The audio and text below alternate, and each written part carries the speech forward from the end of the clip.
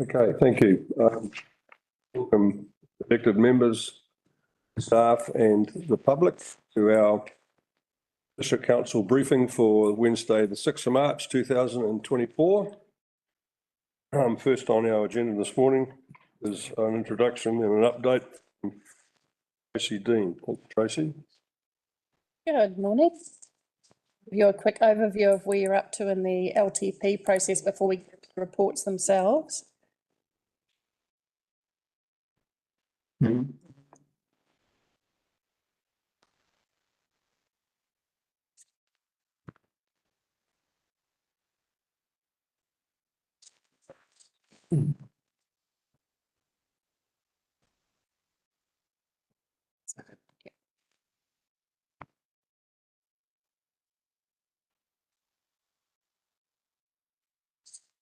The Three Waters activity profiles are coming to you today as they've been receiving feedback from the February briefings, and they'll be placed into the template that you're used to seeing for all your activities, including the feedback you've given. This month, we finalise all the documents required to proceed to public consultation. So today you'll flip back to here. Sorry, these just in wrong order. So today you will see most of these for final feedback. These are called the source documents and are available to the public during the consultation along with the main consultation document. Sue and the finance team will take you through the revised financials and the finance strategy. The full set of activity profiles follow, predominantly covered by the infrastructure team. And that will be, we move then on to adoption at the council meeting and then into consultation in April. Are there any questions on the process or what we're going to cover today?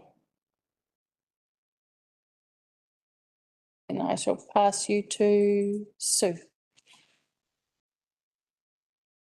So, Mr. Mayor, just through you, so we've got Andrew and Sue online to present the next item on the agenda, which is the financial figures of the LTP. Sue, can you hear us? Yes, I can. I'm just having a bit of trouble with the... Right, there we go. I can hear you. I'm hoping that someone is there to do the slides. And so this... Andrew Marden's online with me just in case there's some tricky questions because he prepares all the financials for the LTP. This meeting is the last planned meeting on finances before adopting the LTP sources documents. So it's really important that any feedback you have comes to me today on any changes you want made to the financial figures. So I've in my paper to you, which I'll go through, and if you could put the next slide on, please, Alana. I talk about the primary drivers of the increased cost: the roading operations, the renewals and recovery, which we've discussed in many meetings, parks operations and recovery, which will mean a increase in levels of service because we're putting far more money into that. With the roading, it's basically to catch up with inflation, and after 3 years you could expect to see a increase in the level of service, but in year one it would only very minor changes. For the parks, there will be an increased level of service because there's a much bigger investment. Additional waste management costs, and that's relating to negotiating the new contracts and getting advice. Then there's funded depreciation as the council has increased capital costs, and these capital assets have been revalued, and therefore the depreciation is higher. So there's a lot more to fund, and we are still funding 100% the Three Waters assets. The only assets we're not funding 100% are the parks assets and some of our building and IT assets, and they're being funded at 50%. And the intention is that after 3 years, we'll get back to the 100% depreciation on all our assets. There's also been increased interest costs relating to the higher interest rates that we've got, and also the higher amount of capital works that have been done. And our starting point, you'll see for the debt, is 53 million, because we are anticipating that there'll be a lot more capital projects finished in the next 6 months, and therefore there'll be interest and debt repayments that we've allowed for on that. And that's so. And the other thing, the changes since the last meeting that I've made, I have put on my paper. Most of those, as you can see, haven't made too much difference. So if you go to the next page, Alana. And last time I think I showed you, I think it was 18.2%. So the rates have only increased slightly. So the addition of those items, most of them were either funded by financial contributions and so there was some debt, but it's primarily the financial contributions. So you can see that with the new calculations that we've done, we are still at 18.3% year 1, 8.2% year 2, and year 3, 7.9%. So what I've found since we produced those is that we've omitted to put interest received in because we'd made the assumption that we would have spent all our term deposits in the bank, but the reality is we won't have. So there's another at least $500,000 that we can put in as a result of this meeting, after this meeting, into the accounts, which will then reduce the rates further. And also we're about to we're working on development contributions this week, and there's some interest capitalisation that goes against the projects that have been put to development contribution reserve. So some of that will transfer from general rates, and that could be another $500,000. So that will also reduce the rates. The next slide. Thanks. So, sorry, Chair. Do we Yes, ask question now or later? Let's make them later. Let's let Sue carry through for a little while. okay. Thank So you can, so this is what I've given you here is what we put in the annual plan as a comparison going forward. But in actual fact, although it shows roading was increased in 2024, that's because of the work I think we had to do on with regard to the cyclone work that was progressed. But normally that figure would be much lower. So that's just giving you an idea of where things are lying and what we're funding. And I think if you go to the next slide. Right, so the important thing I think is what the rates calculations, and this is what I wasn't able to bring to you last time. We didn't have the calculations, and I know that Kelly will have distributed out the rates calculations in the paper form to you so that you can look, see them better. And I wanted to be able to explain to you what the changes are actually showing when you come down to an individual property. So I'm assuming that everyone has got those. And if you look at attachment B and you look at, we'll start at the top with Bailey's Beach. It was valued last year. Its value last year for our rating system was 121,000 land value, and we charged $1,381 of rates to that property. This year we've had revaluations as well, so you can see 255,000. The property is now valued at 255,000. Along the top line you can see what rates that property gets. So that property gets general rates that are based on land value. Everyone gets a UAGC. Then this particular property gets stormwater, and the other rates will be particular to where the property is. So in the other rates, we put the new targeted rate, which I think it's $170 for rural properties and $400 for residential properties.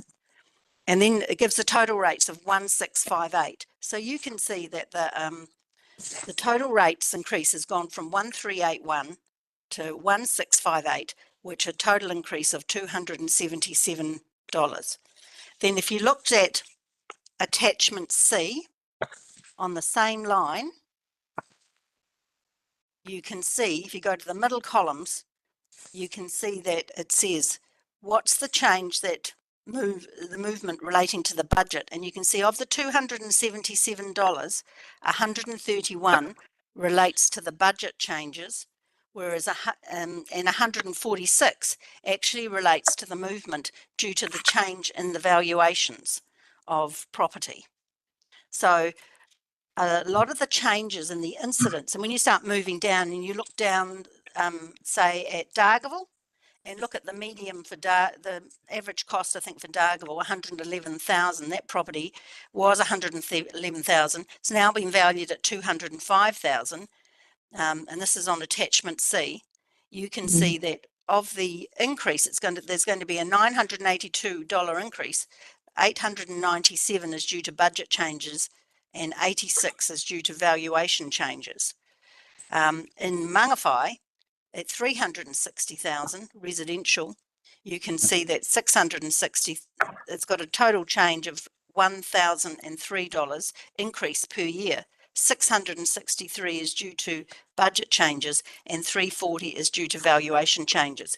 And you can actually see on that attachment C, the what's actually changing there, and that because of valuation, you can see that overall there's some negatives that are occurring due to valuation in lifestyle, pastoral and horticultural dairy properties. So because what's happened is with the revaluation that QV did is that the increase in residential properties was more than our rural properties. Therefore, what it means is that the residential properties will bear more of the cost of the rates. So that's what's happened with the valuation. So when you're looking at the total increase, it's there's a bit of an anomaly caused by the revaluation. So I want to take you now to attachment D. And if you look at attachment D, and we'll look at the same property, Bailey's, and this is we've had lots of discussion this year on our revenue and financing policy, and one of the new rates that we introduced was for parks and library, and that's what's been put in the other rates. But if in this attachment D that's been handed out, you will see that for Bailey's, if the council decided it didn't want this new rate, that because it's a targeted rate, if we took that out, then it gets based on land value, and it actually restores some of the issues back to what it was before the revaluation. Because what you're doing is putting that then back on land value. Now that may not be right, because so I'm just showing you the difference. So that would mean that at that stage you could see that Bailey's would now pay 158, 1568, as opposed to what it was before, 1658. There's $187 change, over the year. And for Dargaville, there would be it's a lot more minimal change on the residential. But what's actually happening is the rural are paying more. So I've given you both because I need you to make a decision. And so what I'm saying is the larger towns, they're getting up to about $1,000 increase. Part of that's through the increase in rates, part of it's through the increase in valuation. The smaller towns, it's about 500. And rural and pastoral, they're not as high, and that's because of the revaluation. So the potential there is potential to mitigate it by taking out and deciding not to proceed with the new library parks targeted rate, which I know that the council thought about, and because of the issues that they were having with rural people and questions they were getting from them, it seemed a good idea. So if I go to the next slide, Kelly or Alana, yep. So this is just to give you an idea of the number of properties that we have in the district. So you can see there's a huge number of properties that we have up to about 700,000 in land value, and then apart from that, it gets a lot lower. And obviously at the low end, the numbers that are greater are the rural and horticultural and pastoral properties. So it's just to give you an understanding of what the properties are out there. And if I can go to the last slide. So what I'm saying is after this, although we've started with the 18.3%, I want to go away, add the interest income, which I think will be at 500,000, allocate the interest on the DC projects to DCs rather than general rates, apart from the Mangawhai wastewater scheme, of which 50% goes to general rates. And that would be about 500,000. And also understand the growth, because the growth might be 1%. So the final charges on because we've had growth in the district, there might be up to 1% that less that's affected. So we can actually show the percentage as 1% less because we actually have growth of just over 1% actually. And then one thing for you to potentially reconsider is the targeted library rates, and only because of affordability to the residential sector, but that's up to you. At the moment, I've got it in there. And then the big thing for me is looking at how big the carry forwards are, because as I explained to you at the very beginning, the debt we're starting with is $53 million, which we're only at 44 at the moment. So it's really dependent on the council's capital works and what they're going to complete. So so what I'm suggesting is that we get the CD published, then after that come back and revisit the capital projects. By mid-April we'll have a really good idea of where our starting point is, and we'll be able to push out other projects, and if the carryovers are high, and we'll find that that'll actually impact on the rates as well, because we'll be taking out principal repayments and interest that may not be required. But at the moment, we don't have a firm conclusion on the carryovers. So that's my presentation. Sue, can I just jump in there for a tick? Can you perhaps give us an idea of the percentage changes with the potential change options you're talking about there? Do we have that? Yeah, so for each $500,000, that's 1%. So you're looking at 1% for each of the top, likely 1% for that. The targeted rates, that's not changing the rates. All that's doing is changing the incidence. So I'm looking at probably 3% rates at that point. But I think in mid-April, we'd be able to revisit the capital projects, and so in time for the final LTP to be adopted, and at that stage have a much better idea of our capital program. That could be another 1.5%. So that's 1, 2, 3, maybe 4.5% at this stage. All right, any questions, Ash? Thank you, Mr. Mayor. I have a few questions, if I'm allowed. Thank you, Mr. Mayor. So we have $17 million of unfinished projects.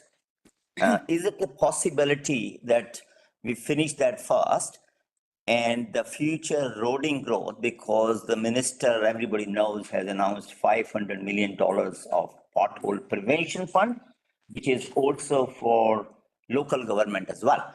So we might be getting a lot of money from central government for free. So I don't think it's a good idea to propose so much money on the roading.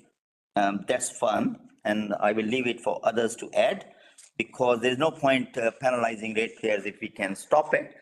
The second thing, the three waters, you have also assumed that we will be going through the projects which we have put in. Three waters entity will decide what is to be done. Can we push it by a year forward?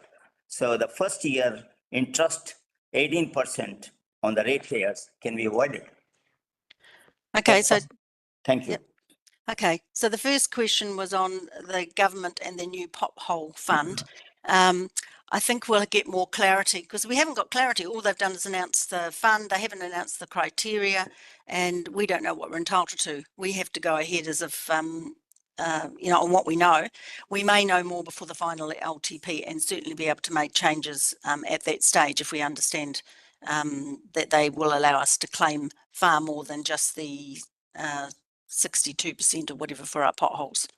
So I wouldn't envisage that we would make a change to that now. That might be something for the LTP. On your Three Waters, we're actually in charge. The legislation's changed. There's no Three Waters entity. It's going to be us that's in charge of it, at least for the short term, until the government gets its head around the costs and what they're going to do. And I mean, they could have a variety of solutions for us. One could just be giving us the money.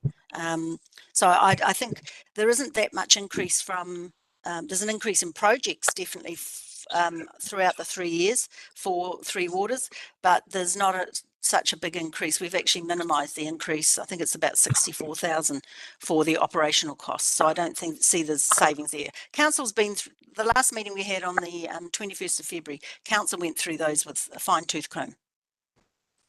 The second, second question, and probably I leave the rest for later. So you have provided for 29 million of debt. Obviously, the debt servicing has also been included in the rate increase. That money is not required for a year or two. Have you allowed for it from year one? Sorry, can you explain that again? You said that the debt will potentially go up by $29 million to 73 or something like that. That's right. Yeah, that's correct. So when you're servicing the debt, so all those interest payments and all are not going to occur in the 1 year or the second year. These will occur when we have spent the money and when we have borrowed the money. Have you provided for that in the rate increase? Yes, I've provided for the interest and the repayments. That's my question. Because I've got to give 3 years budgets and we've got to do my best. And we why don't. Sorry. Yeah. So we have a list of projects, and we estimate that we'll 50% of the costs will be, I think, in the first. We'll incur 50% of the costs in the first year, because we're assuming that whatever we put in the capital budget, we're going to complete, because that's the promise we've made to our communities. So and then the following year we put in the costs, the full cost, because we're assuming it's being built. We can't wait. This is a budget for 3 years. We don't. Yeah. So we have to put in the repayments and the interest rates. Can I just jump in there too, Councillor Nair, just right, Sue's correct, it's a 3-year LTP obviously, and we have the opportunity to update during an annual plan. So that's the approach, right? We have to do what we have to do for the 3 years, and then we run an annual plan process very similar to this for the next year. So that's where things get updated as well. So my question is just a clarification. How can you have 18% increase in the first year when nothing is happening? Why not 7% in the first year? There's a combination of everything, and that's what we've been reporting to you. It's not happening for 2 years. Anyway, thank you. Councillor Kaniwara. This is an I told you so moment. So when we spoke about these figures, and I specifically brought up the new values increase that was coming through, I suggested that we were going to have a huge increase and hike in our rates, given the accumulation of the increases plus the values increases. When I look at all of the different residential properties, the increases are between 10 and 29%. And then Dargaville, which, by the way, half of the properties sit within the $285,000 value mark, are going up by 51%. In this example, that's totally unacceptable. And we're not getting any extra value for money based on any of the annual plans that I've seen over the next 3 years, but our ratepayers are expected to pay over 51% of the rate. So even based on your 2 attachments that you've given, they're still sitting really high, and I would prefer the 41% figure that's come through here. But we have to do something about that. That's just not fair that most of the Dargaville ratepayers are going to get slammed with with rates hike. So can you elaborate on why the differentiation between the percentages of all the other districts and all the other areas and Dargaville? Okay, so thanks, councillor Paniora. So that's one of the reasons the previous slide that had on one of my proposals is that you review the targeted rate, because because what was being paid by the Dargaville people for their library and or not just Dargaville, but for residential for the library was probably only about $60, and we're now imposing $400 because and that was because in the very beginning when we were looking at the revenue and financing policy, we had people who were in the rural areas saying they didn't think they should be bearing the cost, and they do bear the cost of the library and the parks. So that's one of the new values. We know about the new values. We saw that presentation that residential was much higher. The increase was much higher than the rural. That's QV. That's not council. But I'm suggesting to you, if you want to bring that down, Councillor Paniora, then you have to look at the rate. And if you bring back that last slide, Alana, it's on there. It says, let's not consider the targeted rate. It's up to you. It's council decision. Or give me guidance. And I'd also like to say about your issue about Dargaville not getting new stuff. Look, the Kaiwaka and Mangawhai areas are areas of growth. There is new stuff going in there because they haven't got it. But what is in our budget is renewals. Every renewal is for other areas which don't get, so the renewal expenditure has been spent in other areas as well. So there's a lot coming through there just to maintain what we've got. And I think you can't forget that. So can we have a look at bringing that down? So if you're saying that the only way to bring it down is to redistribute the targeted rate back to what it was originally at, then maybe we need to consider that, because that's the price that you pay living in a society, isn't it? It's but fundamentally, sometimes you will pay for things that you don't use. So I'm looking for, I can see that you want to do that, Councillor Paniora, and I'm not sure, maybe others will say. Too high, 51% increase on more than half of our ratepayers in Dargaville is far too high a jump, considering that there's going to be heaps of other increased costs that come through. This is not the first of it. Okay. No, you're quite correct. Page 13, Alana. Thanks.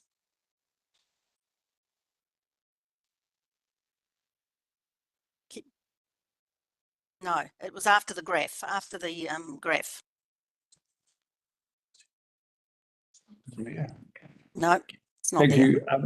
Can I suggest for Councillor Paniora, you may have missed it, but if you look at attachment D, you'll see the effect areas with taking out the targeted rates, which actually brings your median that you were talking about for Dargaville down to 20.75%.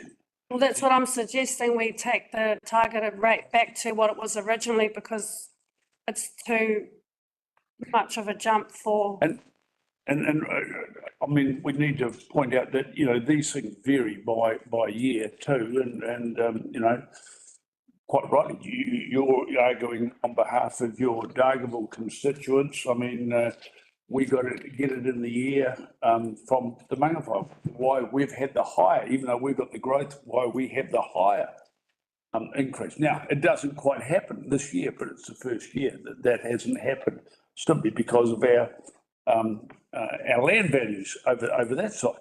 So, there's Mangawhai Yes. about 30%, and I think that that's okay to stomach for a lot of people with the. I think you've got to be mindful of the fact that it changes for a lot of people in different ways, not just you can select an increase that's high here, but you can also select decreases in some areas as well.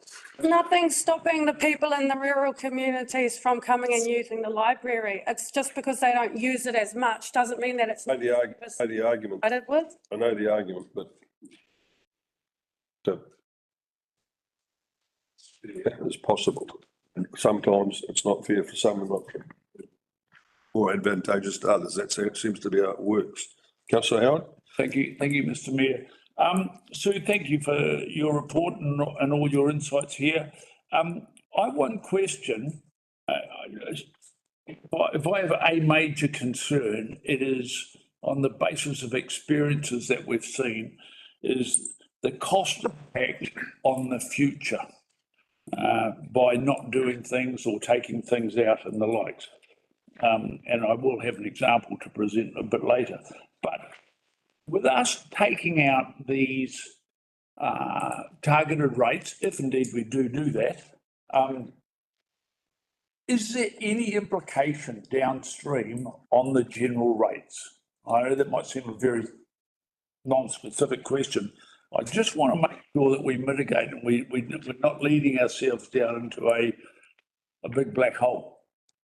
So through the chair, no, what happens is your general rates stay the same. It's just where they're falling. So you could decide in 3 years' time, if the revaluations changed and went the other way, that you want to bring in this targeted rate again, as you've done this year. And then we found it's just a matter of timing. It's been unfortunate that QV don't do their revaluation till much later in the year. And we don't have those figures to understand what changes that might have on our residential area or rural areas. Okay, thanks. And so it is possible to also make an amendment through annual plan to, bring in a targeted rate there. No, you would not. We would have to then go out to consultation. Okay. Yeah, you'd have to do an amendment. But okay, and if I may, thank you. That clarifies that. If I may, I have one more question too. You talk about the 1% growth across the whole district, and that's great. We do still have in this day and age some growth. When we do the narrative on the consultation, is it possible to have the growth factors broken out by area? yes, that is actually, we do provide in the financial assumptions all the population growth by area. So you're saying in the narrative that Ruby provides, and I think even in the narrative of the consultation, she's probably got the growth, but you probably want the percentages to understand, just to make sure that's there. Yeah. Okay, that's possible. I think that's been an important illumination on things. Councillor Vincent.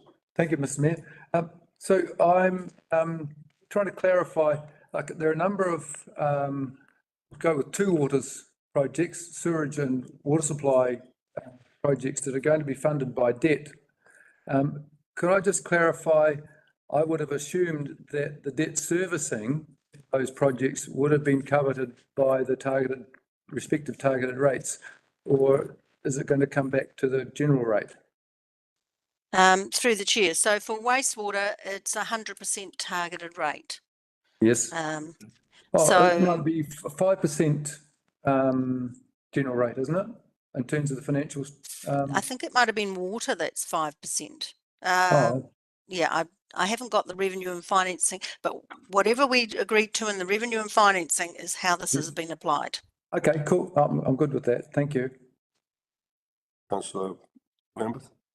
Yeah, I've got a couple of questions, just clarification questions, a couple of them. But on attachment B, I noticed we've got some negative amounts in red and we've got some amounts in red and other amounts in black. Are all those amounts in red meant to be negative? And or if not, what's the distinction with them? They should be, okay, through the chair, they should be negative, but there might be some things, the figures are correct. So it might be the percentages are wrong. Yeah, so we can take all the red figures as a negative number. That's right. They've got negative in front of them actually as well. So that clears that up. Now, the other thing I want to clear up is wastewater, Bailey's Beach. I'm sure they've got their wastewater. So why aren't they paying an amount, or have they paid it up front first off? You might be right, Bailey's. Maybe that's just a mistake with, that might be just an error. I'll have to check on that. That's a good question. Because then we go down to Paparoa also. are we not doing anything with wastewater there, or is that something in the future? No, that's something in the future, and I think there was in wastewater in the capital that we might have put money aside in probably year 3, and I think what they were looking at is putting because there's possibility that they could join on to some other smaller scheme Take it the that's same operating with there. Pahi, that's a future thing and not being rated for their septic down at Pahi.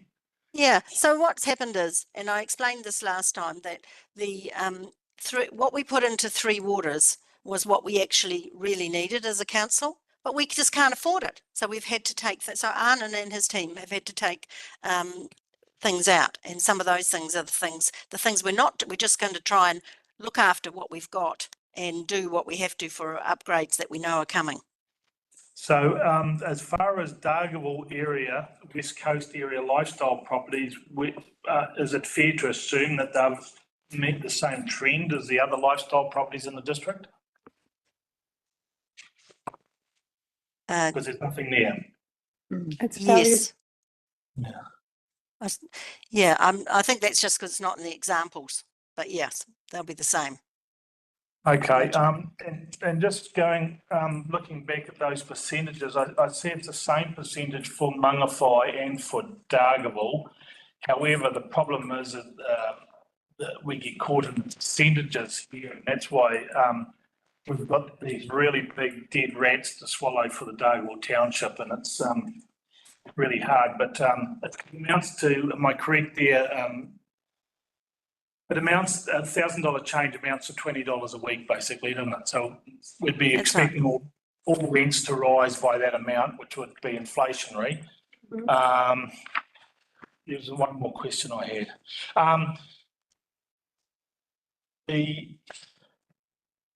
The swimming pool, the parks, and the like. I think you might have answered it before, but if it's a targeted rate, and it's taken out of the general rates, it doesn't actually affect the general rate. So it's no point putting things into targeted rates for people that use it. It's not going to affect the overall rate amount. Am I correct there? So what happens is, I'm just trying to understand what your question is. Yeah, but- it doesn't move up if it stays in the general rate. Yeah, so if it's a targeted rate, then that's not going to affect the general rate, No, whether we move that into targeted rate or not. I just want to make doubly clear about that. Okay, so if you're taking, so the sewerage is a targeted rate. That's all the costs get siphoned, apart from if it's something in the revenue and financing that says 5% goes where, and I can't remember if that's water or wastewater at this stage, sorry. But so most of those costs, all of those costs will go into the targeted rate. But if it's something like library, and you're telling me that you don't want the new targeted rate I've got for library to be a targeted rate, which is why the residential is going up, it's a key contributor, then that will have to go back into the general, that goes back into the general rate and gets spread by land value. So the the properties that are burdened will be those of higher value, which are obviously the pastoral dairy properties. Yeah, Rather than the residential. I mean, that's the tool you've got. Yeah, so just to double check, say there was $500 million there, it was on the general rate, that would, and it was taken off the targeted rate, that would make a general rate rise of 5%. Or if it moved the other way, No, $500,000 is 1% of the total rates bill. I'm not quite sure what you're trying to get, yeah. What I'm trying to get at is, if matters are moved into a targeted rate, does it hit the individual rather than the general rates rise? Mostly. Yeah, so targeted rates, everyone pays the same. Okay. General rates, apart from the UAGC, it's based on land value. So the larger the land value you have, the larger you bear the costs that are in the general rate. So what's happening? So your choice with this targeted rate, just to give you an example, I think from memory, it's $400 for residential, $170 for rural. That's if it's a targeted rate. if it's a general rate, you'll find that the residential properties, which are down, say, say a $300,000 land value, would only be paying $60, whereas it's currently paying $400. But what will happen on the other end is the rural, which are paying 170, will now be paying 3,500, something like that. That's how it works. Yeah, and just to going back on that Bailey's, and I see there's a wastewater one taken off the Glinks there too. So that would dramatically change those figures in that Bailey's beach area, going from a negative rate rise to quite a dramatic positive rate rise, wouldn't it? It's only part of Scott reticulated sewage. That's the new subdivision. That's right. That'll be a larger property, I think, that hasn't got sewage that she's picked. But the changes, so the changes to the values that you've got through here, the new targeted rates, they're not going to change as a result of not having Bailey's in there. That's just an error because she will have done the calculations outside the spreadsheet, my revenue manager. So the emission of Bailey's looks like an emission, unless she's picked properties that are in Bailey's that don't have sewer. But the Glinks, I'm pretty sure that'll be a property that hasn't got sewerage in Glinks. Councillor Larson. Thank you, Your Worship. Yeah, I think that the Bailey's thing, historically there was only that one system out there in a subdivision, and back in the day it had a holding tank that was being emptied with tankers. So do we actually have a council system there at all? Not No, we don't. targeted rate. The Sunset has its own private System. system, and then the rest have their own little tanks As well. that are going to have to come up to the new act in time to come. So we will have an issue there because they'll be non-compliant. But we're not charging a targeted Yeah. rate or a So sewage system. So the form Yes. is So through the chair, you're right, Councillor Larson. I think it is a private. Andrew's just sent me a note saying it is a private scheme. Bailey's has a water scheme. That's what's different about it. So it's correct. The wastewater doesn't need to be there. That's a private scheme, and Bailey's does have a water scheme. Councillor Howard, you had your hand up? Yes, thank you, Mr. Mayor. Two quick more ones. Just on your attachment D, if we take this, do you just remind me, I'm sorry, you would have told us before, $100 other rate, i.e. a targeted rate for Mangawhai area. Is that- Okay, that's $80 to do with the Restoration Society, the Harbour Restoration Oh, of Society, course, yes. and $20 to do with the new museum fee. Okay, that's cool. That's what I thought it was. Thank you. And last one, and I know this might be an administrative bugbear, but it would be interesting, at least to my analytical mind, to understand the percentage or proportion of properties in each of these areas that would fall under each of those land value classifications that you have. Is that? It's there. So we'll send that out to you because it wasn't in the handout. Yeah, it is, isn't it? No. So we'll send that out to you. We'll get Kelly to do that. Okay. It has a figure there of total rates, but I'm taking that as dollars. It's not numbers. We can do that offline and you can, but Yeah, well, I mean, if it was easy enough to add, it would be great, for me anyway. Because you see some more proportionality as far as that goes. I just had a final question. Have you got your hand up? What's that?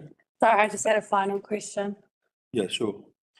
Sorry, I'm still stuck on this original problem that I had. So as a maybe a middle way point for fairness, because I hear what you're saying, so in terms of the different valuations and particularly of the property, the rural properties, is there a way to put a targeted rate on, say, for example, the library, and it's just an across the board rate instead of distinguishing between the land value, which throws it out? Or?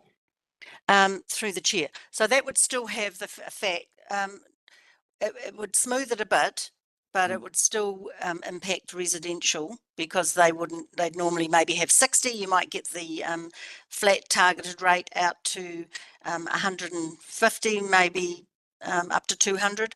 But the issue is you just bring the UAGC down. So if you have a total targeted rate over that's the same over every single ratepayer, then you have to review your UAGC, which currently is $800. And we might find that you put in a targeted rate of libraries of say 175, it brings our UAGC, so it does nothing. It's just one of the rules of the Rating Act. Okay, thanks, Councillor Panior, for thinking of that. Councillor Nara? Thank you, Mr. Mayor. I just have a final question as well. First a clarification, Sue. There are quite a few projects, and we all know on water, dam and everything in Mangawhai. We are talking 35 million, and then we have 10 million of Wood Street, 6 million, and other things. So we're looking at 45 million. Most of it you're looking at to be debt funded. Why not target rates? Is it target rates and debt funding, or how is it? Because it will be affecting the rates of the other people as well. If it is debt funding, it will be serviced by the general rates. So no, debt funding is funded by the areas. So if it's waters, that's all done on any of the three waters, that's all done on a targeted rate. So it doesn't affect the general rate, and that's why it's a separate charge on your rates bill. If it's roading, then that is general rates, and that is on your rates bill. And that's how we've done all rating but a lot of the items, especially in open spaces, are done through the reserve, the financial contribution reserve. But they're not enough financial contribution. It's mostly the ratepayers who are fitting the bill. But anyway, it will be good to know some breakup, because I don't see much for Dargaville in terms of either water. We talked about in the last meeting, if you remember, and Councillor Gordon Lambert also mentioned, and I see it's good to see that you are allowing those tanks in district plan, which means the water, those ratepayers should not be, there will be heaps of water available. And with the new developments happening, there would be on-site wastewater recycling. So maybe there is an room to postpone these things. They're not going to happen in a year. So I think we should not be penalizing. Don't you think? Thank you. And just clarify on the first part, targeted rates and debt funding. Thank you. So I think you're talking about the water tanks that I've made a comment on, because that was something that you councillors asked for at the last meeting. So that's not up to me to put it in the district plan. That's up to the councillors themselves through the district plan working party to consider that. And I'm sure our manager who's managing that will bring that up. But that's means that in some councils, they require all new houses to have tanks, so that you can have your toilets running and your garden hoses running off tanks, but you still have reticulated water. Okay. Is it possible to send us some information if we exclude those projects from the first year and shift it to the second year, those big projects? Thank you. Thank you, Mr. Mayor. If I just, first off, if I may take up Councillor Nair's point, I think that Sue's already been quite clear in saying that in the April meeting, we'll have more figures on what has been completed on projects and things like that. And that'll be our time to review all of those projects. And some may automatically come out, some may be pushed out. Fine, that all has an impact. But I want to give Councillor a really, really insightful insight into what happens when we make delays. Now, the Wood Street thing has been brought up, the roading works, etc., has been brought up by almost all and sundry. We've got $6 million in there for that. That's $6 million in there now because it was pushed back by the last council, at which time they had a budget of $4 million.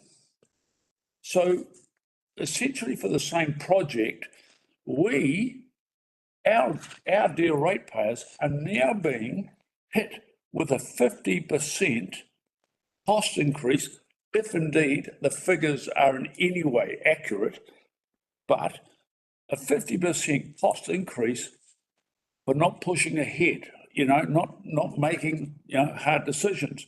I, for one, am not interested in being part of a council, make a hard decision and actually potentially add another $2 million if we push the likes of that project back, put it on our ratepayers for another $2 million for another 3 years. So, I mean, there is a cost implication to all of this that is happening, on council and on certainly on the ratepayers. And just a salutary example, it's interesting that at the same time, because we've got stormwater work associated with the Wood Street project. Now, you can't actually have one without the other at the end of the day. But that was budgeted in the last LTP at about, I think, Sue, correct me if I'm wrong, 3.2 million, 3.4 million, and now it's at 2.3 million. So interestingly, stormwater has come down in cost, but the roading side of things, for a little bit of ceiling, has gone up $2 million, 50% to 6 million. So, I'm certainly going to ask a question, if I may, through the council of a really detailed breakdown of what that $6 million really does apply to, and actually is it an overstated amount in our budgets? Because if we were in any way, and we know that we've had the 42% increases, but even then, if we applied that, it might still allow us 1% reduction in our rates. So if it's there and it's a padded out figure, let's get it sorted. So through the chair, that we have had an estimate from a consultant, and it is very detailed. But in high level summary, it's all of the Wood Street works, excluding the main stormwater pipes, but including the catch pits and the rain gardens. It's the footpath on Allen Street. It's all of the work outside the back of the fire station, and it's the back car park, including stormwater and lighting. So that's so we have got data, and we can certainly send that to you, but and get that sorted. But I don't think that's not going to make a big difference to the rates. But in the first year, it'll be and you'll want to see that anyway. So I can send that through to you. So no issue with that. We can get the detailed quote out so you can understand. But it's not just a little bit of ceiling. Well, I know what you mean. Look, but one could ask, even though it's connected with the stormwater, and the stormwater will need to be covered over and resealed anyway. But one could ask, because it goes all the way down into Fagan Place, and without risk of adding a delay factor, should this be considered as part of a future master plan? I don't know if I'm going out of text here, that we've talked about for Fagan Place. So, is there an opportunity there without delaying anything? But I think your point is right. It doesn't make, it's not the point that it's going to make relatively little difference to the rates. It is, the principle is, have we got just one quote for this work, or have we got 2 or 3 quotes to see that we've actually got the right figures? Yes, well, look, this is quite early on because we're not talking about doing it until I think it's 2000 and for another year. So I don't think we've actually got quotes. I don't even think we've gone out to tender yet. I think all that is initial amount for us to put in the plan, and then we'll go. That's our engineer's estimate, and then it goes out to for tender. I think Armin will correct me. Yeah. So I'm raising a point of principle, I guess. Okay. That's fine. Yeah, Councillor Larson, did you hand up next? For Vincent. Yeah, thank you, Your Worship. I mean, I think in very simple terms, regardless of whether a project has merit or whether it's affordable. I think the point that Councillor Howard is making is that economically, if the cost of debt is less than the rate of construction inflation, then it's cheaper to do it now than next year. But I think that information, Sue, that you're talking about would be really useful to us to help grapple with this, because we do know prices for square meterage of chip seal, and we do know prices for square meterage of footpath. So if we can actually see those numbers, then it will help to satisfy us or not satisfy us whether the figures are accurate or not. That'd be really great if we can get that as soon as possible. Well, that actually reminds me, Sue, I rang up my former business partner this morning and said, what's the cost of a footpath nowadays to Box and Port? And gave him the example of 200 square metres to be done in Kaiwaka for that small footpath extension there. So he said, look, it's around 120 a square, depending on what type of finish you have, excluding, you know, traffic management incidentals that have to go on. At $120 a square, that's 24,000 plus GST to get him or another competent contractor and to do the job. But we've got a price here of 700K, you know. So my understanding is that contains a retaining wall, and also that our procurement policy will say that we'll go out to tender. So we will get the best. If your contact wants to, put in for the job, then that's not the point I'm making. The point I'm making is that the figure in here, even with a minor retaining wall, is very high. Mr. Mayor, do you mind, we'll just pull in Anand to the conversation if we could, please? Thanks, Mayor. Look, at the moment, we haven't had a proper design. So there is a retaining wall. There's work on the state highway. There's a lighting pole as well. So there's a whole lot of complications that we haven't gone through the detailed design.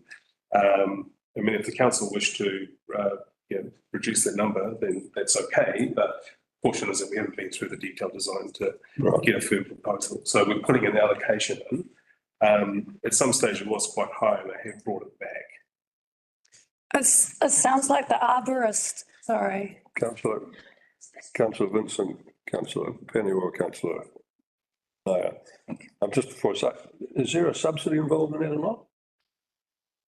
I'll see if we double check on that.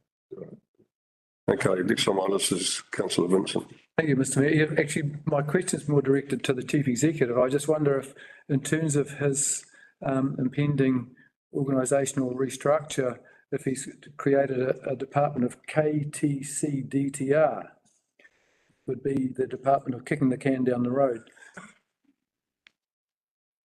I think we're at a point where it is where the rubber is hitting the road and we're having to make these hard decisions. And so I'm just offering as, I guess, a counterfoil to what Councillor Howard was saying. There is a real danger that if we don't bite the bullet, that yes, we will. There's plenty of examples I think you can find historically of council kicking the can down the road, and that is what was, I imagine, for the Three Waters reforms, is to get the councillors' feet away from the budget so they can't kick it down the road any longer, and also find efficiencies through greater scale. But that is a matter of history. So I guess raise that concern that it's going to hurt and there will be screaming no matter what, because the effects of the revaluation across the district will produce outliers, extremes at both ends, and the ones who pay less rates won't be complaining, but there will be those who will be extremely affected, and we have to be prepared for that. Thank you. Councillor Pennywell. Oh, I was just going to make similar, throw some comments out there, as it sounded like the arborist. You don't need an arborist to cut down all the trees. You don't need an engineer to put a footpath in. It's maybe a matter of separating that contract down and us working hard, smarter and not harder. And I don't know is everyone the outlier? Because I think that there's some other options here and we need to actually think outside the box because the box isn't working and our ratepayers are the ones that suffer if we don't do our job to the, to the best that we're paid to do it.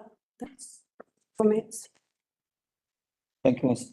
Councillor Nair, followed by Councillor Williams. Thank you, Mr. Mayor.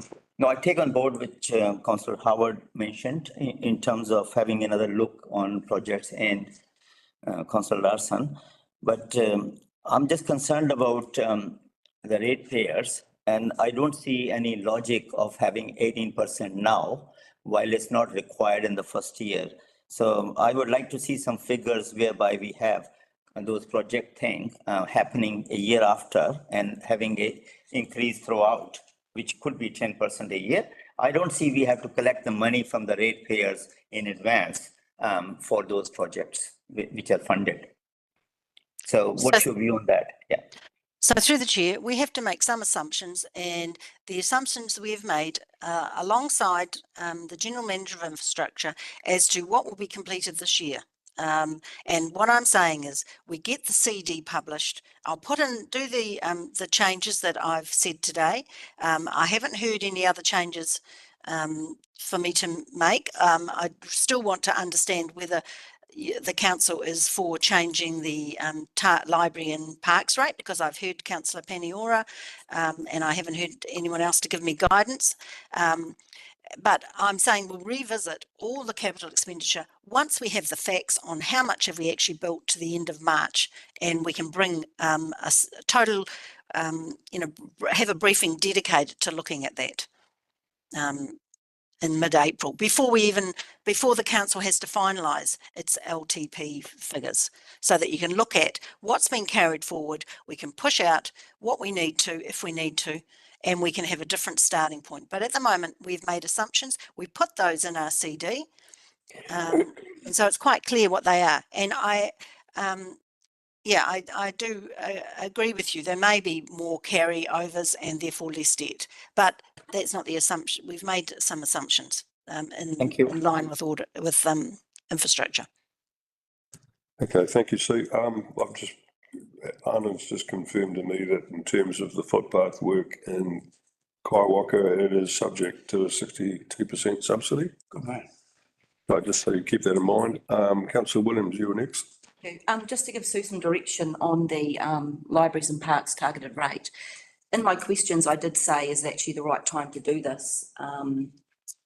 Maybe we look at that we get through the 3 years and look at it then, just because it's coinciding with the QV valuation rates and it's pressurising, Again, in 3 years' time. certain pockets of the ratepayers in our district.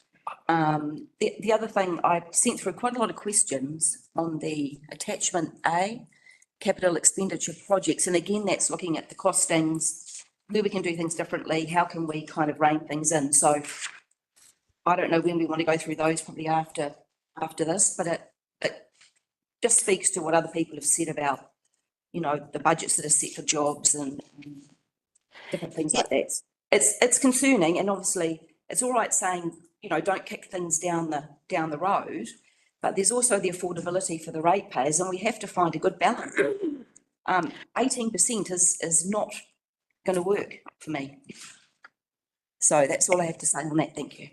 Okay, Councillor Lambeth, you were next, followed by Councillor Howard, followed by Councillor. Yeah, thanks through the mayor. So the wastewater fee of $1,439 per property, is that a new fee, or has that always been there? Through the chair, it's always been there, but it was $1,300 per property. So it's gone up. I think it was, I'm pretty sure it was $1,300 per property, but it's obviously gone up because of the work done on in sewerage and possibly increasing. The sewerage operations is increasing slightly. Because all of those ones with that either land drainage or wastewater have had the big percentage increases by either attachment B or attachment D or whatever. Yeah. The reality of it is that some of these properties have increased dramatically in value. The problem with the rural properties is that have been valued high and what their true value is in the market. They've all dropped, but that hasn't been recognised. But when we have a look at the likes of Dargaville and, you know, there's dramatic increases. You know, the mid-range Dargaville property has doubled in value. So, it's supply and demand, isn't it? Right average is 50%. Yeah, so it's and demand for Dargaville, that's what's caused the rise here. Now, sale of assets, sale of useless KDC assets that are sitting there. Have we really looked at this and worked out what we can, I'm not saying about a fire sale, but now's the time when our ratepayers would expect us to get rid of burdens off our books and try and make it easier for them. Have we had a good look at this? So through the chair, back in, I think it was one of the first years when I started, 2018, the council looked at the land it had to see if there was areas that weren't, we weren't getting revenue off that we could sell. And at that stage we sold the land. So I don't believe there's any other assets that we've got that we could sell. Did Tracy Dean want to add to that? I just wanted to add that in your activity paper coming up, there is a strategic property goal there, or what we will do in the next years, and it has a number attached to it now, which is highlighted in yellow in the report. Because if there's superfluous land that we're not going to be using and it's not good for anything else, this would be a time when our ratepayers would expect us to get rid of it. They're good. So through the chair, two that I'm thinking of are perhaps the old Dargaville office site and potentially Fagan Place once we've accommodated our pensioners. But I think the best thing to do is wait till we get an economic development strategy in case we want to utilise those bits of land for something. We need to have a full strategy, which we haven't got at the moment. So I wouldn't advocate selling those just yet. Yeah, I'm just saying for prudent budgeting and everything else, we need to look at everything that's in our cupboard, so to speak. Thank you. Thank you, Councillor Howard. Thank you, Mr. Mayor. We're facing a real conundrum. There's no doubt about it. I don't think, in my limited knowledge, there's been a rate increase proposed of anything of this magnitude here before. And so, you know, I concur in part with what Councillor Williams says. But as I've made the point already, what we don't do now, we just move the burden, a higher burden to future ratepayers and residents. And for another council to try to make a decision, and who knows whether those will happen. And some of these elements are absolutely needed, or many of these elements are actually needed now. So yeah, it's a conundrum, and we just got to be strong enough to you know, make the right decisions. So I guess that was the point I was going to make to that. But I do have a specific question for Sue, just for clarification. If I look at wastewater, I'm trying to find it in some other area. There's 2 or 3 areas where we're talking about DC reserves being the funding source for projects, Sue. Can you, I know that you've been through this before, I'm very sorry, but DC reserves actually impact on debt anyway, don't they? Because you allocate, you've got an allocation of reserves that are paid, they're collected by the council, they're sitting in a fund, but so when we have to go and pay for the bill, you know, it's still going to contribute to debt. So through the chair, so what development contributions are generally debt. When you're building something, and it's going to be funded by growth, the growth isn't coming till the future. So the council has a reserve that the assets, that the costs of the growth assets are put to, and we charge by way of development contributions in the future. And but the issue is that obviously growth is a huge issue for us, and we're continuing to grow. It just, which is a good problem to have. But what it does mean is that we're always having to provide for upgrades because of the growth, and that's happening. It used to just be happening in Mangawhai, now it's happening all throughout the district. So they are, so where it says DC reserve, the DC reserve is actually in negative and it's a debt. And currently at balance date, it was about 26 million in debt.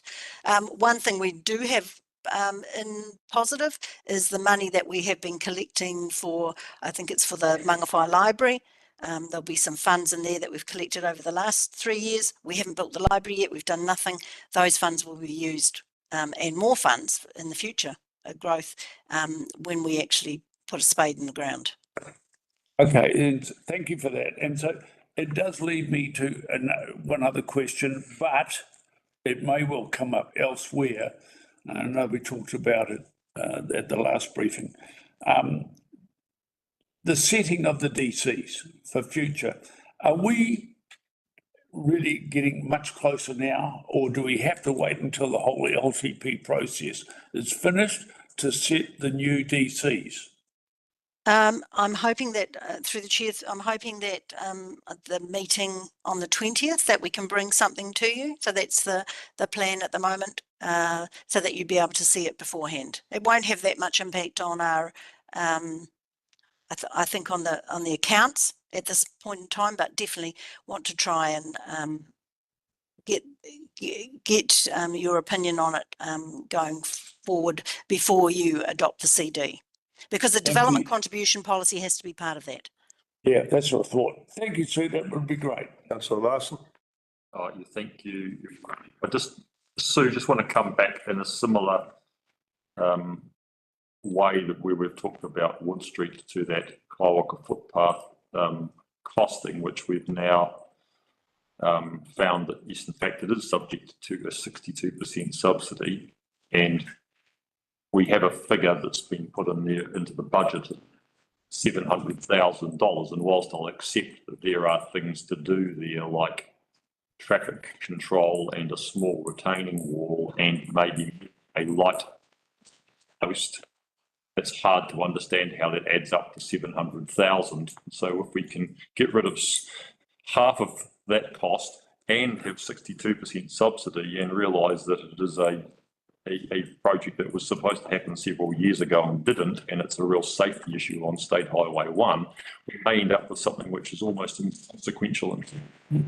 So do we have any figures on where that 700,000 came from, or is it just plucked out of thin air? I have no understanding of that. I haven't had any of, I haven't No problem, so had we've got any information. Lynn's going to talk to this one. Through you, Mr. Mayor. It hasn't been plucked out thin air. It's part of a wider pool of work that we brought to council some months ago. And obviously we reduced the whole scope down to just let's get the two bridges linked up. Yes. Now the 700, we haven't gone into detailed design as I have said, but look, there is a retaining wall, and the substantive cost of will be this light pole. So there is a light pole right at the intersection on the State Highway. Now, whether we can go into squeeze between the light pole and the adjoining property, that's still to be negotiated. Obviously, there's lots of services through there as well. And moving the light pole, if that's the only solution, then we're getting very close to the 700,000. The other thing too is that if we can't squeeze between the light pole property, can't move the light pole, there's obviously issues with lighting and shadowing on state, then potentially the project may not proceed. But if council chooses to reduce it, yeah, that's council's decision. But I don't have any better information other than saying that it's been brought down. It's a provision we've allowed for. Given the works around, and I know how much it costs to move power poles and lighting poles. Moving services is probably unreasonable estimate. I appreciate the fact that putting the concrete down is probably the cheapest part of the job. Thanks, Arnie. I mean, I think that I take your point. I don't not understand those points. It's just in that quantum of we have recently moved power poles. We know what it costs. It doesn't cost hundreds of thousands of dollars to move a power pole.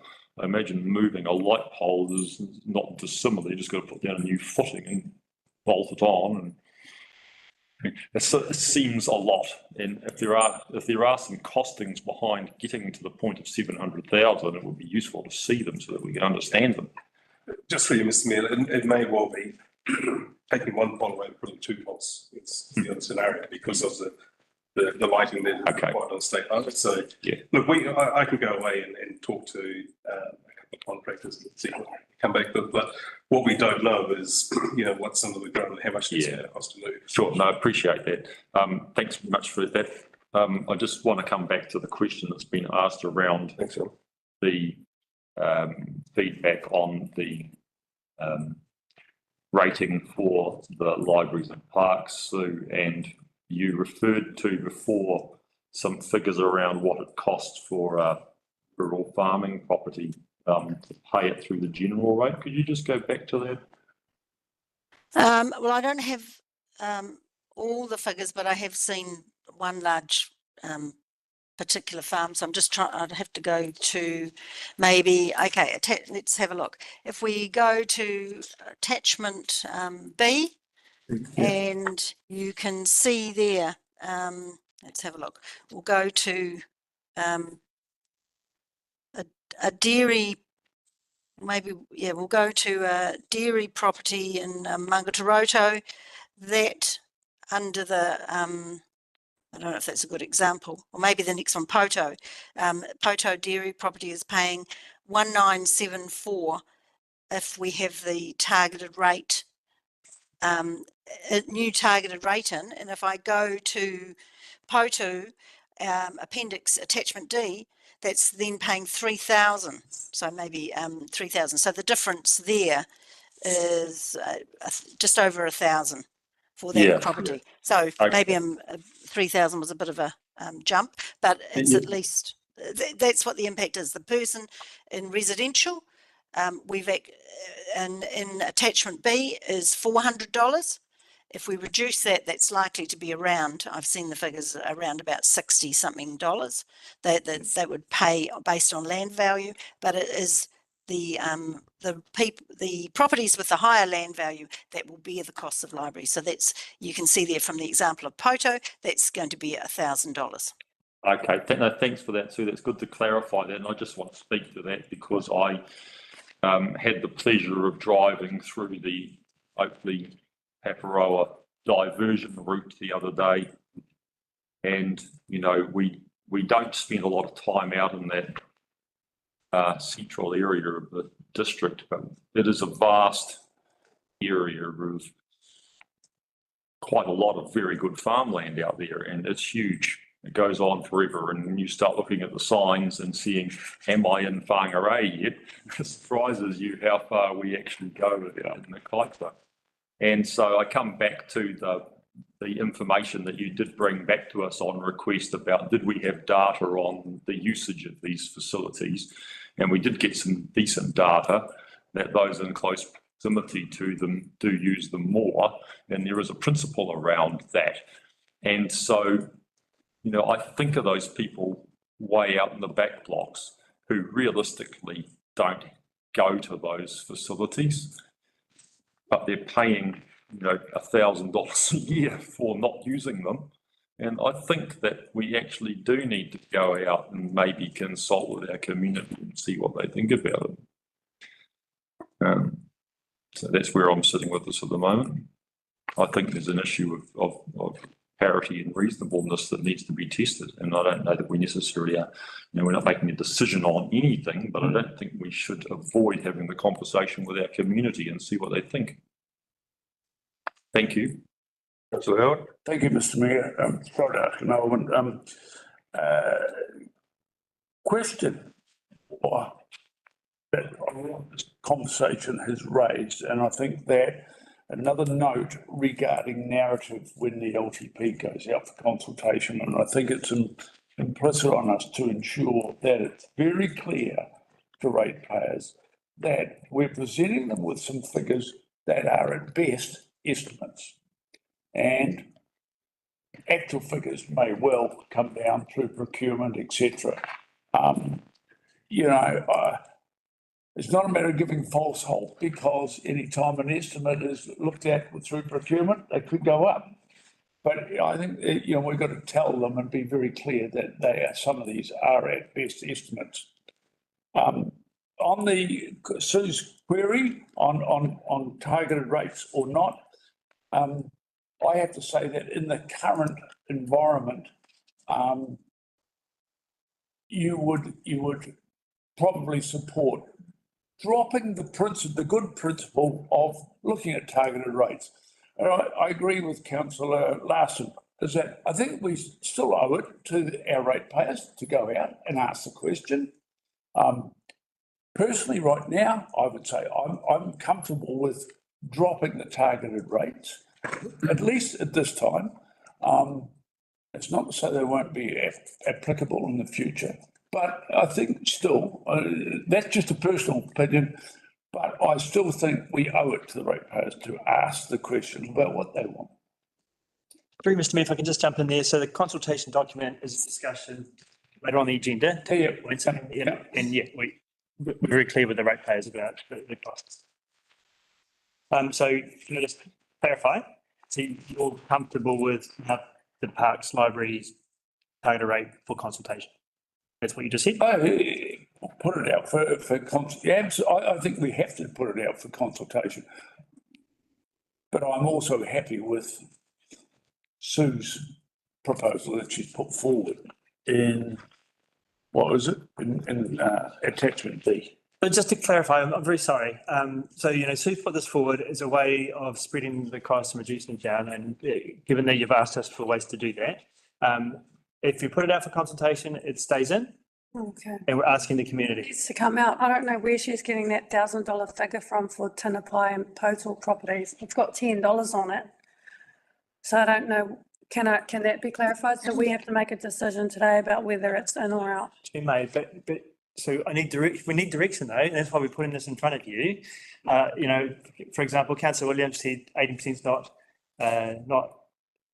you're not happy with 18%. When I get that, Sue's put a slide up there about ways of getting that down. It could be around 4.5% down. She said that before with what's there.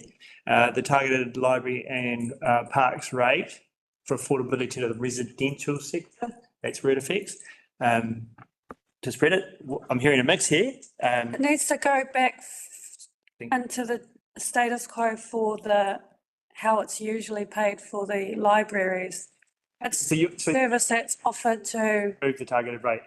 Yes, because she's given an example of the rural properties paying an extra $1,000. That's not based on the figures I'm looking at all. No, it is how, so I'm not sure. I'm looking at your figures, so if we pull up Tinapai.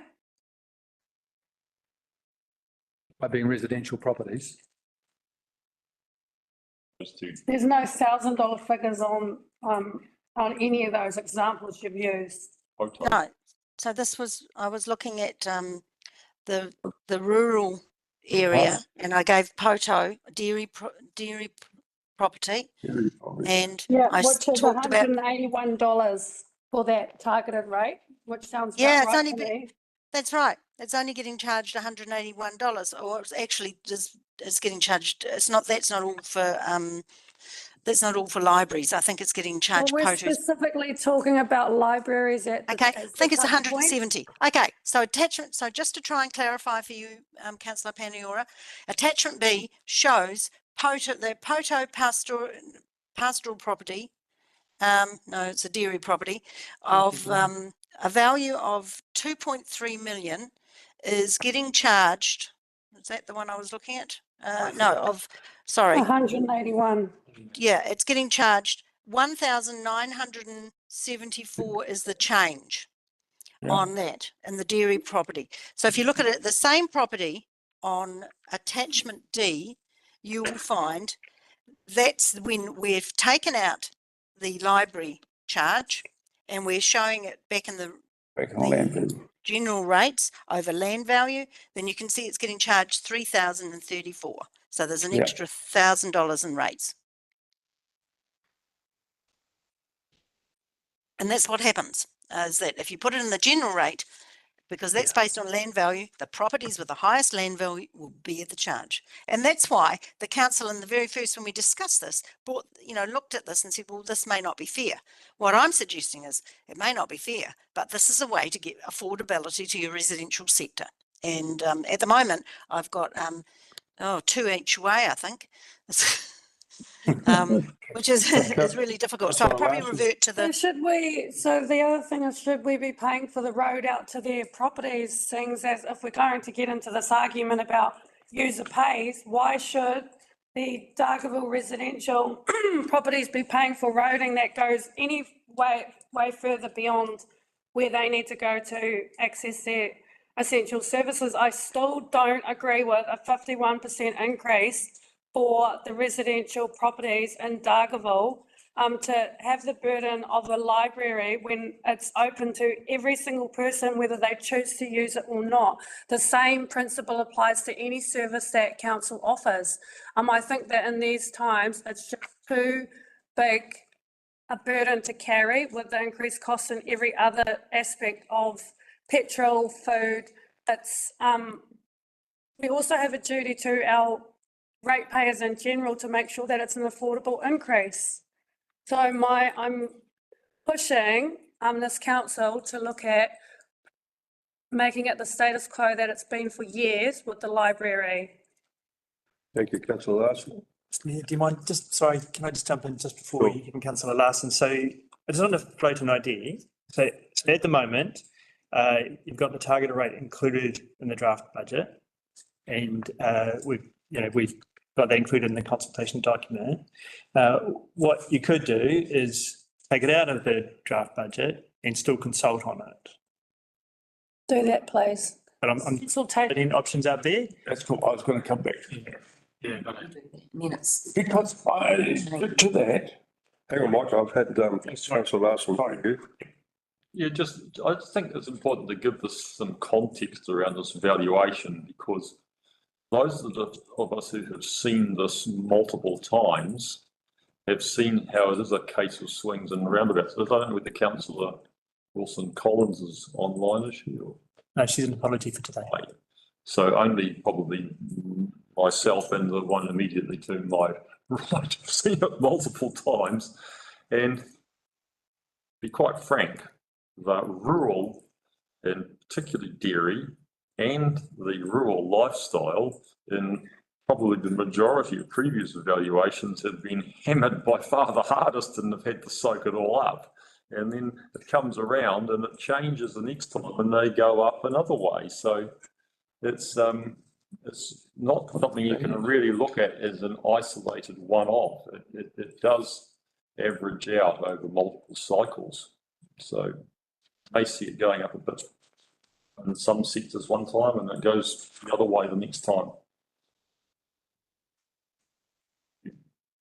Councillor Howard. I think, Mr. Mayor, just want to absolutely clarify this point through the CEO, where Jason said that if you consult on it, you can't change it, i.e. the targeted rate. No. Now, I would have thought that we go out to consult with the ratepayers to ask their views, and like a lot of things, if they came back with negatives on the targeted rates, surely we would consider. So I just need to clarify what I said. I didn't say that. What I said was, and for who is, so currently it's in the budgets. Yeah. Right. And you consult on it and say, do you want it's in the budgets, what do you think? You could take it out of the budgets and still ask the question of the community what they think, and you can then include it in after. Yeah, that was a subsequent point that you made, right? So that's why I'm just clarifying it. So it's just a matter of taking it out of the budget, need be, but say, you know, but consult them, do they want it, and give them examples about what it would cost. Thank you. And then the council could, after consultation through the hearings and deliberations process, include it in if they wish. That's fine. Councillor Ash. Thank you, Mr. Mayor. I just have to reiterate one point which we all know, and thank you, Sue, for pointing it out. In the report, she did mention that this rate increase is gonna hit hard to the fixed income, like the pensioners, and a majority of them live in the rural areas and towns like Dargaville. And I don't think, as elected member, we should be making again a consultation thing when we promise them that we will look after them. So I think it's very important for them to be very scrupulously clean on what we are proposing, especially in the first year. We may not be there in the second year. It's 1.5 years. You can't take a mandate for 18% increase for the projects, which you may not be there. We have 1.5 years to go. So I think the commitment we made to them is very important, that we don't have a huge increase in the first year. It has to be looked at the projects we can deliver and then phased out. Thank you. Councillor Howard. Thank you, Mr. Mayor. I just following on to my point, and I think that I may be a supreme optimist, but already, you know, I don't think that there's a need for us to dwell on the 18%. Sue has already, and been reiterated by the CEO, that she's talking about opportunities of between 2 and 4.5% reduction. So, you know, that is welcoming, but let's, in an honest and candid, there is the potential of savings through the capital projects as they get moved and get there. We still have the CEO's review that's coming. Who knows? It may be pipe dream, but there might be some more savings there. I know that, and appreciate that the CEO has taken out $1 million out of the staff budget already, but there might be another $1 million, who knows? So, I mean, I think we've got to be optimistic about where we're heading and not get up on this 18%. I think we can say that the 18% is gone. Let's be positive, and we're moving in the right direction. Thank you. Councillor Vincent. Thank you, Mr. Mayor. Yeah, I've been sitting on this issue. I haven't provided a direction. I'm concerned about the process that we're in the middle of at present, where we're de facto having a vote without it being a formal meeting. So it's not a decision. For me, I think that we will get much better quality of response by putting the proposal forward as part of the draft document rather than leaving it out and presenting it alongside, because people will see much more clearly what the impacts are for them. Because I think the best way to get the most submissions to our plan is to make it a bit edgy. And I think even 15% is edgy enough to bring people out. And I encourage that. And I think that's a way of being honest. Like it's, in a way, it's kind of, for some people, it'd be like worst case scenario. And as a result of submissions, if we change that, that would be less perception than if, say, we didn't include it and then added it as a result of submissions. There would be people who would feel let down more by the council's, like what they would see as misrepresentation by the council. So I think it's much preferable to state perhaps what might be viewed as a more extreme position, and then if need be, we can modify that. I nearly said retreat from that, but and also if I could just add to going back several stages in the conversation in terms of potential assets for sale, let's not forget the potential for paper roads out there, of which are probably, you know, only about a third of our roads are actually formed. And just as we've got a potential $960,000 payday with an exceptionally large road stopping, as we considered our last meeting, there's potential for not only that capital to be coming in, but also then they become rateable property, which then is an ongoing source of income for council. So let's not overlook that as a potential source as well. Thank you. Mr Mayor, if I can just jump in. So just to around your first point, Councillor Vincent, yes, you're right. There's no decision being made here, but it is appropriate to get direction from the council because we need it to build into the plan we can report to you at the March council meeting. So we need that direction. Yeah. Okay, well, I'll give mine. I think what Councillor Vincent's saying is on the money. Yep. Let's consult it. Doesn't mean it happens. Councillor Lambeth. Yeah, just one final point. As I mentioned about this Dargaville Township rate rise, but I think it's been demonstrated by people here today providing information, and if we change it one way, it's cause and effect everywhere. And we just saw what that little implication was for a Podu farmer compared to a Dargaville resident. And we've just got to bear in mind of what's actually occurred here. Yeah, it's cause and effect, and we're only going to find that out through consultation.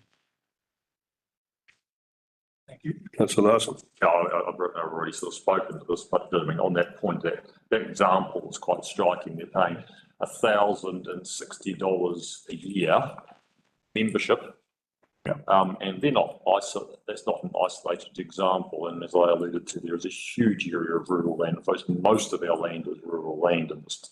And, you know, those people out at Central might as well buy their own library and stock it with their own books. If you take what collectively they're subsidising, it's enormous.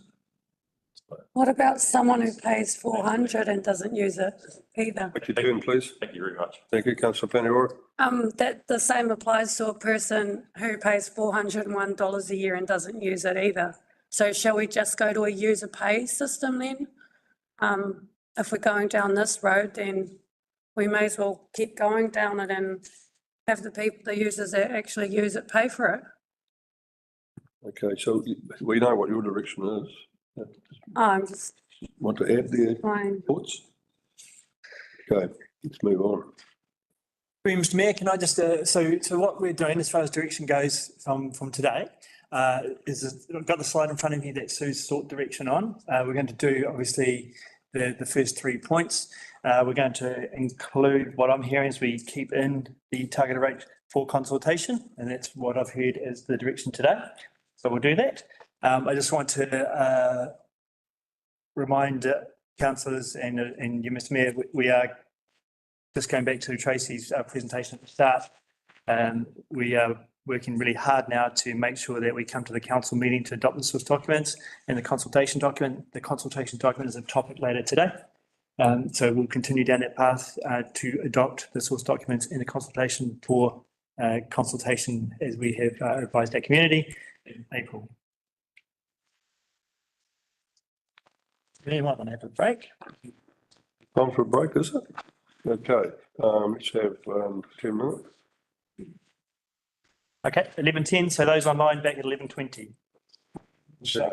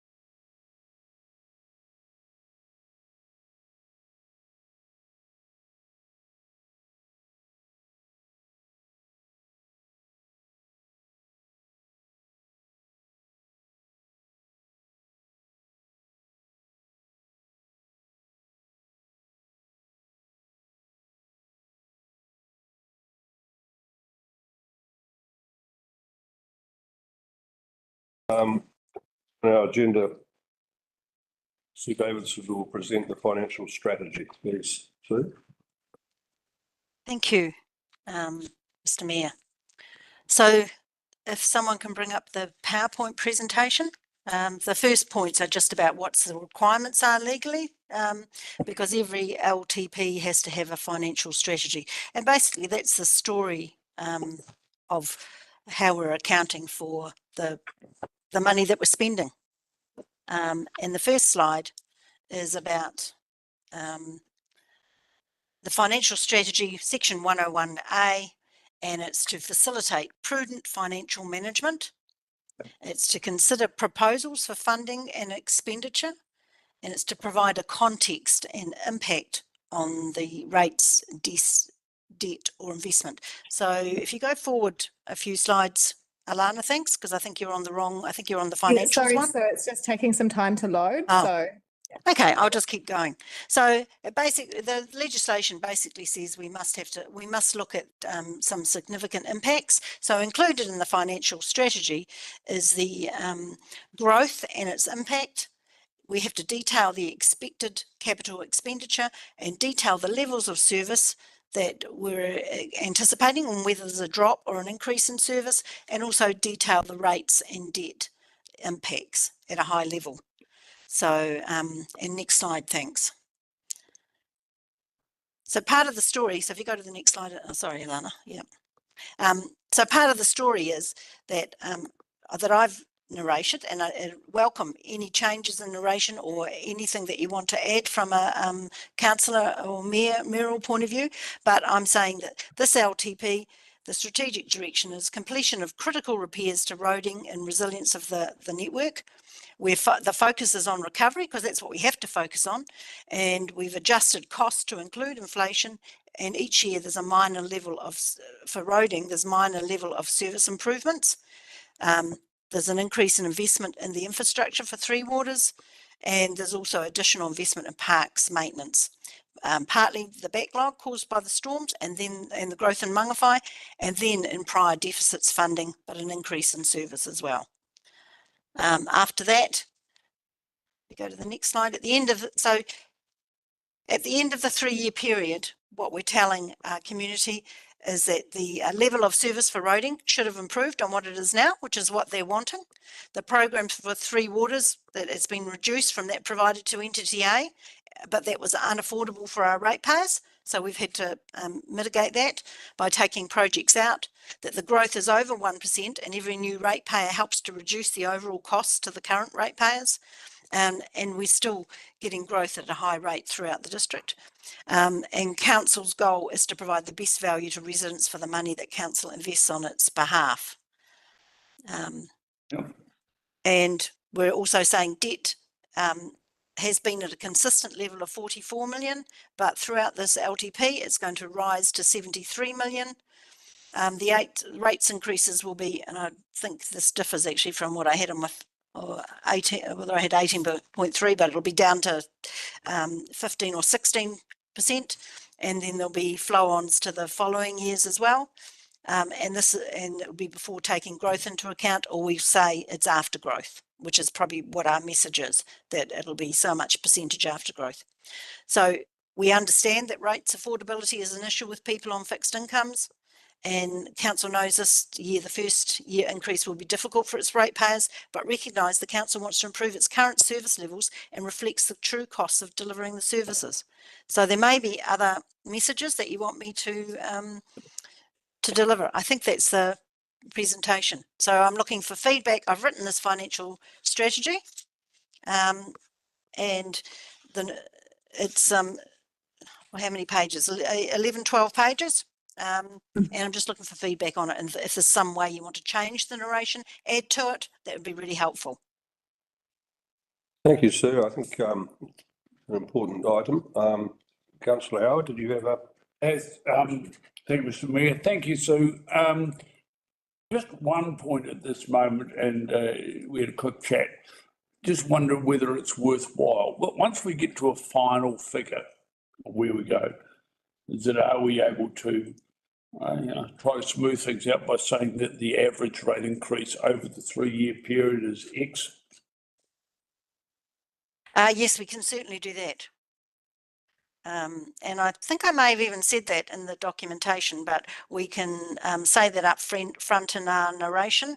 It's really difficult. So one of the things I want to point out to you is that what the legislation says is you should have a rates increase level, but that's basically what you put as a limit. But you normally would do that for 10 years, and I didn't think we should do that for 3, but I'm happy to put in over the 3 years, this is what the rate increase is. And all I've done is refer to the fact that in past years, when we've done 10 years, we've had 5% as the average. But we're not going to make that. Well, we may be able to look at that later on, once we've looked at capital expenditure in April. Yeah. Okay, I'll put that. Thank you, Councillor Howard. Any others? Councillor Larson, was it? Did you? Oh, thank you, Your Worship. Yeah, I've said it before and I'll say it again.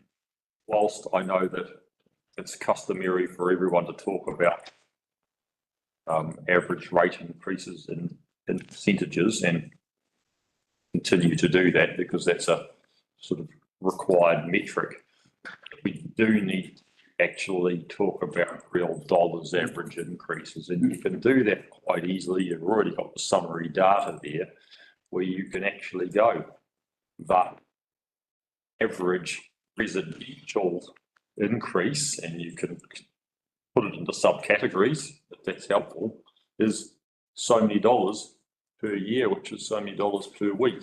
When you actually break it down into weeks, I can make an increase a lot more palatable to understand. I think we'd get something like that into our communications if there's an appetite for that. Councillor Nair. Thank you, Mr. Mayor. Yeah, I just have a point. I take the point of whether presenting it average or gross, but what I'm more concerned about is how closely knit we are as a region. And I must involve you as well as Mr. Morris. We have Simon Weston, who is CE of WDC as on the technical advisory group for infrastructure for the central government. And we all know Simeon Brown has mentioned that local government level of service will be part of their scheme of $500 million. So it's not about fixing pothole, it is making the road resilience. So now if I look at your budget, $18 million or so are being spent on roading, and much of it is on maintaining level of service as well.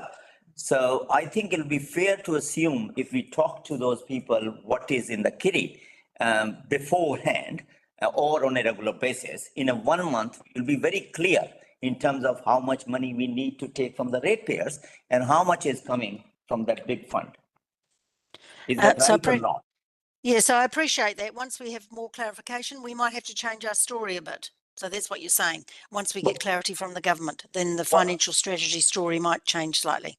Sorry, what I'm asking Mr. Morris is to be in touch with the WDC because there is a good lead to talk about what's going on. Thank you, and keep it abreast before it. Yeah, I think, we've got to recognise I sympathise with Sue's role. It's very difficult because you're trying to work to a whole lot of unknowns, and no doubt about it, I think there's going to be some movement in this space on waters, and some of our, we don't know what the, I call it Provincial Growth Fund 2 will be, but, there's obviously opportunities in there where we can alleviate some of the issues we have in our district for our ratepayers.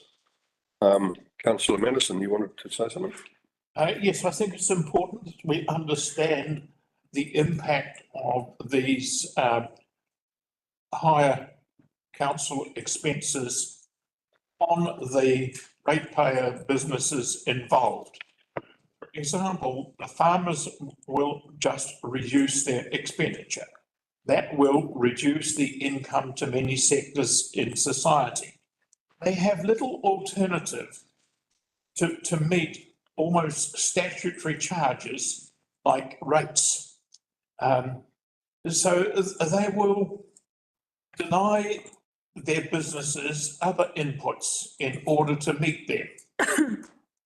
But that's not to say that council will not suffer the similar effect to other ratepayers that no longer receive that income from the farmers. So I think it's important that when you make decisions on increasing the rates to any productive sector in particular, that we examine that it doesn't adversely affect production. Because if it affects adversely production, it will affect income of other ratepayers, which I believe will affect council. Thank you. Okay, carry on. So are So you, yeah. No, there you go. that I haven't got any more input to give you apart from reading that. And if there are any points, because it does detail, you can see the solid population growth. That's what we're telling people. You can see how much is investment and capital expenditure is growth, renewal, level of service.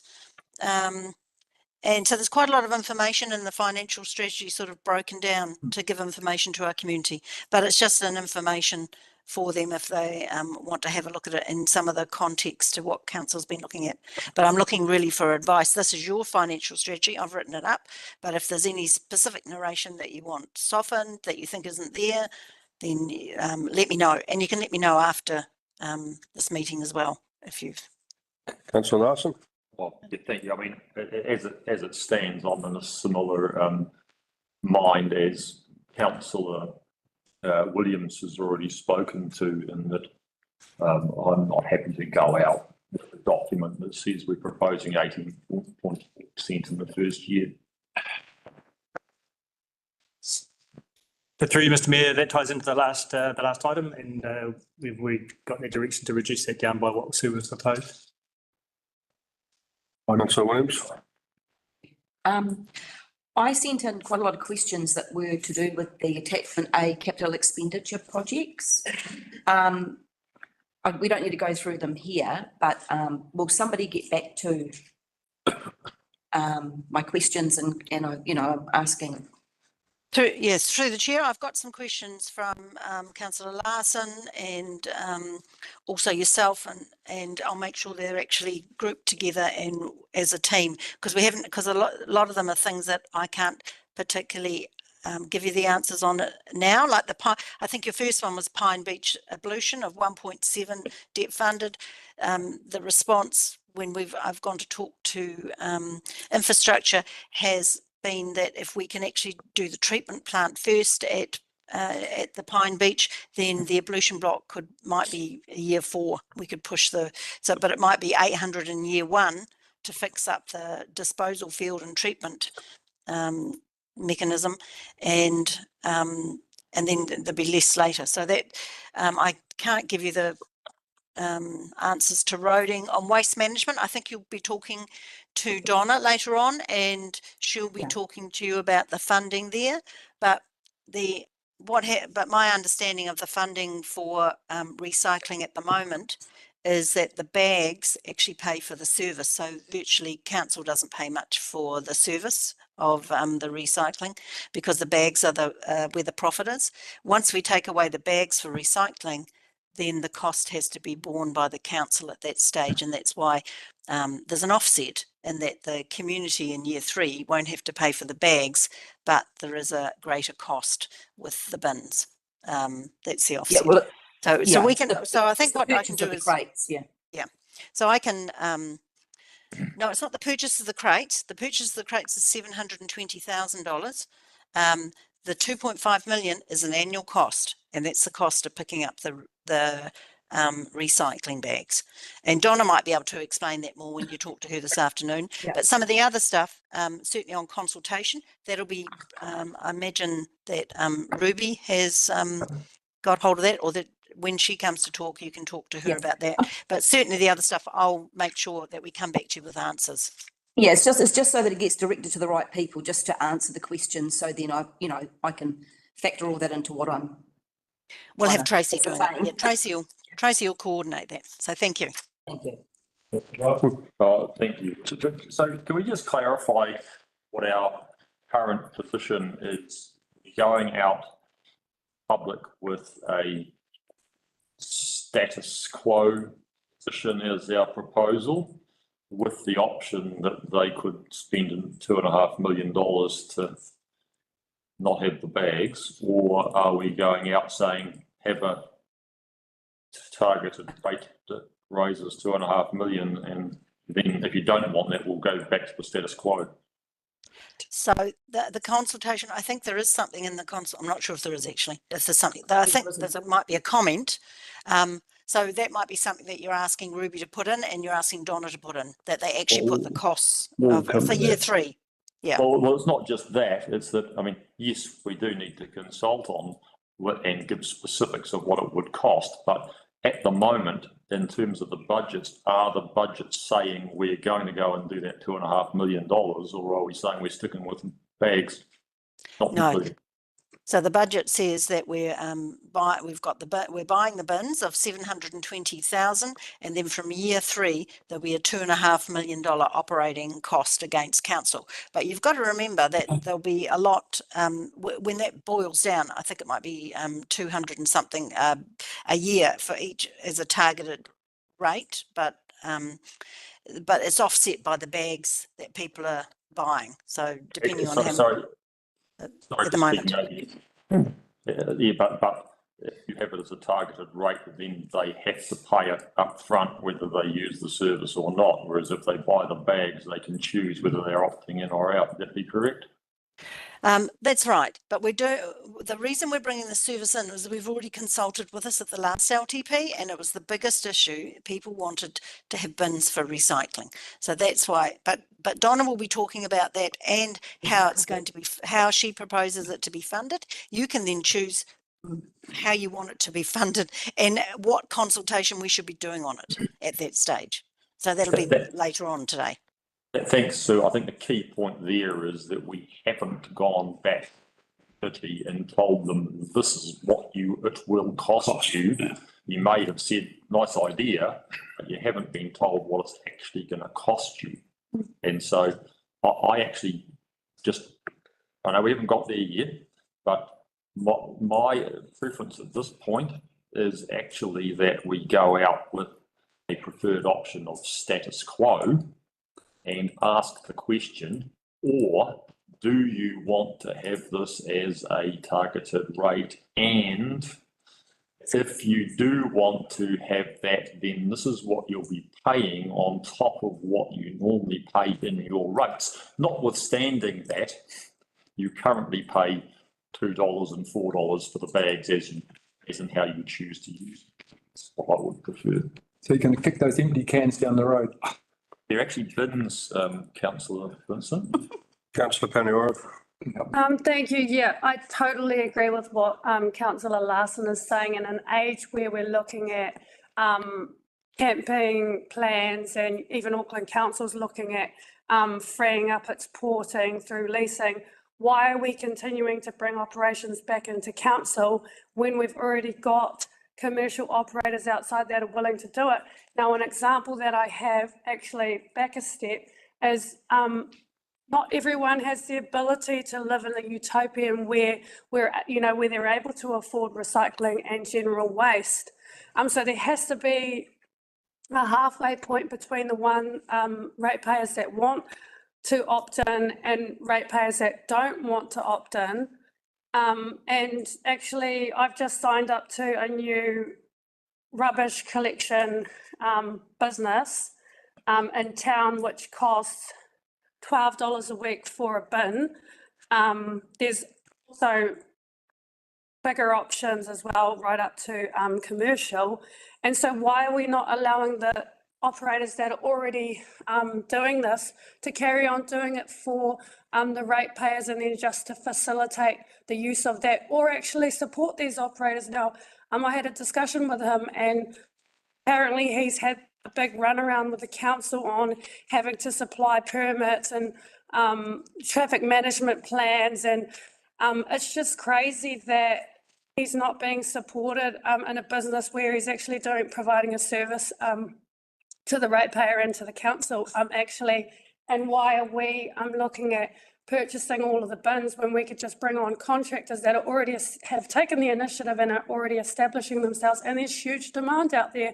So, you know, I'm totally against bringing people on board to a system that they're not going to use, that they don't want to use, and that they're going to have to pay more to use. We've already talked about the rates, the targeted rates on the libraries. Now, you know, now we're looking at targeted rates on the rubbish. So I don't think that this is necessary. I think that council should be working alongside operators and stop bringing in commercial enterprises that can safely sit outside and just have a little bit of like flexibility and variety in that. Now I know that one isn't taking recycling right now, but look, that can expand. We can, you know, support other businesses as well that might want to look into that as well. So those are my comments.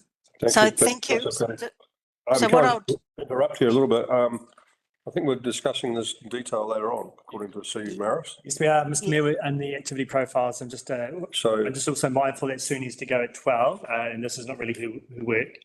If we did include the financial, it'd be good. But how it will impact, though, it will impact if you make a decision or not decision. If you give guidance this afternoon, it will mean that I take out the bins and I take out the 2.5 million. So I'll get. CE Maris will let me know what happens. Watch that space, Sue. Carry on. Thank you. Thank you. So that's me. So there's no more questions? Councillor Howard, followed by Councillor Lambeth. Thank you, Mr. Mayor. Sue, on page 29 of your report, I think the very last item, find it again, says, or I raised this last meeting about clarity of narrative on this matter. Your last sentence says, no dedicated work program is planned on climate adaptation or mitigation for any community in the next 3 years. Now, I mean, that's factually correct, but what we asked for was to have a balanced pitch on the work that we are doing for mediation, for mitigation and all that. So there's nothing on specifically on that one, but there is, I think we need to make the positive point and reinforce it that there is plenty more work that is being done on flood control, mitigation, climate resilience in other areas. Yeah, I appreciate that, and thanks for that. I'll update that in my strategy. Thank you. Councillor Lambeth, followed by, did you have your hand up, Ron? Followed by Ron Mendelson. Councillor Lambeth first. Just a simple little request. You've emphasised in your documents the growth in Mangawhai. Could you please just change that? The growth in the district in general. I think it'd be like a red rag to a bull to see. Because things are changing. Mangawhai's levelled off a little bit. There's still spectacular growth here, but Kaiwaka and Mangaroa experiencing growth too, which is very high percentages. And if these district plan changes go through, Doug will get there as well. So if you could just take that wording out in the Kaipara district as general. Thank you. Okay, thank you. Councillor Ron. Thank you, Mr. Mayor. I just remind you that district council is largely governed by entities focused on legislation and better control for peace and harmony within the country. The reality of it is that if the clients, Kaipara District Council, suffer marginally, that is, with a reduced net income, then we haven't helped them at all, and ultimately it will not help us. New Zealand, throughout its history, and since 1882, has been totally dependent on the flow of overseas income. If that falls to an inadequate level, we have problems with raising interest rates, population adjustments that are perhaps short-term rather than long-term. And we will be reminded that we now only have one farmer in Parliament. Now, I'm not promoting that we should necessarily have an old Parliament that was full of farmers. If we're looking at the income of the country, it is still primarily land-based, and the representation that we have in Parliament is grossly inadequate for anything other than the redistribution of an income. Our problem, which I think we'll be experiencing over the next few years, is the country is once again not receiving an adequate income. It has always been a problem for New Zealand, and it will be a problem again. So I think it's essential that when we're looking at rates and other charges, we investigate what we're doing in terms of legislation that either helps or hinders these businesses and raises or lowers their income. The government has shown a remarkable ability, it has that ability to adjust the income to various groups from various groups. It's shown stuff all ability to raise the income of the country. Remember, everyone in Parliament is in the business of gathering votes. Their very income depends upon it. Their future employment depends on it. And it's up for grabs every 3 years. Do not expect parliamentarians to make other than short-term decisions. Thank you. Thank you. Someone else on that list? Councillor Nair? Just out of range. Thank you, Mr. Mayor. Now I have 2 points on responding to climate matters. So one, obviously, you have to highlight that Dargaville is at the risk of flooding, very much so in the strategy. And we cannot get away by saying and nothing about it. So I think you can add that we would like to work. In fact, there is a group already made with the MP involved to look at climate resilience for Dargaville. So work around with the likes of NRC and the climate resilience group. If you could please add, that's the kind of strategy we are going forward. And in terms of water, I don't quite like the idea of putting that council is conscious. That's page 12. More resilient water source for Dargaville is needed, but this is not affordable in the next 3 years. This is not the way we are looking at it. As long as we are here, we are looking for, again, a very good water source, just like we're looking in Mangawhai, a dam, and there are talks, and there will be 100,000 or something left in there already to look at a permanent, resilient water dam for Dargaville and around. So you cannot say that it's not affordable. We are looking at what are the possibilities to work around with other people. So that is a strategy we are looking for, not a strategy where we are not doing anything. Thank you. Thank you. Thanks, Sash. Okay. Any further inputs here? You see? Thank you. Thank you. Time's up. Move on to fees and charges. Joy Hewlett and Lloyd Barton. Thank you, Sue. Yeah, thanks, Sue. Good job. Yes, good morning. I take the report as read, and this is the annual review that the activity managers have looked at their fees and charges against revenue and finance policy and brought this to you for any discussion that you may have.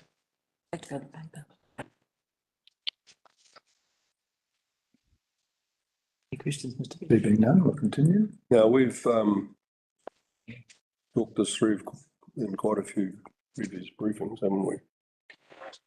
Is someone going to speak to the key points, or is that it? Sorry. Joy, would you like to do a summary of the key points? Certainly, yeah. So there's basically the activity managers have put on a 3.5 CPI that's based on the bill forecast for 2024 at 4.3 and the further forecast for 2025 at 2.5 easing.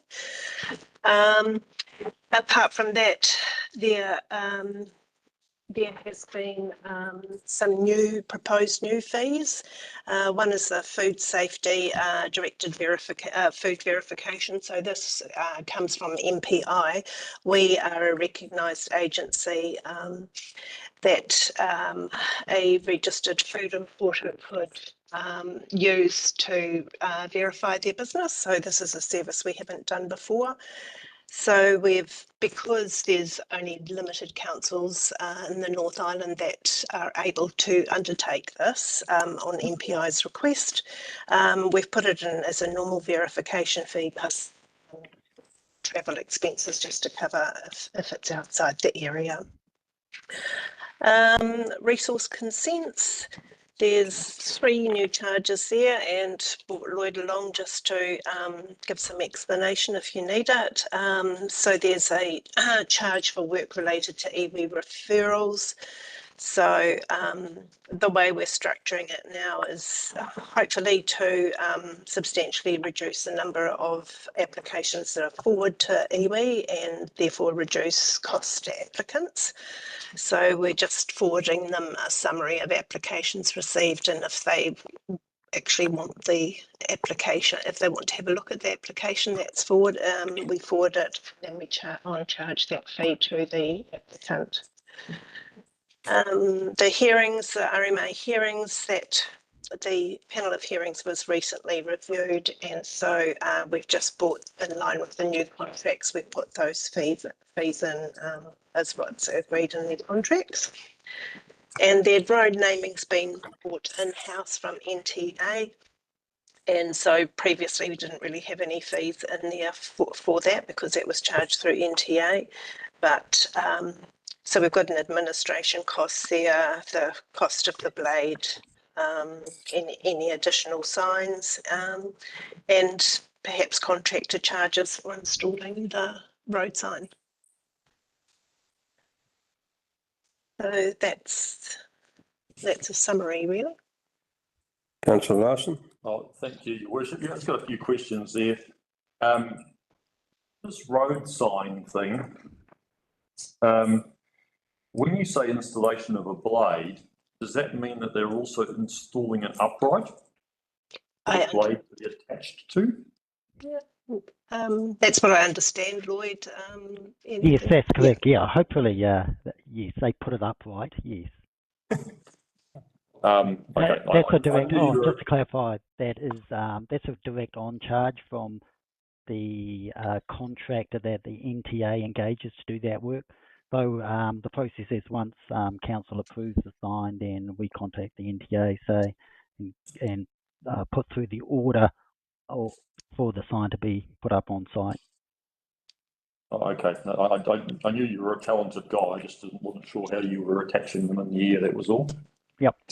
And the additional road sign, I had a look at some the other day.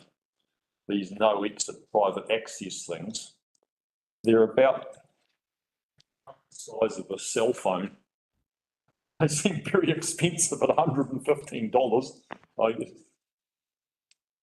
Anyway, they're charging us, eh? Yeah, I understand that is the charge from the contractor, but look, happy to double check that. That is the actual cost that the contractor charges NTA, and we just recover that cost. But look, we'll double check that and make sure that that is definitely the case. Take your point. Okay. And yeah, I haven't tracked it through from the report to the actual where it's mentioned in the document, but it's clear that in the document where it says road sign, it actually says that and supply of the upright for the sign to be attached to. Yes, we can add that in. Yeah. Yes. Yeah. Yep. And going to page 19, you've got new text there in red, talking about various things. Would you just talk us through what your, why is that you sort of reworded things there? Sorry, is that around the pre-application meetings? No, in box at the top under pre-application meetings. That's right. Yeah. Yes. Yep. Lloyd, have you got that? Yep. I'm just looking at it now. Thank you, councillor. Yeah, so that was reworded just to make it a bit clearer that there's the initial deposit of or initial charge of 475, and then additional costs can follow, and that's essentially on a time cost basis. And that's essentially that wording there was just to make that clearer. That is the Right, case. and you haven't, I don't think you've changed it from last time, but in there where you're saying that there is a potential fee discretion for Maori land. Yep. Where does that arise from? That, for example, Papakāinga housing, that it's intended to target that sort of development, and to, I guess, go towards reducing the overall costs and really encouraging that sort of development and development on Maori land, really encouraging them to come and talk to us and smooth out, the regulatory consents and make it easier for them going forward from the time they lodge the actual application. So it's just trying to incentivize, if you like, the pre-application process for iwi groups. Okay, thank you. And is that something that's arisen in previous discussion? Is that how that's come in there, or? It was, some of the Papakāinga guides refer to it, and that's where we picked it up from. I'm just, sorry, I just can't recollect those guides, but you might recall when we discussed Papakāinga housing at the Economic Development Committee, there was those guides. That's the ones I'm referring to, you might recall, where they're really encouraging councils to do pre-application meetings with Māori groups and to reduce charges for that upfront dialogue to ease the process. Yes, okay, thank you. And just also this other fee, this new fee that you're proposing, which is $57. Could you just talk us through that from a sort of an actual and reasonable perspective? I mean, as I understand, all applications are effectively lodged electronically as documents, and when they're distributed, all one needs to do is attach a link to an email and send it. I find it a little bit hard to understand how that uses $57 worth of admin when an applicant has already paid all their deposits up front. Yep. Through you, Mr. Chairman. Thanks for the question. It's basically based on, and sorry, just go back a step. You recall Mark Farnsworth in his audit report said, hey, let's review the iwi consultation process, and this is part of that package of work. So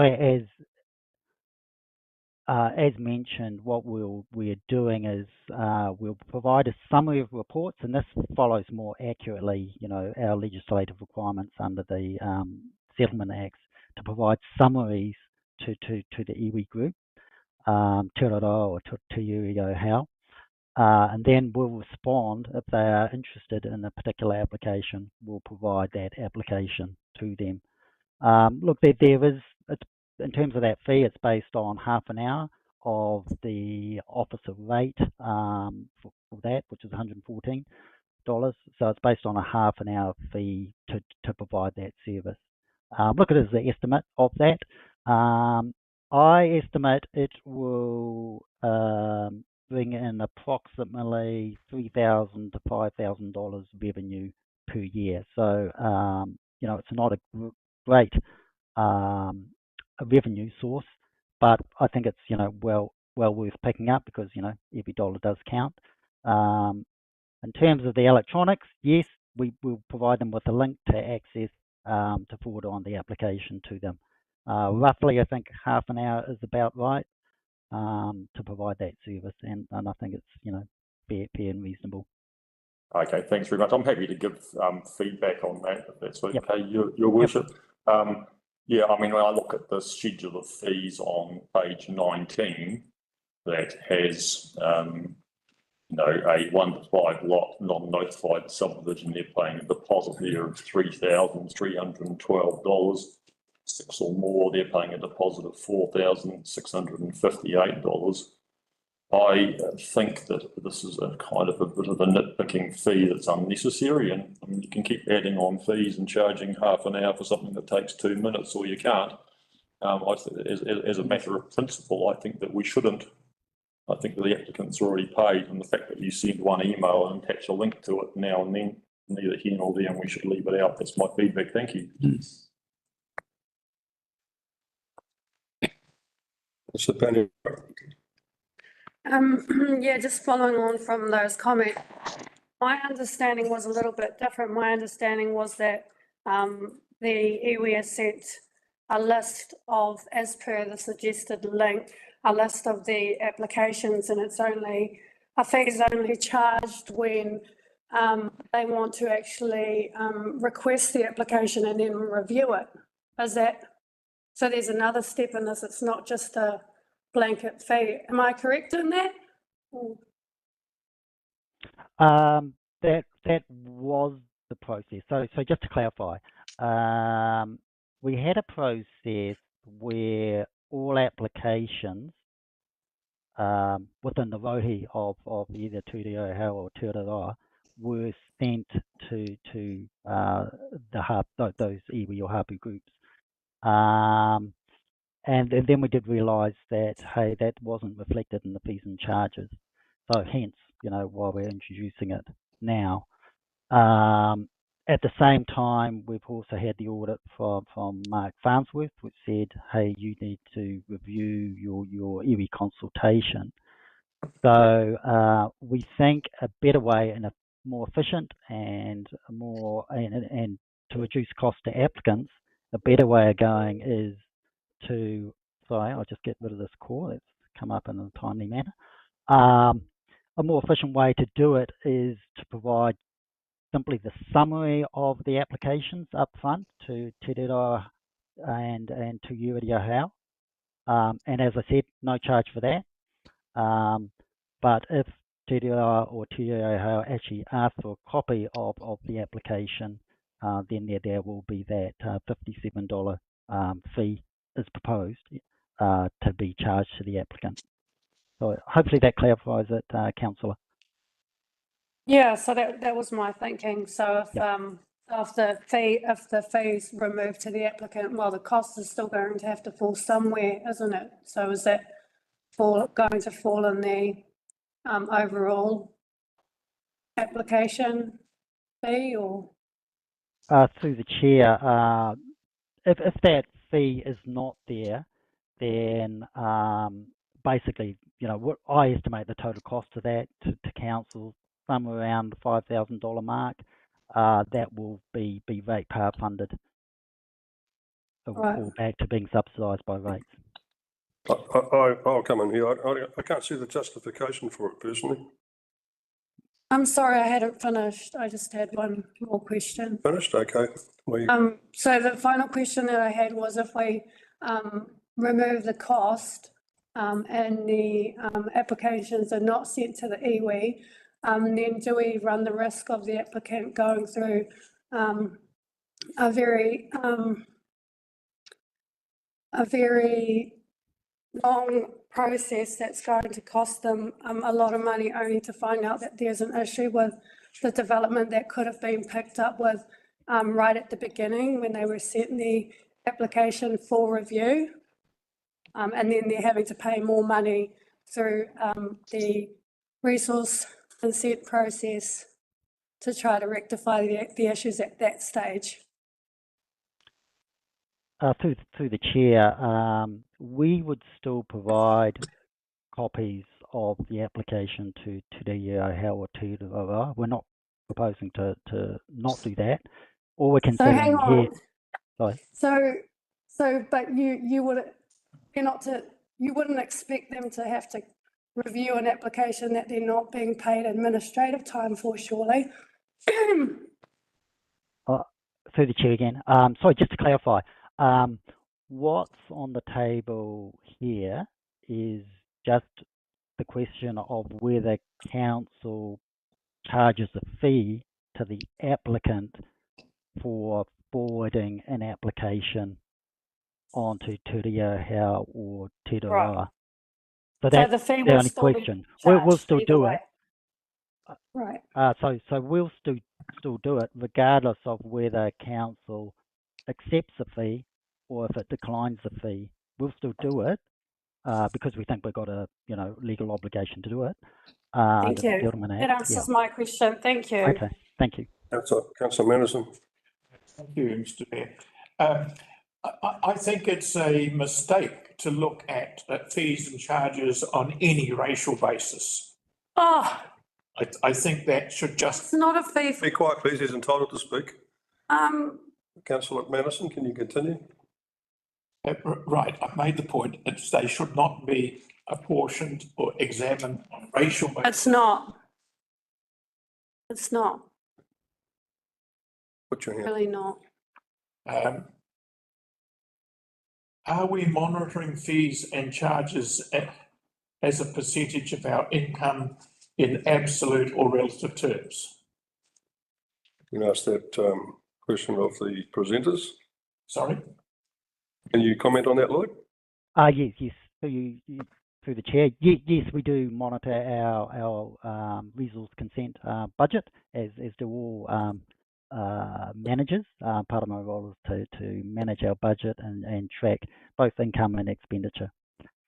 And can I ask, have you a measure of these fees and charges as a percentage of the gross income? So through Mr. Mayor, I'm not sure, Lloyd, we're able to have that specific question. Sue's not here right now, but I'm going to channel my inner Sue right now. And one of the policies that you've approved or is previously approved is the need to ensure that fees and charges sort of cover the costs for council. That's a really important point. So that's what we do. In that respect, then can I ask what plans have we to reduce the council costs as a percentage of income? So what we're doing here with the fees and charges through Mr. Mayor is the fact that, we're recovering our costs on a user pays basis, which is what you've asked us to do. Yes, you're recovering costs, etc., but you have all the power of legislation behind you to enforce those costs, unlike most people in business that are price takers and have to have a competitive proposal in order to stay in business. So what we do, the process is this: we come to you, seek your feedback, and adjust to your feedback. Then we go out to consultation with the public, and we hear from the community on what they think about the fees and charges as well. And then you come back and make a decision based on it, like we did every year. That's hardly an equal contest when you're going into consultation from a position of power with the public. I don't know how we can resolve that particular point, if I'm honest, Councillor Anderson. But we are required to recover our costs because it's user pays versus the alternative, which the cost then is borne by the general ratepayer. But perhaps if the councils were in competition, so the applicant would apply to another council if he wasn't satisfied with the conditions imposed on this council, we would have true competition between councils, which is the nature of our business environment. I think that's another discussion for another day, Rob. Avoided. Not avoided, but Councillor Ash, followed by Councillor Williams. Councillor Williams, so we can speak first. Thank you. Just to add my feedback to this, I mean, $57 is a pretty expensive email. It's not. And just, no, just let me speak, please. You can register a dog for $76 and we're sending one email in a resource consent package and we're adding $57 for an email. It's only if it's requested, sent. Oh, if they receive it, the application and then review it. So the first one isn't charged. He just clarified that. Well, Oh, he just clarified. Okay. First lot of emails Hang on. of the applications. Then, councillor Paniora, Well, we need to get hand up. the premise. Have your say when you put your hand up and I'll point you out. Councillor Naya, you. Thank you, Mr. Mayor. I'm not going ahead of the presenting. Joy Hewlett, I'm looking at fees and charges 2024, the 3-page document. You can answer on that, or is it someone else is going to answer? Are you there? Yes, sorry, through the chair. What was your question again? The question is on page 1. Just for an example, revenue and finance funding splits. Yes, yes, that's. If you go to item number 3, there says sports parks. The Yes. LTP, it says what was the policy and what is the actual achieved. So the policy was sports park are 100% private funded. And in 23, actual achieve is 100% public funded. Is it an error or is what it is? Sorry, Sue would probably have been best to answer that, but from my understanding, the revenue and finance policy going forward, that was to be a targeted rate. So that's where I switched over to private funding. I'd have to get clarification from Sue though, because that's her department. That'll be good to know because there's quite a lot of money we're talking about here. Yeah. Thank you. Councillor Larson, Your Worship. I thought you had your hand up. No, it's Councillor Howard. Councillor Howard, then followed by Councillor Paniora. Thank you, Mr. Mayor. I'm not sure whether this is, through, I know Sue's not here now, but through the CEO or Joy. I totally understand and get that the whole thing about fees is to recover costs. And they're not actually making profit, it's to recover costs. And, you will have been looking at all sorts of angles on the cost of council operations. I just wonder, I think the question has to be asked, is there an absolute necessity to have a fee increase applied across every line item? Now, there is one that I've noticed there that has been either reduced or taken out. It's a matter of usage, volume of usage, regularity. If they're very, very, very infrequent, maybe there is less need for increase. It's an objective challenge on, the process looks to be carte blanche, 3 or 4% increase across the board. And I just question whether that is a valid process, even acknowledging the principle of covering costs. The other point I'd like to make is just going back to, and I mean, it's probably the smallest one there, but this resource consent application fee.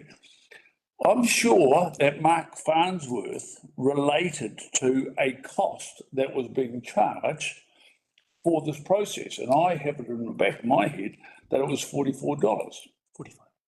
$45. So that would mean that it shows here that there wasn't a fee previously and we're just now gone to 53. So as a matter of principle, why is there a 22% rate increase for that versus what looks to be 3 or 4% for everything else? Sure, the answer is because they could. So through you, Mr. Mayor, look, the blanket increase, I mean, obviously, less inflationary, there's costs around that. Take a point for that. I mean, we've got to recover our costs, and please don't forget on page, whatever it is, of the actual report itself, so 32 of the agenda, it's part of your revenue and finance policy, where you agree the private versus public split. So that's user cost versus general rate, effectively. The they're not all cost recovery, but there's a significant portion of that. That's selected in the revenue financing policy. On the right-hand column in green, 2 columns, it's the achievement of it. Okay. It's not a perfect scenario, okay? Like fees and charges are fees and charges. It generates a lot of council conversation every year. It's really important we do go out clarity with the community and consult with the community as well. As far as the point about the iwi $45, whatever it was, Lloyd, can you just remind me on that one for now? Yeah, so yeah, thank you. Through the chair again. Yeah, the background was there has been a bit of a history, well before my time, of this charge of $44. I think, Joy, you mentioned it had been applied for about the last 5 years. Yes, or maybe longer. And when I realised it wasn't the fees and charges, I did say, hey, we've got to stop doing this, and let's put it up for proposal for a charge in the fees and charges. Let's get it included, and take it from there. So that was the background. I don't think Mark got into the actual details. I think that's right. He was actually concerned, my recollection, he was concerned with the cost that the iwi or hapu group were charging the applicant, or the applicants were telling them that was a concern to them. It was a direct charge between the applicant and the iwi group, not so much, or not at all, that I'm aware of in terms of the charge that council was charging in terms of that $44. Does that make sense, councillor? Yes, thank you, Lloyd. Yes, that does clarify a point, which actually adds another question, if I may, Mr. Mayor. So if an application here through our 30-minute email process is accepted or wants to be referred by the iwi, so the applicant will get another charge from the iwi. Is that correct? Yes, potentially. Yes, that's correct. And that was the whole point that Mark raised. That's right. That's that it wasn't. I don't know whether it was historically. We're talking. It's not like that now. But he's telling you the history of it. No, I think Lloyd just said is that now somebody puts an application in, if the iwi want to review it, they will charge the applicant. Just the one fee. But not the 57. The 57 is from the council. That's all that. Mr. Mayor, can we just ask Lloyd to clarify that for the benefit of the council? Yeah, just to clarify, and sorry, it gets a little bit complicated. So where we're going with the review is that we will provide a copy of the application to the iwi or hapu upon request. And then it is up to the applicant and either Te Reo Hau or Te Rawa what they do with it from there. My understanding is Te Rawa and Te Reo Hau do have fees, and they have documents that set out their fees. That's nothing to do with us. It's nothing to do with council. It's directly from Te Reo or Te Reo Hau to the applicant. The applicant is free to say no. And as Mark pointed out, consultation on resource consent applications is not mandatory. And we did double check that. We got legal advice on that, and that confirmed that is the case. That's a legal position. Having said that, consultation is recognised as good practice. Secondly, it can influence the outcome on whether applications are notified or not. Obviously, if an applicant does agree to consultation and that results in them getting the hapu or iwi's written approval, that can influence the outcome on the notification decision. Obviously, that's one where it's likely to be non-notified. If the applicant says no, not going to consult iwi, which, as I mentioned, is they're entitled to do that, I guess that might have a bearing on the outcome of whether applications are notified or not. But, I can't comment on whether, it would mean a particular application is notified or non-notified, but it could have an influence. So, Lloyd, can I just clarify in my mind? So, under our obligation is to provide opportunities to participate and consult. When we get applications for consent, you send a list to the various hapu and iwi of those applications that goes out anyway? Yeah, and then if iwi want more information, then you charge the client to send them that information. So just to bring it back to our role, what we do is, or what we're proposing to do, is we will first send a summary of an application to Te Reo or Te Reo Hau, depending whose rohi it sits within. We'll just send them a summary, and that's what's required under the Land Settlement Acts for those respective hapu and iwi groups. That's what the legislation says. That's our obligation, to provide a summary.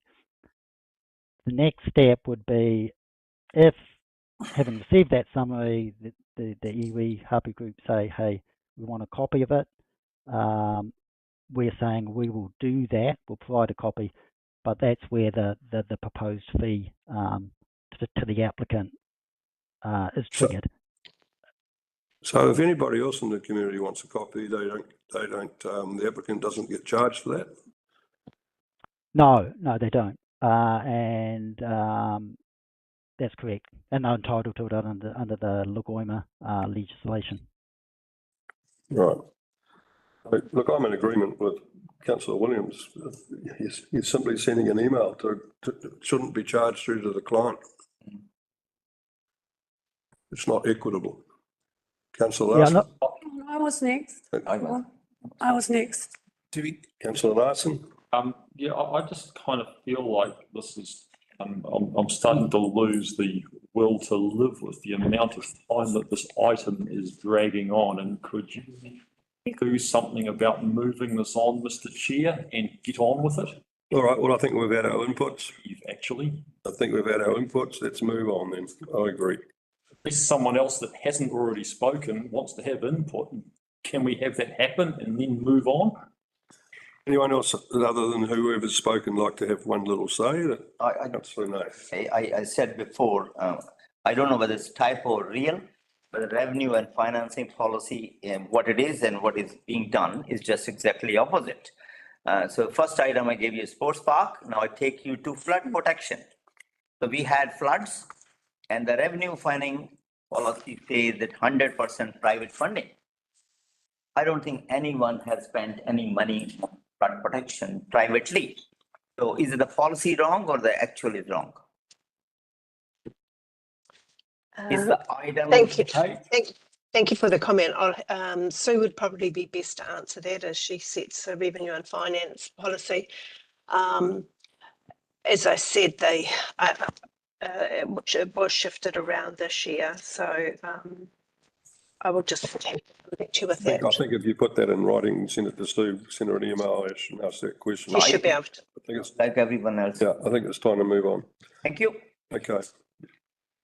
Through the chair, so may I just get a recommendation on that iwi referral fee, please? Are we voting? No, we're not voting. No. So we've given our opinions here. Councillor Lambeth, I'm sorry I didn't pick you up. Councillor Lambeth, did you want to say something? Yes, mine directly relates to fees and charges. Lloyd, you said that the resource consent matters were, and like many of those other fees, are cost negative.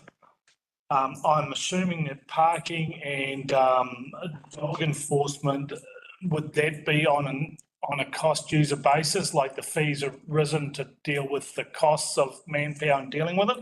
I doubt very much, but however, going on to resource consents, does this balance of the fees compared to the costs include where our service has been, whether it be subcontracted out or internally, substandard and we've paid refunds?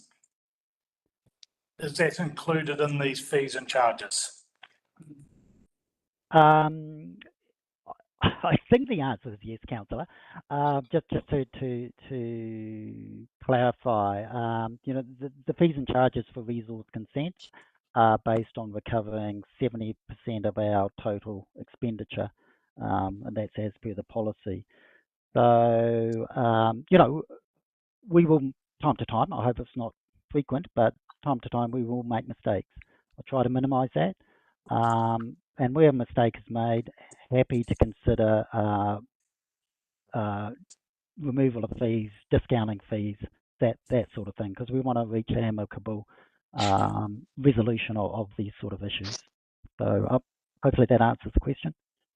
Yeah, so that in basics, and more efficient we are, the more cost benefits there are to the council.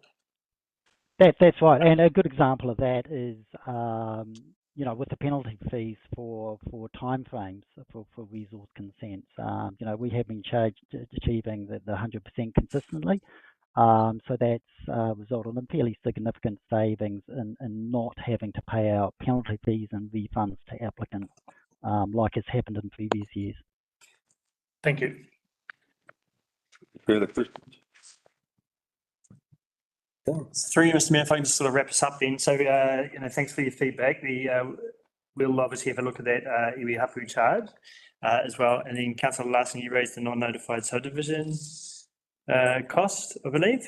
Not in relation to anything other than talking about how they were already paying significant deposits, and I didn't believe it was necessary to put another fee on top of that relating to sending an email to iwi. Okay, so we need to bring this to council for approval, so we'll put some commentary around that in the paper to make you better, so there's a better understanding of that. And then you can decide to include or exclude on today. Okay. Thank you. Thank you, Joy. Thank you. Now Thank we you, have, councillor. Thank you, Mr. Mayor. Thank you. we have Helen A. Ronaldson online, is she, Helen? And Anand Nama. This is long-term plan activity profiles, part 7.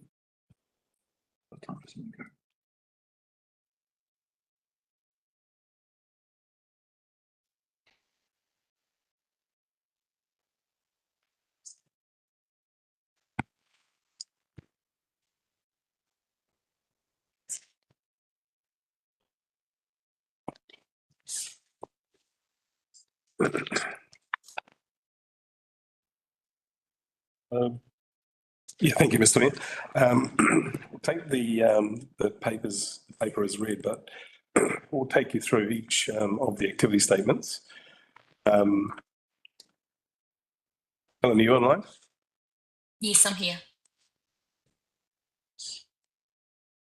You're going to take over and we'll run the slide deck. Okay, cool. Yeah, thank you, Mr. Mayor. Take the paper as read, but we'll take you through each of the activity statements. You're on repeat. Are you online? Yes, I'm here. Helen, do you have a YouTube on at the moment? Going to take over and run the slide deck. Apologies. Apologies, I was listening to see when my time came up and then forgot to turn it off. My apologies. Thank you. Wonders of technology. Yeah. Okay, so apologies for that. As Anand said, there's very minor changes for most of the activity statements, and Tracy does have other people in the room for the topics that are not specifically infrastructure services as well. So I don't know. So how about we just have a go through each of the topics, and if anyone's got any questions, if they can let us know. So are there any questions for the regulatory functions activity statement?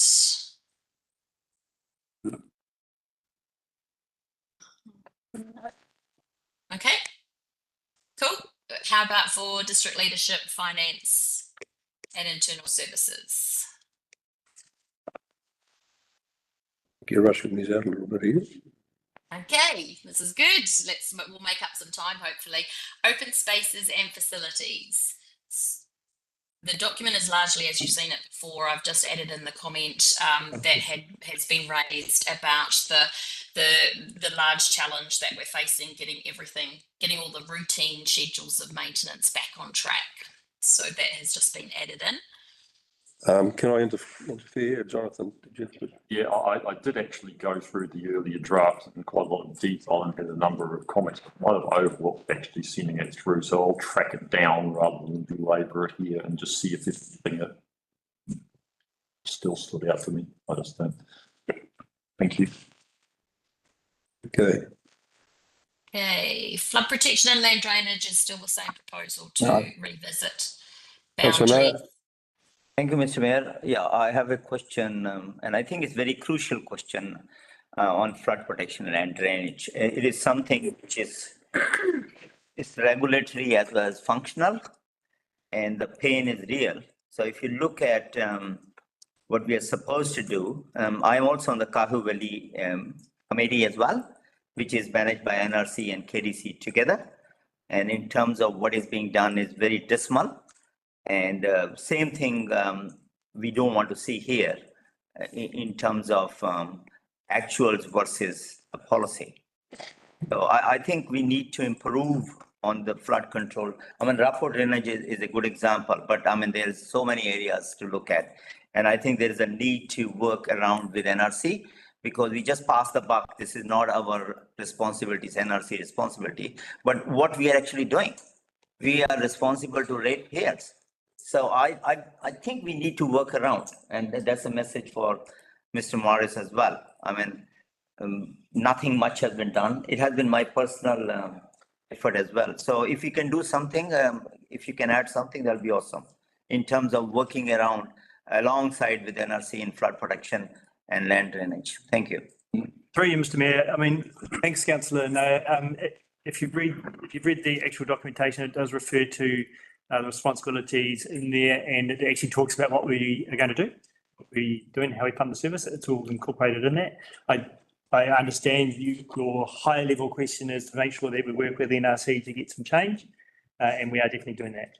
All I'm saying is nothing is happening with NRC. We should look at some responsibility under the law.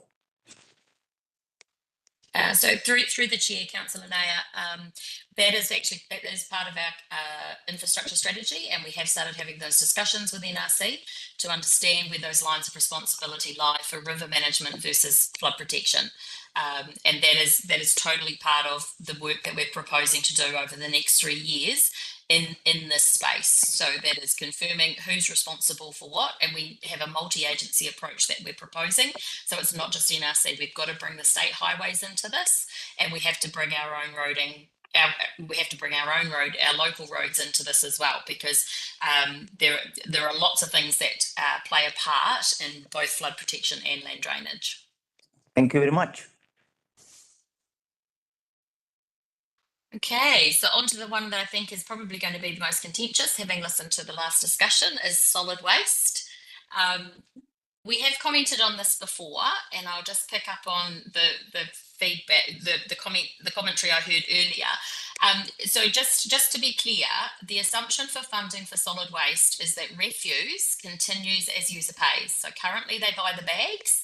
What we are intending to do when we renew the contract or go out to tender for the contract, when we enter into a new contract, the contractor will need to provide options for bins or bags for those on curbside collection routes. So there is no change for refuse. There is no proposed change to rating or activity for refuse. Okay, the change comes in when we're looking at recycling. So and this is to meet the waste management and minimisation plan that was adopted on the 29th of November. And it's also in line to meet the New Zealand waste strategy. And this is where we are meant to be providing a recycling service for everyone in the district. And what we are proposing, and everyone's commented on the increase of $2 million, in the third year. That $2 million is to provide a recycling option for everyone in the district. It will take different forms based on location, geography, whatever it might be, because we'll look at doing, we could look at doing different things in urban and rural environments. But we are looking at that, so that $2 million, what we've been proposing and what Sue had in her financial strategy is that it's a district-wide rate for all those costs. That comes out at about $126 a household per year. Councillor Paniora, followed by Councillor Williams. Your Kaipara District Council already provides a service for recycling, and it costs a couple of bucks every time you go and do your own recycling. And Doug, well, I don't know what it is in Mangawhai, but that's the least of our worries. We need to really be focusing on the on food waste and refuse. So I don't know why we're going to bang in this extra additional cost on top when we already have a perfectly capable system in Dargaville. Thanks. Councillor Williams. Thank you. Yeah, look, my queries were around all the way through. I've thought that it was going to be a targeted rate because it's residential or rural, and not all rural people will be able to be on the pickup round. So I always thought we were going out in the LTP and we were going to let people know what the targeted rate was. Because when we consulted last time on the recycling, it was $186 targeted rate that was in the actual document. Now we're years on from that, and now it's turned into a district-wide rate for all costs for recycling. And then down here further in the changes of levels of service, it says subject to consultation. Well, there's no question in the consultation document about any of this. So I don't understand how we've got, I mean, I know we've had that waste minimisation plan, but there were no costs in there. So we've said, this is the idea. We've gone out and asked people to come back and tell us. And then we're not providing a cost in the LTP for these change services. I'm just really confused. Yeah. Through you, Mr. Chair, we picked that up. And we'll make those changes in terms of putting those options in there and the cost in there for transparency. Into the LTP. That's right. Yeah. That's my expectation. So that's what you will do. So we'll have that come back to us in the questions so we can check all of that before the consultation document goes out. I just need to double check with Ruby on the timing of that. Oh, through the chair, sorry, my understanding was that, so we've got information about the improved recycling collection in the consultation document. It's not in there as a question, it's in there as a full information and what we intend to do based on the WMMP from last year, the Waste Minimisation Management Plan. Okay, but so we can absolutely include more information referring to what Anna's saying about what the costs are per household. Even if there's no. Well, should it not therefore be now as a specific question, because there are now for the first time significant real costs attached to it. So, you know, I mean, again, we talked about transparency and all that earlier on. I think this is exactly the same. Just through you, Mr. Mayor, if elected members didn't want to have a question, I think now's the time to communicate that to us and question forward. That's what I propose. Councillor Larson. I actually need to correct an error that I made earlier, and I said that I was on the verge of wanting to leave. I've now realised that I can't because I came with you. So, trapped. Sorry to put you. So much misery. Have you got a point to make then? Walking. Go so far as saying you've trapped me. All right, that's So paying for us. I just think we need to get some clarity around this. I mean, I'm not the sharpest tool in the shed, but I'm certainly confused. So maybe everyone else is clear. I'm confused. But Get to this what point. are we doing?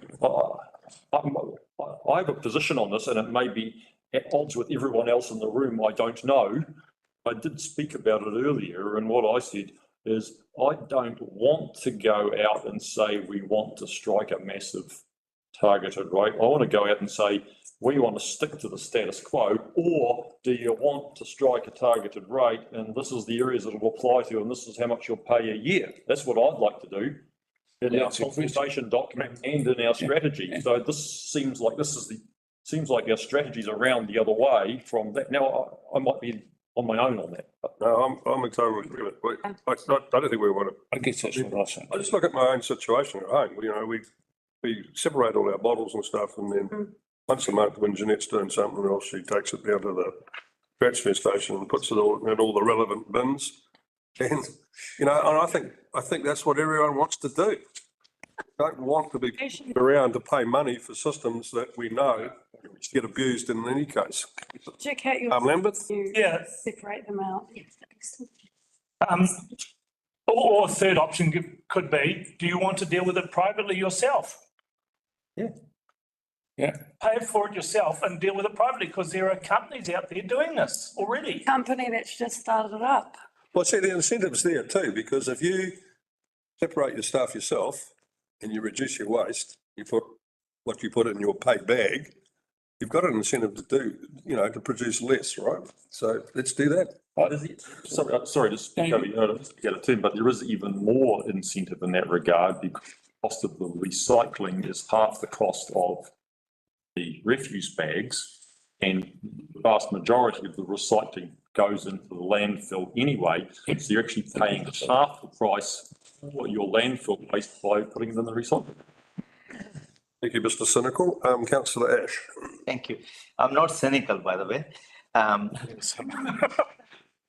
Talking about fellow councillor, cynical.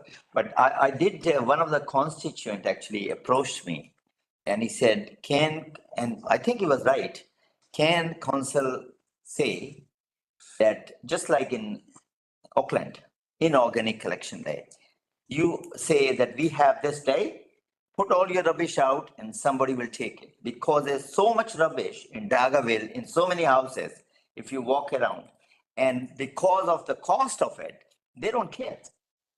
So why don't you just say, well, and some collector we were talking to, I think you were also talking to someone on the field desk, would love to do recycling, just like all those scrap metal people. We have one on Beach Road. We had a good conversation. So I think we have to have some ingenuity rather than just rules and imposing on people that do this, do that. We have to take some initiative to make the whole district cleaner. That's a separate issue, I think. Councillor. That's for me, that was in Auckland called an inorganic collection, and council paid for it, once a year. I think that the point that Councillor Larson has made is right. We were going simple, clear, one question and 2 or 3 points to it. And I think that the point is that there is an option and there is a cost for the ratepayers if they want to go with this, and let them know, and let's choose and decide from there. Well, I know it's simple for me. We do community recycle collections. I just want to, can we sum it up and move on? I think there's a collective push around the table here that we want to stick to the status quo. We want to tell people what that is, and then we want to ask them if they want to move away from that, pay money for bins, etc. Can we work with local businesses that are starting up and be more solutions focused instead of? Yeah, there's plenty of options out there without being tied into the one that loads on the rates. Say, Anand, sorry. Yeah, sorry, Mr. Mayor. I don't want to sort of bring more pain on Councillor Larson, but I was just wondering if we could spend 2 minutes and just give us clarity on the question you want us to answer. Status quo, or these are the costs. Can I just clarify one? Sorry, can I just jump in here? Sorry, through the chair. So at the moment, it's a user pays system. So are you proposing that it stays so that they have an option of user pays or a district-wide rate where everybody pays and everybody has an option for recycling made available to them? Or user pays. when you user pays, or when people have talked about a targeted rate, Does that mean a targeted rate, so for those who use the service, or does it mean a target, when people use the term targeted rate, there can be confusion, and I'm wondering if that's where some of it is. Are you talking about a targeted rate for curbside collection? There's not going to be a targeted rate because we're saying status quo, which targeted rate is for recycling. So it'll be status quo cost. No targeted rate. Councillor Larson. No targeted rate. Thank you. Well, I'm kind of confused because what I was thinking was that we go, the council's preferred option is the status quo. Status quo is when you want a rubbish bag and a recycling bag, you pay $4 and $2 and you use as many as you want, or you put your recycling at the drop-off centre for $4 a carload, which is what they basically charge. Or would you like to have a targeted rate imposed for recycling, which will cost, I don't know, and you guys need to tell us where you're proposing to put a targeted rate, and I certainly wouldn't support a blanket one over the whole district. Most of the people can't use it. Going to be crates for a targeted service for people who are going to have a crate and get picked up. In residential areas. People in the rural area will still need a bag, or they get rid of their rubbish themselves. I don't. It's not a simple thing to just go, we're going to blanket it on everyone, because you can't. So if it is a targeted rate, my opinion is that you need to target it to those areas where it can be practically collected and then calculate what it would cost and tell the ratepayers what they would be paying as that option. It might be before the time of some of the people that are working on this, but we've been down this track before debating whether or not it was being imposed across the whole district and got to the point of, no, it's not. So I don't know how we got back there again. Yeah, Councillor Lambeth. I want to make it quite clear that the council are not sneaking in these bins in the background, and we're sticking with the bags. Because I hear when we've been talking about this, they're still talking about bins. So the bins are out. We'll ask the question through the consultation process and response comes back. I don't want the question worded that the status quo is that we're going to be going down getting bins, because that's already been established as what is going to be the status. Through you, Mr. Mayor, we'll define what status quo is today. Is there any legislation that is forcing us to use these bins? Well, they're the crates, cycling crates. Great. They don't have to be crates. That's just one option of providing something other than a bag for roadside collection. So that is one option. Right, you haven't answered my question. Is there legislation, central government legislation pushing us down this avenue of bins, crates, whatever? Through the chair, it is in the New Zealand Waste Strategy, yes. Which we so are we going down that path anyway? We need to comply with that over time. Yes. Over time, so. But is it currently mandatory? We need to have this in place by 2027. And does that mean for rural properties who can't have their bins collected, is it forced on them?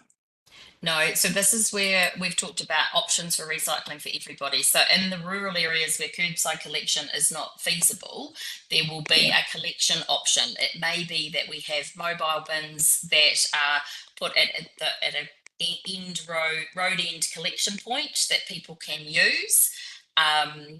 And they might be there for a week, a month or something like that. And then they'll be mobile and they'll move around the district. Okay, so the idea is that there is an option for recycling for everybody, but we're still working through the detail of what that might be. Okay, so that option for recycling could be a private sector and engaged privately by the resident. If you're a resident in an urban area, are you going to be forced to use bins? Nobody's been clear on this. We have an option. Sorry, I'm asking. Yeah. Are we going to be forced to use bins if you live in an urban area? We will need to move away from bags, yes. Can that be contracted out privately as an option choice for urban citizens. We can do it the same as what we do for refuse. Yes, we can. So we can continue with the user pays system and have the contractor supply the bins, etc. So there is definitely an option for that to happen. The urban people can opt out of the bins. That's what I'm asking. What are our options? Or are we forcing people down this path? Through you, Mr. Mayor, I think we've got clarity. I think we've got clarity on the question. We'll need to see what the response back. If the majority of the response back is yes, we want targeted rate, then it's a targeted rate. Councillor Paniora. We presently have a binless option right now in Dargaville. So And here. we do provide a service, so I don't know. There's no legislation that would force us into a bin when we have a binless option right now that also sorts it. Otherwise, if you get a bin, then it's not going to be sorted. How is that better than the situation that we have now?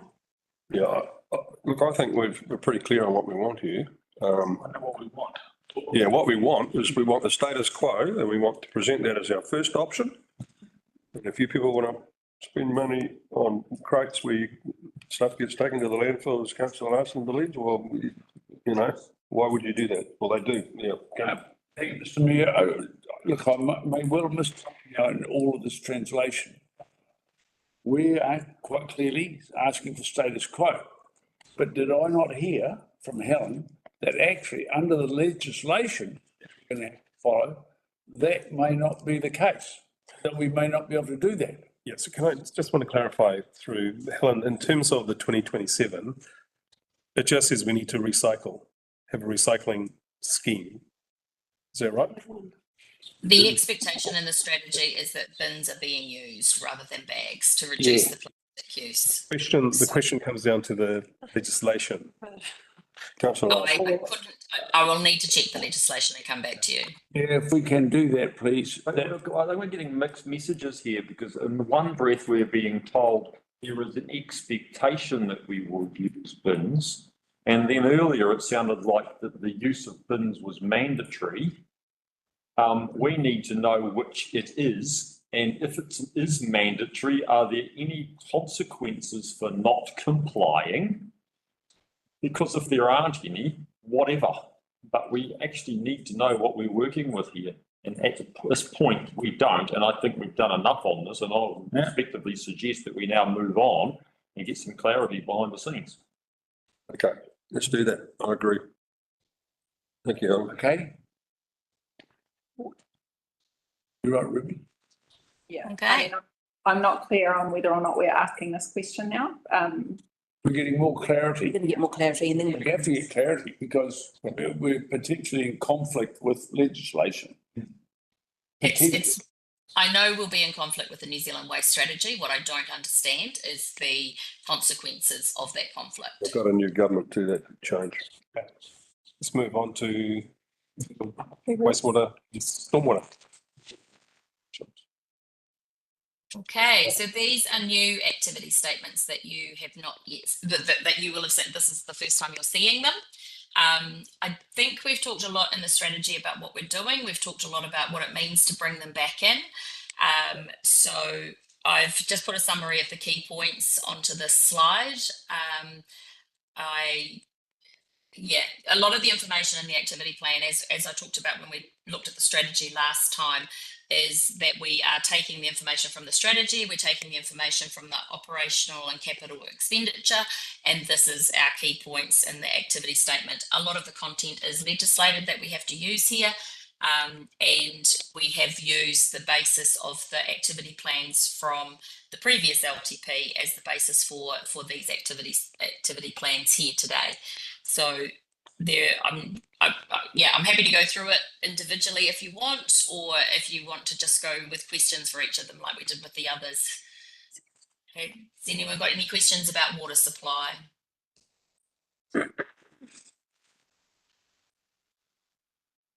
No? Fine. Okay.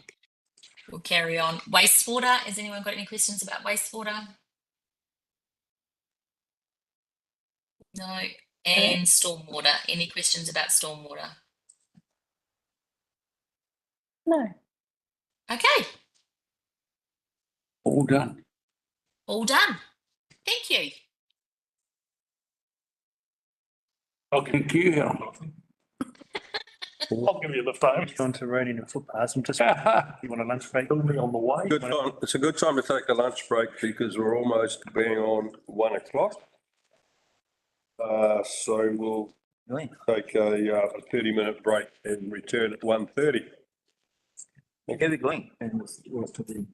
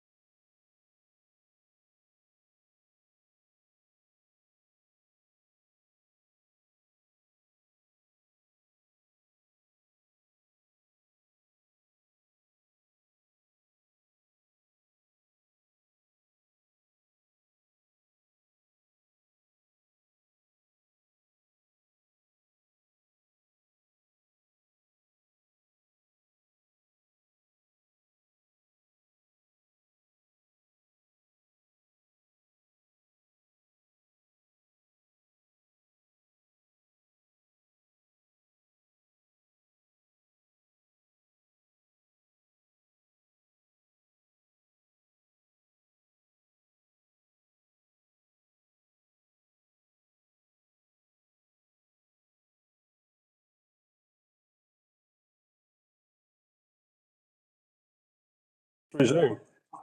During this Wednesday briefing, 6 March, and Which item? 6 activity profiles, part 9, roading and footpaths. We're at. Yep, that is Mr. Mayor. Thank you, Mr. Mayor. I'll just wrap up item 6 on item 4, which is the solid waste activity profile. Yeah. Just for clarity, I will check everything that we talked about prior to the lunch break and provide a memo to elected members, just providing clarity around the question, but also some options going forward. Thank you. Thanks, Alan. Thank you, Mr. Mayor. Now talking about item 6, which is part 9, roading and footpath. We'll take the paper as read, but we're happy to take questions on the activity profile. And I've got Dawn from NTA online who will be here to assist me answering any questions you may have. It's pretty straight. Open up to questions, Mr. Mayor, if the Councillor Larson, followed by Councillor Nair. Just while we're on this, on page 160 of PDF 157, page 4.6 would be on the right place. Yeah, you are. Matter arises in terms of our doesn't relate to this specifically, but I might as well cover it while we're here. The matter arises in our consultation document around the climate change options, and I think we previously indicated that we'd like to see some of the narrative there informed in terms of what we do actually do with all of our roading, and all of our adaptation and mitigation works that comes through our district plan, engineering standards, drainage areas, and all of those other components that we actually already do a whole lot of work in that climate adaptation area, mitigation area. And I did some words in this section. Might be some stuff that we can borrow from here to put into that document. So I just wanted to raise that as we go past it. Thank you. Did me? Yes. Thank you, Mr. Mayor. Just some standard questions, Anin, if you could, please. Calvin Thomas has presented in the past. I mean, honestly, 2 things. One, the performance measures which we are given is generally speaking on safeties and serious crashes and all. There is no actually a performance measure on the projects per se, how they are proceeding, how far they're going, what's holding it up. As an elected member, it would be good to know what's stopping it. Are you there? I don't think it's there. Are you there? listening to. So how far you listen? You don't know. Okay, I'll start again. Measures around our capital delivery. Yeah, no, so it's not there. That's what I'm saying. Against, so we have performance measure in this report from number of dates and all those kind of thing and quality of, but we would like to have some performance measures, especially as elected members, in terms of projects and how far they're progressing, some kind of thing, and what's holding them up. So some really stuff, because anything which is holding up, whether it's roads or bridges, is the cost. It's gonna go escalate by 50%. So I'm assuming through you, Mr. Mayor, you want to measure around percentage complete and percentage within budget, like 98% complete and 98%. The cost overruns and all. We had a very good report from Blair King saying how things are going. So we like to see how things are progressing now onwards. Yeah. Yeah, Mr. Mayor, the report's one thing, but what measure would you like to see? Well, you will decide the measures. So if you ask me from a layman perspective, I would like to see, I'm giving you an X sum of money, which is 10 million or 15 million. I would like to know whatever projects are in that basket of 10 million, what is holding it up, if there's one, if it's not holding up, how far they're going. It's just a brief half an hour snapshot of where the money is going, rather than getting a report of 33 culverts cleaned and all those kind of things. All right. So through you, Mr. Mayor, well, what I'm hearing, councillor Nair, is wanting more clarity in the monthly performance report. Yeah. That we get from Entity. Yeah. So we're not talking about adding another measure here under this activity profile, but greater clarity around our performance. Thank you. Councillor Larson, followed by Councillor Howard.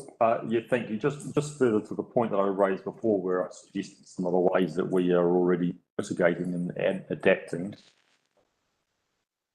Go to page 4 on 57, where we are basically going out and saying that climate resilience is being addressed in 2 ways: climate mitigation, and we talk about mode shift.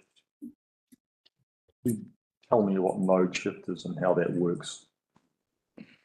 Do you want to take Through that? the chair? Yep, through the chair, if I may answer that. Mode shift is your different modes of travel. You can travel by car, you can travel by public transport, you can cycle, you can walk. It's the programme from the previous government where we had to look at ways to reduce the vehicle kilometres travelled and adopt a mode shift. And currently we still have to produce a plan for 2024 December, unless this is changed under the GPS, such that we can demonstrate our mode shift. And so just in alignment there, if we've got a draft GPS out and it has to be adopted by the 1st of July, is it? The feedback for the draft GPS has to go in by the 2nd of April. Thereafter, they will make amendments and then it will come up as a final GPS. So in terms of KIPRA, I mean, I just want to make sure that the narrative that we're putting in the document isn't inconsistent with what we are actually doing, because it says climate resilience is being addressed in 2 ways: climate mitigation, mode shift, and emissions reduction plans. And you've told me that mode shift is changing people from using, I presume, internal combustion engines to using electric cars or walking or cycling or public transport. That about where we're at? That's correct. Like Mangawhai Shared Path is one of your major mode shift activities that you've undertaken in KIPRA. And what about, so where you say the emissions reduction plans, what are we doing in that space? Until we find out from the revised GPS, we don't know if we have to write a new emissions reduction plan or if it's been changed by the new government. And so this stuff is really, it's arising through mandatory legislation that requires us to do it, or is it something that we're encouraged to do? We had a mandatory requirement to reduce our VKT emissions in KIPRA by 8% between the target years of 2019, when the baseline was assessed, and 2035. What was the TLA that you used, sorry? The mandatory baseline for vehicle kilometres travelled was taken in 2019. And we have to develop a plan to show that we will have an 8% reduction in vehicle kilometres travelled by 2035. And how far have we got with that so far? We have not developed a report, as it were, but many of the activities that we undertake are working towards that, such as we are doing the Mangawhai Shared Path, such as we put forward the SURF programme for Mangawhai, so for Dargaville, which has now been, shall we say, the funding's been retracted.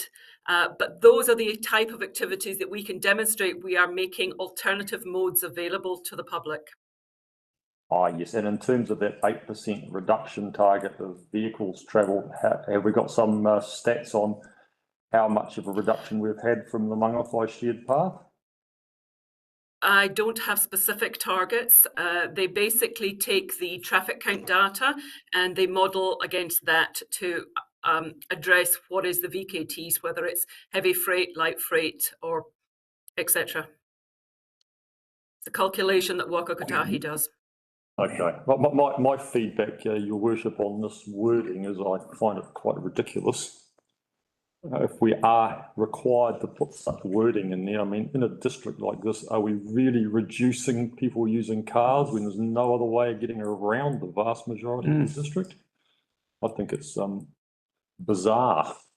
Through you, Mr. Mayor, Councillor Larson, I'm just looking at, obviously the commentary underneath the heading. So, and I think the heading, so I think the key point here is we're not doing too much in this space, and we're doing, shared paths, which is good for, the ones we're doing, walking connections, and then a future strategy to improve freight routes. I think that's it. I mean, until the GPS changes, and let's be honest, the GPS is out of the mode, like they just said. If it changes in time, then we'll change it. Yep. Councillor Williams. Thank you. Just on page 5 of the document that we're talking about, and you go down to what we will deliver when. You go down to improvements. It's got Mangawai and then it's got Wood. I presume that's Wood Street. And then below that, it's got improvements, Kaiwaka footpath, Tulip to Foursquare. That is not what the project is. It's from the north and south footbridges. So I think you need to tidy that up and put in the correct, To McLean Park. So we just need to right, thank you. Thank you. We will get that done. Thank you. Anything else? Okay. No other hands up? Okay, we'll move on to the next item. Thank you, Dawn. Thank you very much. Thank you. Okay, long-term plan consultation document engagement. Ruby Mitchell and Gillian Bruce to present this item in person.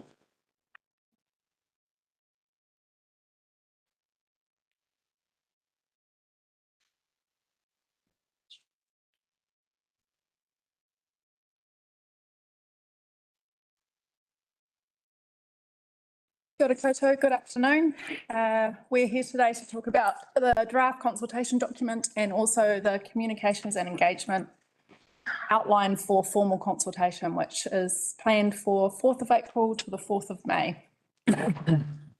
There's been a little bit of discussion about the consultation document already, and I've noted some of that direction. This is the first time that the full consultation document has come to council. Last month we had draft questions come and I took away some feedback from them, so I might just go through that, if that's okay, just to talk about the changes that I made. There's a couple of other things to note. Sorry, the financial figures in the consultation document are not necessarily the latest, they are drafts, so we need to cross-reference and cross-check them again based on the conversations today and anything before the 27th of March. For options 1 and 2, there was lots of discussion around the use of tick boxes. For the community hub, the community hubs for Dargaville and Mangawhai, there was a lot of discussion around the tick boxes, and the direction I took away from the last briefing was to leave the question as it was, but I have had some feedback through since then with a request to remove the tick boxes. I'll just ask again, am I removing them for this question and just leaving it open to have your ideas? Do I include a paragraph on some of those ideas instead? Councillor Larson. My feedback and my feedback alone is I would like to see the tick boxes taken out and just leave it as a blank slate. Blank slate. I think if we put too much expectation about what we can't even budget it, misleading people. Let's draw on what they think those ideas might be without actually putting it up front. And a paragraph just leaves up feedback. So Howard, concur. Want to give some feedback? Councillor Lambert? Yeah, I agree with it. I know it's easier to tabulate it when it's in a tick box because it's very easy to work out where it is because you're going to get some extravagant answers and it's going to take a lot of interpretation to work out which group they're in. I realise it's a lot more work for you, but I have to agree the tick boxes may lead them down to a path which they probably haven't even thought of and stifle their feedback. Councillor Williams. Thank you. Yeah, look, I agree with that, and that's what I gave at the last briefing too, was to not have the tick boxes in there. I have sent, I don't know if you've seen my questions that I have. I'll go through each of them if that's okay. Yeah, obviously I just elaborated on the actual building of the hubs. For the third year? Yeah. You're referring to the sentence where we say we would look to start the physical build in the third year? The background information for the Mangawhai and Dargaville community hubs? Yeah, I just thought we're going out and asking what they want in them, but we haven't actually come out and said that we're actually looking to build them. Yeah, so we're kind of preempting that we are building them, but we're not saying what percentage of rates it's going to be to build them. We haven't seen any planning as yet. So I'm just asking, is it realistic to expect the builds will start in 2025 and 2027? Because it's a big debt amount. So I just kind of thought we've kind of skipped over that part and gone to what do you want in them. So through the chair, we do have a little bit of information about how we would expect to fund the Mangawhai Community Hub and the Dargaville Community Hub physical builds. But I'm happy from that direction from you to take out the sentence that talks about starting the physical build that I spoke to Anna just before. Yeah. But we've got the amounts in the LTP budgets. So what I'm saying is this happening and we're waiting for it, or are we not going to do it in this LTP cycles? I just want to know where we're at with that, because it obviously makes it the whole question a little bit different. So the 1 in 3 million. Yeah. Yeah. To build in 2027 for us and 2025. Sorry, Hayley's going to say. Yeah, sorry. So I guess in a sense, we have said we were going to build them because we applied for the Better Off funding package, which was tranche 1 planning and tranche 2 build. So we committed to the community that we were going to build with them. And that's why we put the money in the long-term plan. You were talking about those 2 big items. And so they're carry forwards from the last long-term plan process. So we need to make sure that those 2 debt amounts sit in the right years but now we're not getting the tranche 2. How are we, you're not going to build them for 4 and 1 million. So I'm just wondering what. Yeah, so that was the funding that was brought forward, my understanding, from the last long-term plan. And so based on the outcome here, if we want to go for a trust potentially to build the Dargaville Hub, or we want to look at private investment, then maybe we can let go of that $1 million. But for the Mangawhai Hub, I'd be loath to let go of any of that money until we understand how we're going to fund that build. Okay, it's just the way I read it is that we're starting that build in these years. I just want to get clarity if I've misunderstood that. Councillor Howard, followed by Councillor Nair. Thank you, Mr Mayor. My understanding has been is that this tranche 1 money was only for design and concepts, right? Nothing about building. And I'd hate to think, for instance, that for the Mangawhai project, that $3 million would be fully used in design and concepts. And in fact, Separate amounts. One is Better Off funding for 3.02 and one is debt funding. yeah, that's the building. That's ultimately the building. But there had been a conversation I'd had somewhere along the lines about somebody in on a design and build concept base, where that, your cost of design is somewhat mitigated. I know that it goes into procurement and things like that. So I'm just looking at ways to best use. But just to understand that the first tranche of money is ADC Design. money and it is for it's DIA money that is specifically for the design, so we can't apply it to anything else. We don't use it for that purpose. Okay. Right. So I did have another question, but have we finished with that? You're okay with that, Rach? Yeah, I still just want clarity, because it says in here, build Dargaville Library Hub 2025, build Mangawhai Library Hub 4 million, Are we starting the build in those years, or are we just collecting money for a build out of this LTP? So my understanding is that that's the plan for the build. Yeah. So we will be building in those years, these buildings? That's what we forecasted based on the timeline alongside the DIA. So when we provided our application to the DIA, that was to support that tranche 2 funding. So potentially we might need to move that out now, that we're looking at a trust building in Dargaville. Yeah, I'm just concerned that we haven't gone down the road of any design concept, any of that stuff yet we're going to be building potentially in this LTP period. So I just, no, but we're collecting for it. So that's what I want to know. It's a big asterisk beside it, doesn't it? It won't happen in that timeframe, that's what you're saying. Big asterisk. Still talking about the $1.3 million, right? That they've got for debt funding for building, not that tranche money. Okay. That's separate. We've got that now to use for that, yeah.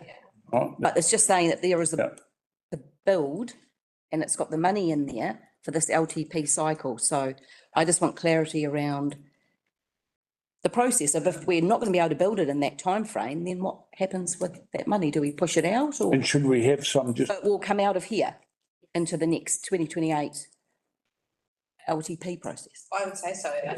Yeah, if we're looking for a trust to build the Dargaville one, then that $1 million will need to move. Yeah. Okay, so there will be some movement within the LTP because of that then. LTP financial figures, I mean. Or would it be appropriate to leave some in for 2023? That's what I'm asking. I just want to know if we're going to be building these buildings or not. Can I just clarify a question, Hattie, if I can? So the tranche 1 funding, when are we required to have that spent completed? By 2027. 2027? For planning. Yeah, so that's all the design and consenting, shovel ready. So any initial works. That $1.02 million is going to cover. So if you have that $1 million in debt, I guess that works as contingency. If you take that away, you're restricted to just the better off funding package and just the money there. So the only thing to add before he goes to Councillor Lastly is with the debt, you know, we obviously, if it's in the plan, we only draw it down when we need to. So it's literally just having it in the plan as well. But it does impact the figures, of course. Not the total debt figures. I think Councillor Noah was next. Yeah, thank you, Mr. Mayor. No, I have no issue with whether after or the merits of it. I think consultation is good if it is actually done. I've been to 3 sessions in consultation on RLTP in field days, otherwise, and LTP consultation is no difference. And we done that in what you have to say or what you like Kaipara, speak up for Kaipara and all those things. What we are missing is we end up with people, not many, and they talk about roads. So is it possible to get a crowd which actually knows what we are talking about before they land up there and talk about it? Is there a way that we can put this document, apart from being on Kaipara website, more publicized so people actually know what are these 6 projects, and before they end up there, it's not that they go for a food stall and say KDC there and say, oh, okay, and this we want to speak to the mayor or councillor. Through you, Mr. Mayor, sorry, Ruby, this is exactly what the team are going to talk to once we get through these questions. Yeah, we'll talk to the communications plan once we address the consultation document. Yeah, a better one than before. Thank you. Councillor Larson, followed by Councillor Howard. Thank you, Your Worship. Yes, we have to spend the money 2027 from that ROC funding. And my understanding was that it was for design consenting and initial site works. Yes. And initial site works could be quite substantial. So it's $3 million, but and I don't know whether that included some land acquisition. There was some suggestion that it was at a higher level because there was a requirement for land acquisition. The Mangawhai amount being Yes.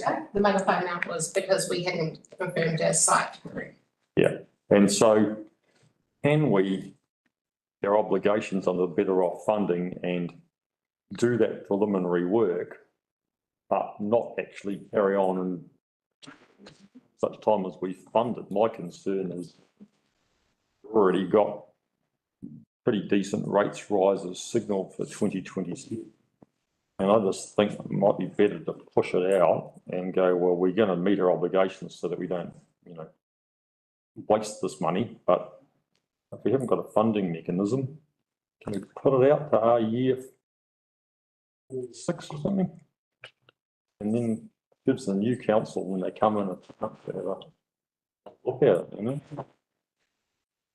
What's the story with the down of that money? 3 million is a lot of money. If you've done your design, done your permitting, worked your site, and you've still got $1 million in your pocket, what happens with that? So we can put in a change variation, and so we can ask to reduce our amount or increase our amount by 20%. But if we do a variation, we haven't spent all the money, my CIO would ask back because that's the standard process. Oh gosh, so you need to spend it. Yeah, unless you put in a change variation to say that the project is going to cost less than you would like to apply money costs, and that gets approved. Yeah, there is a process. It doesn't actually encourage prudent spending, does it? Because if you said, oh, look, we've done $2 million and the other $1 million sitting there, but you want us to spend it. That money, that $3 million through the chair is actually itemised out and costed out. So that's where that $3 million comes from. So those costings have been done for our, okay. Yeah. Councillor Vincent. Oh, thank you, Mr. Mayor. Just briefly, in that graphic there, it's begging to say, yeah, nah.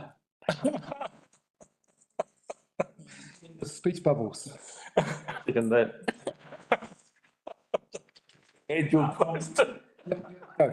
Councillor Howard. Thank you, Mr. Mayor. Just clarifying a couple of these points, page 176 of the document. This is to do with Moir Street. Now, and I think that we just need more clarity, and we've talked about this. We talk about the Mangawhai Community Hub. Now, what is that going to include? Because we've talked about from the library to meeting room to council offices, all those elements. Now, I don't believe that the Mangawhai Community Hub, as said, necessarily says any of those points. And I think that to a timing point of view, as we've talked about 2027, we have $200,000 down in 2026 to have a look at the Mangawhai Sports Park infrastructure, to do some design, preliminary design work. We've got $4 million down in 2027 to build the library hub, different terminology. So where are we at with what is it exactly we're meaning? As a community hub, let's be clear, if we can. The other big point is, I think as Councillor Husson has just alluded to, we don't even know whether it'll be down there, Moir Street, mostly, or in Mangawhai Park. Right? So we're talking about a community hub here in Moir Street in the Ivan Ehrlich Park, but that's not what it was set aside for, as I understand it. It was a recreational land. Just through the chair just on that one. So we've just got a note in there saying that it's a possible location, but that it's not determined. The idea with this engagement is to get some direction from the community on those hubs and what facilities and functions they want to see. Understand that, Ruby, but don't we need to tell people what we envisage? Right, and I know that we're trying to not lead too much. If you just put in Mangawhai Community Hub, every one of us in this room would come up with different ideas. Good. That's good. Well, we can select the best ones. Yeah. Jonathan? I don't know. I think we've sort of moved from topic 1 to topic 2 in some respects, haven't we? Because I'm quite clear on this, and had to really aggressively push us to get that land, and it was very clear in that agreement and negotiation that it was for sports. And I thought that we had given reasonably clear direction at the last briefing that we didn't want it to say that it might be an option for the community hub in the consultation document, and yet once again, here it's still in there. Yep. So maybe we weren't clear enough with that, but that's certainly my direction, is it's not going down there, not getting the community that it is. So Paniora, maybe on my own on that. No, I agree with you. That's the direction that I remembered. Yeah. That it was a waste of good flat land to actually put buildings in there where we could put the hub buildings somewhere else. Councillor Paniora? Yeah, so the direction was that Mangawhais wouldn't have, it would be very, very open-ended without the tick boxes and that Dargaville's, because we were different, would have the tick boxes and the open-ended question as well. One might have said that. Okay, so sorry. What I'm hearing now is that we approach the Mangawhai Community Hub question and the Dargaville Community Hub question differently. Yep. That's what we agreed last time. I don't think it was that clear last time. No. Yeah, well, Went back and watched it yesterday, and there wasn't clear. That's why we're raising it now. My last statement in the last briefing on that was, what I'm hearing is that we will keep the questions as they are, and then we moved on to topic 3. Yeah. I think we spent an hour on that one. So I'm hearing what you're saying now, and so what we're going to do is we're going to split the community hub questions. Okay. Sorry. I don't know, I've already spoken to this, Yeah. but I disagree, and I think we should leave them both open-ended. I don't know why we put all of that stuff with half of the terms in there. Most people don't seem to even understand what they mean. So why you want to split them, keep it simple. Can I say my thing? Yeah, Councillor Ash. Thank you, Mr. Mayor. So, no, I agree with Councillor Larson to keep it open-ended. The only thing I don't agree is that we don't do it. So we have $1 million, because I remember Councillor Larson mentioning that start a good ball rolling and the money will come. That was on Kahu Valley Trail. And I've listened to Councillor Howard in this morning saying, if you don't do it, the cost on Wood Street, the cost escalation goes double. So whatever money we have, 1 million and 3 million, I think we should start the ball rolling and get it sorted. So it's a good idea to keep it open-ended, and let's see what the community wants. Your worship, just a point of clarification there. I didn't say don't use the 1 million and the 3 million. I said the exact opposite. Do use it. Yeah. What I said was that as we have no funding mechanism to actually do the subsequent substantial building works, that rather than burden this 3-year period, that we put it into years 4 to 6. So it's still on our work program, still use the 1 million and the 3 million so we don't lose it, and it's ready to go. In the meantime, we might find other funding, whether it's through trusts or whatever, and therefore we can actually commit to them and say, yep, we've got the initial works done and it's budgeted, but we haven't got the money yet. It's in a subsequent year. Yeah. We can make them happen. Thanks for clarifying. Thank you. All I'm saying is whatever we have, we should use it, not sit on it, lose value. We're in 100% agreement. Thank you. Thank you, Mr. Ryan. For clarification, thank you, Mr. Mayor. There was definitely an in conversation last time about the tick boxes, and somebody, it might have been Councillor Paniora, but I thought it was from council staff, said that the difference between Mangawhai was that this was open spaces, brand new, blue skies. So let's let the community lead that. In Dargaville, and so these could be additions to what you had. Now, that's as I recall it, right or wrong. I don't really mind either way, but there was rationale that wasn't mine given for doing it differently for Dargaville. That's the only point it was, and it was made on the basis of there was some infrastructure already existing. Are you getting ticked off? Ticked off, yeah. That's why we have 1 million, not 3. Yeah. Have some. So that's it. That's the only background for that. Well, look, Ruby and Gillian want direction here, and Aaron Wilson Collins is not here. Yeah. And if my memory serves me correctly, to be honest, I think Mike's got it right. I think it was going to be an open-ended process in Mangawai, and it was going to be a tick box process in Dargaville, because the Dargavillian side of the district, they know that I think there needs to be some work on what those tick boxes are, but you know pretty much what you want in that facility, because you're occupying a site that already had some uses, right? Yeah. Yeah. It hasn't been built. It hasn't been built. So through you, Mr Mayor. No, but the usages over there in the previous building dictate what the community there want. What's your view on it, Gordon? Yeah, well, the site's already been decided. You know, we've got half the facilities there. So it's crazy giving the public a consultation document which allows them to build on a green site somewhere else. So you were in support of having a tick box there? Well, I don't think the site's even in question, is it? Never has been. It's across the road from What it might include. the town hall. I know where it is. I know where it is, but we're not giving the public an option to say, oh, let's build at Selwyn Park or let's build out at the racecourse. We don't want that. We don't want to even hint that to them. So just through the chair, again, the reasons why we had those options in there is because we've never had a community hub in Mangawhai or Dargaville or Kaipara for that matter, more widely. And they were to start socialising the ideas of what could be in that space.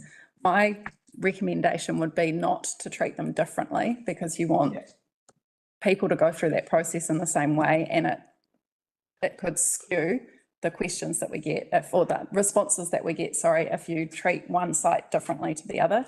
I think Hayley's going to. Yeah, through the chair, if I can just add to that, I would say that both of those projects are kicking off. Our project manager started on Monday, and so we will be going out for community consultation, so engaging with iwi and direct communities that are in those areas in the next month or so. So if you do remove the tick boxes, we still will be engaging and getting information through a different channel in and around that. So it's removing those check boxes is not going to hamstring that project at all. Yeah, Mr Mayor, just so I think we probably need to quickly move on. But what I'm hearing, you know, the build for the community hubs, we push out the cost to further years, 4 to 6. That's what I'm hearing. I think, to be honest, if you can, could we just leave them open-ended, those questions about the hubs? And we're going to get information anyway. We'll get it all summarised for you. It is more work. Thank you, Gordon. So Councillor Lambert for acknowledging that, but we'll just do that. Can we move on to other topics? Okay.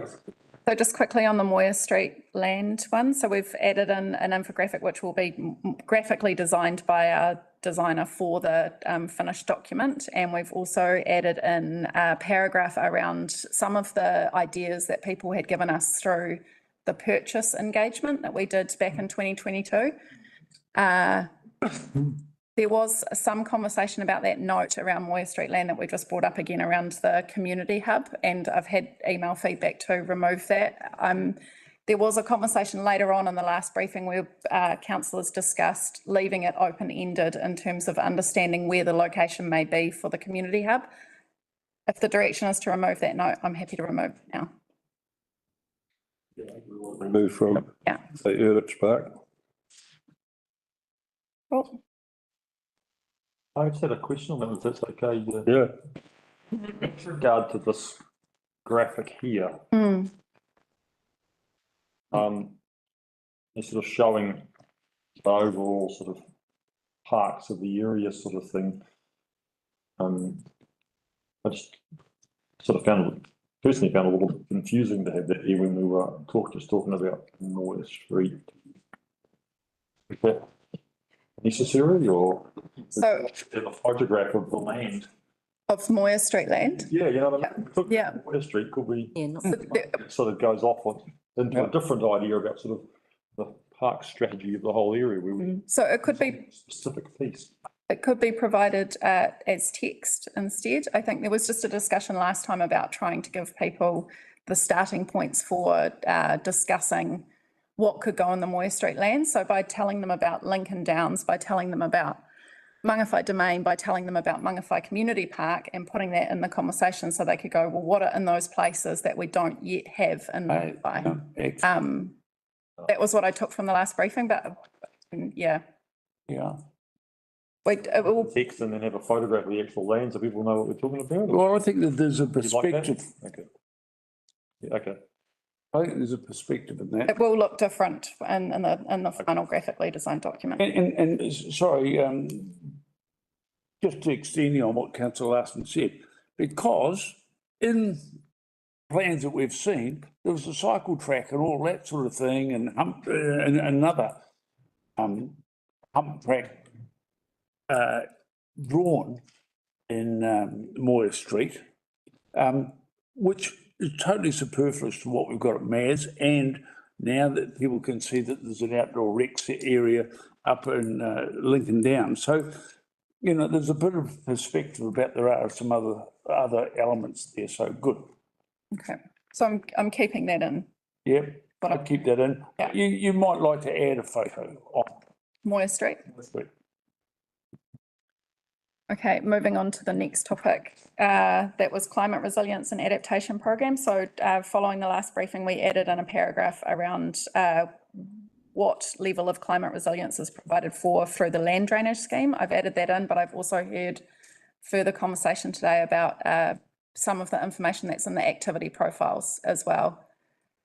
So just making sure that that's the direction that you'd like more to be included in what we do already. If I may, Mr. Mayor, I would really like, because I think that it's pervading and it's overtly influential, the way that you've got at the bottom of page 177 or 15 of the document, issue.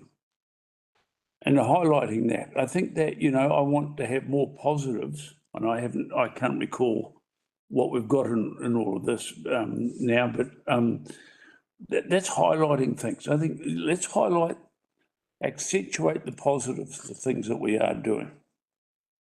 Right? So I think that there's a lot more that is being done that isn't highlighted, that I can see. Particularly on page 1. Okay, so through the chair, just on that, I can include more information. I can work with Michael to add in more about what we're doing there. The issue for this question is that we need to know whether or not the community wants us to have a dedicated climate resilience and adaptation program, or have no dedicated climate adaptation and resilience program, or have an increased level of that. Yep. So but you've talked about, you know, and I'm reading some of this as I go, but you've talked about the Rurawai Adaptive Pathways was Pipe District Council's adaptation planning thing, right? But then it's gone. Outside the work that are adapted for the Rurawai and community queues have a certain level of climate resilience provided, a certain level. Well, actually, there's millions spent on flood protection and things like that. I just think that we can be accentuating a lot more positive. You want people to answer option 1, 2, or 3. Let's give them the real truth about everything that's being done so that they can consider, rather than highlight it all. And I'm sorry, I've been focused on this, highlighting it all in those 4 or 5 lines under issue at the end of the day. No, we're underselling ourselves in what we do. Councillor Larson. Yeah, I mean, I concur with what Councillor Howard is saying. I think that we need to change how this narrative reads, because if you go to the bottom of page 15 of the consultation document, and here's your options. Option 1, no climate resilience work program. Well, those are just words. What does that mean? I mean, we do, as Councillor Howard has alluded to, we do literally millions of dollars of climate resilience work. All of our roading, culvert sizing, drainage, stormwater drainage, drainage schemes, all that sort of stuff, all the modelling that comes through NRC on flooding and everything. We should be saying, option one, continue with this whole raft of work that we already do, as per no additional budget, or two, and add a special climate adaptation program in addition to that off to one side for additional cost, or do even more for option three. Actually have a positive narrative around what we already do. So, Councillor Paniora. So when we previously had this item before us, I did have an issue with the way that it was presented, which Jason confirmed option one was the agreed position of council, so I've accepted that.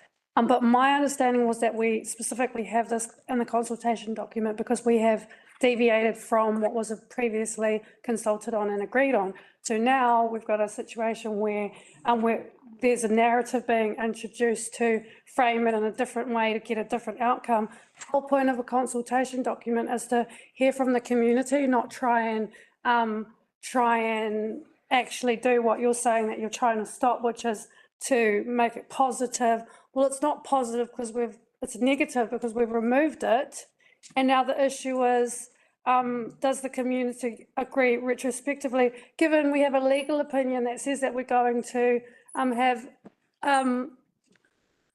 some proceedings lodged against this council, and what we had said back to them, correct me if I'm wrong, Jason, was that we were going to go out for consultation on this specific question, and that will hopefully alleviate the legal issue that we have before us. And now we're going off on some tangent and saying, oh, well, here's all the other projects that we have that we do already. This was a specific program. There was a specific, a specific program that was put in place that the money was budgeted for, and this is what I would think is the bare minimum that we need to go out for consultation on, because otherwise we're leading ourselves into a situation where did we actually consult on what we said we were going to consult on in respect of a decision that we already made that was against what we had put in the long-term plan.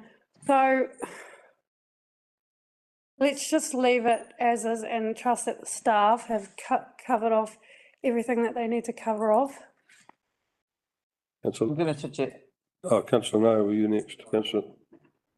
Was it you? Okay, Councillor Larson. Can you go first? So I think I had some words Are you with her? mouth just now. That's all right. I may have been overly verbose and I apologise for that.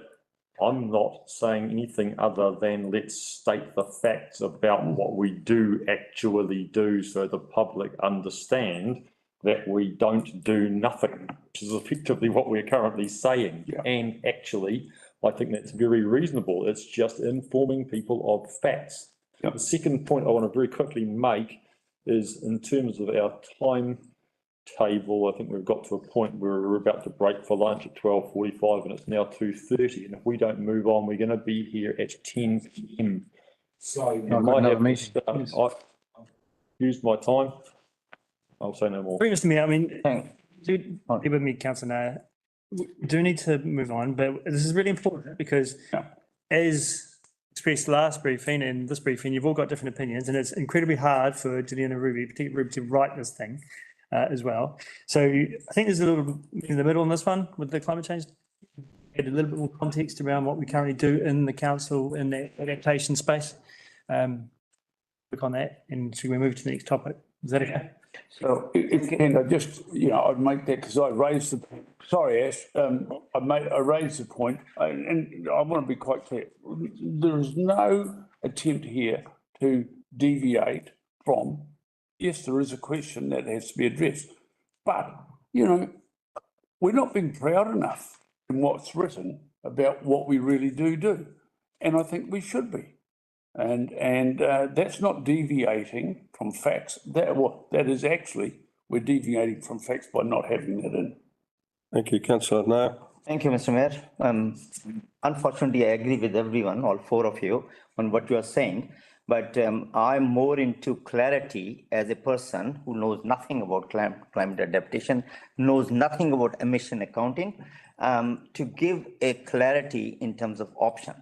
So when you say option, by the looks of it, the 3 option, you're gonna choose option 2 if you know nothing about it, yeah? Because there is definitely $11.55. I don't care 2 hoots about it, but you haven't put any figure on the option 3. You put the figure 180,000, 260,000, but what is the ratepayer cost? Is it $15 or what? But in saying that, why emission accounting has to be part of the mitigation planning? Why not resilience is based on actual stuff around? Why it's just about emission accounting? Can someone explain to me on that? I thought mitigation climate means stop banks everywhere, all those things, whatever we want to do, not even accounting. So we have to give some clarity there, Mr. Morris. Look, I think CE Maris advised that we would have some more wording. And we'll come back on that one. So what we're going to do with this one, add some wording in, or change the wording to reflect about what council does in that climate space now. And that's kind of the outcome for this one. Okay, so we move to topic 4. So topic 4 is the differential targeted rate, which there's already again been some conversation about earlier today.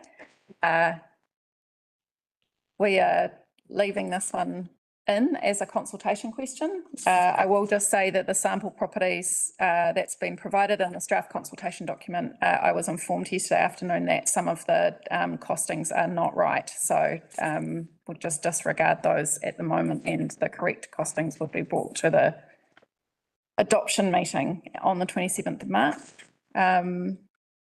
Do we have any questions about that topic 4 at the moment? Just a good question, if you allow, Mr. Mayor. Thank you. In terms of these figures here, they're quite confused to any ratepayers. So you said 12 million, then you have breakdown budget of 3.8, 60% of year 1 cost, all those things. Too much information, not going anywhere. But the impact on the rate types is very clear. So I would say make it so clear, people say whether you want to send 12 million, which means put a percentage rate increase of whatever, 24% or something like that, maybe less, or $400 each head. Yeah, thank you. We'll see what we can do in that space. It is a complex one to explain, and we need to make sure we adequately explain it so that people understand. Okay, topic 5, isn't it? Topic 5, so I didn't, there was some feedback from Councillor, oh no, sorry, I've moved them around. So Mangawhai Museum, I don't think anything's changed in that space there. Councillor Larson. I did raise last time about it not being targeted per rating unit and being targeted per property paying a UAGC, and I think we got some clarifications of how it had been calculated, but once it gone through, doubt that changed. Yeah, I got that feedback earlier this week, but that was not in time for this to be incorporated into this draft version, but apologies, I do have that feedback. And that is the position that we're taking or not? For 5 and 6, yes, that's my understanding. Okay, thank you. Yeah. Is that different to the answer that I got from this morning from Sue, that you can't have? I'm not sure what answer you got from Sue, sorry. For the library, why we couldn't have a uniform sort of charge? I'm not saying a uniform charge, I'm saying that a one targeted rate charge is paid per property that pays a UAGC rather than per rating unit. No.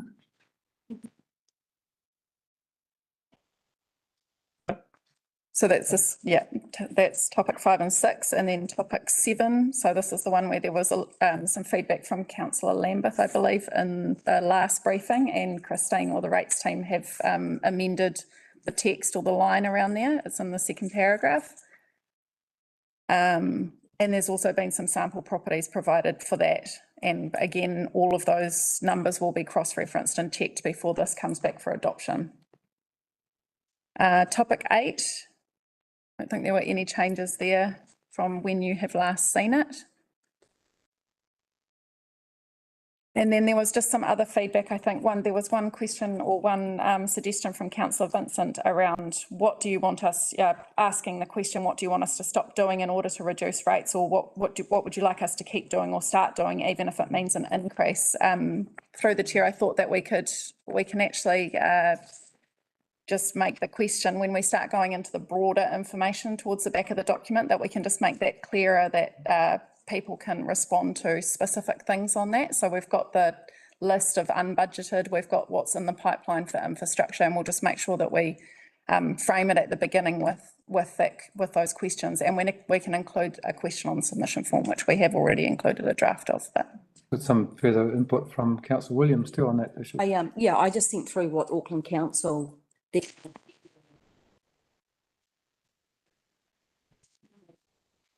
to fill out. I thought it sounded good by saying, but there are alternatives. We could do more or less than what's in our central proposal, and we're asking Aucklanders for your views on this. There are some tough choices ahead, so it's important we hear from you to make sure your views are considered before any final decisions.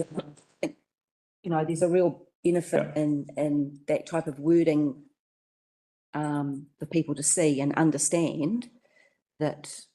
So through the chair, absolutely, we can look to include that into, it's page 32 of the draft consultation document, but we can just flesh that out a bit more and look at that, what they have done or the approach that they've taken.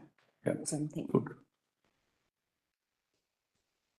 there's no other questions or comments on the draft consultation document, I guess the last thing to say is just that it will come back in a format that's graphically designed. All of the financial information will be up to date, and it will be presented in infographics and graphs, so it will be more readable than it currently is in a Word document form. And we're planning formal consultation period to run from 4th of April until the 4th of May. There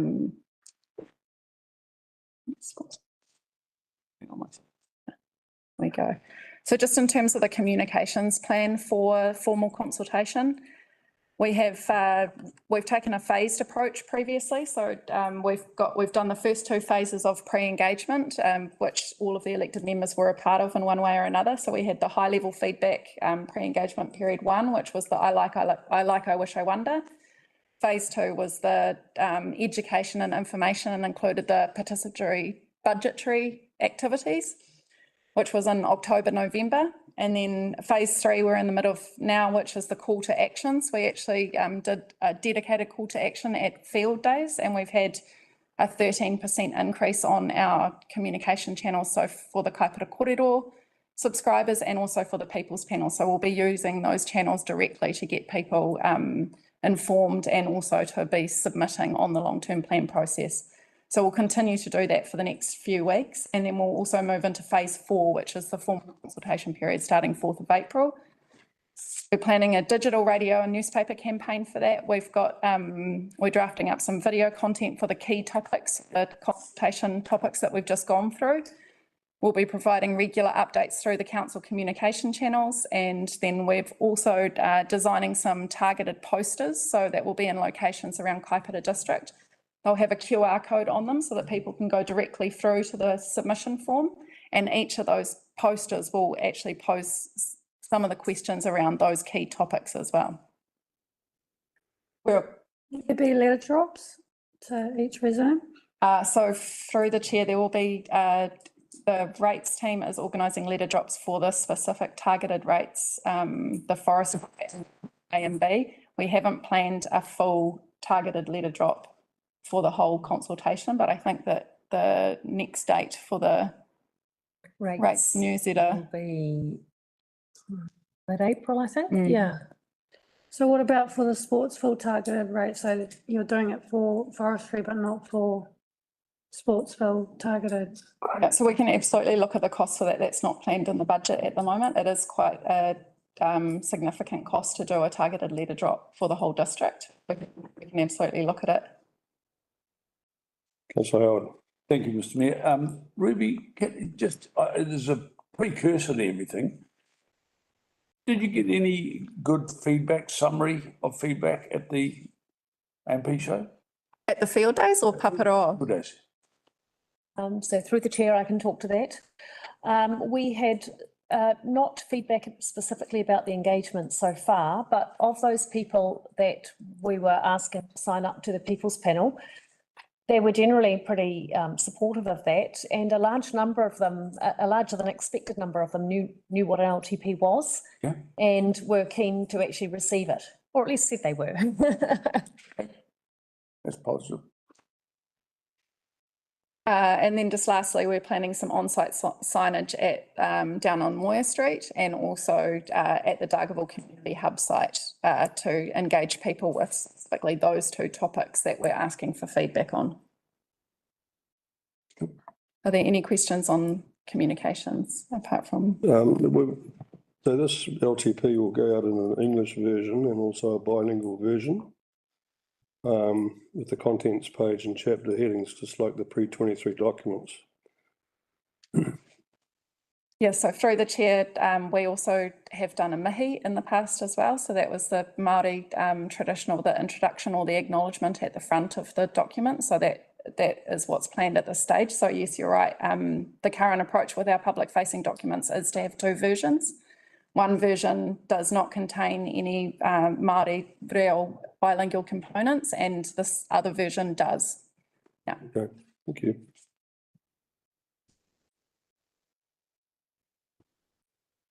It's a lot of work. So I'm going to talk to the engagement.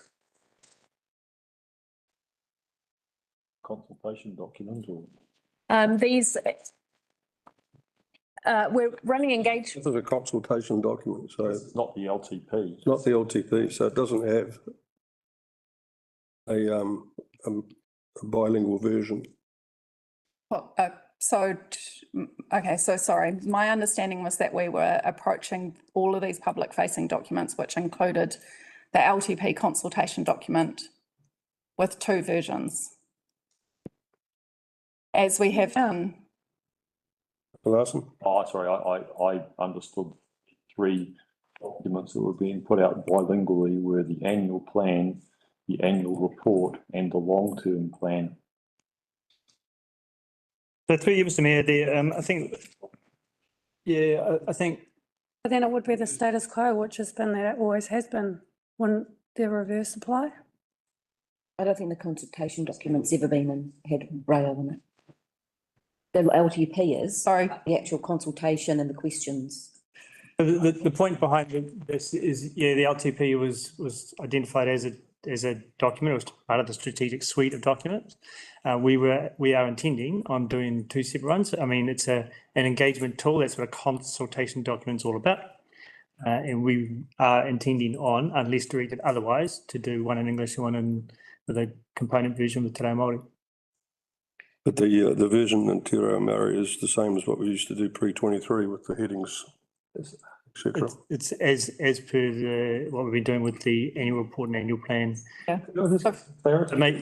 Maybe just. Matter. What does it matter to you all? Why can't the organisation do two versions?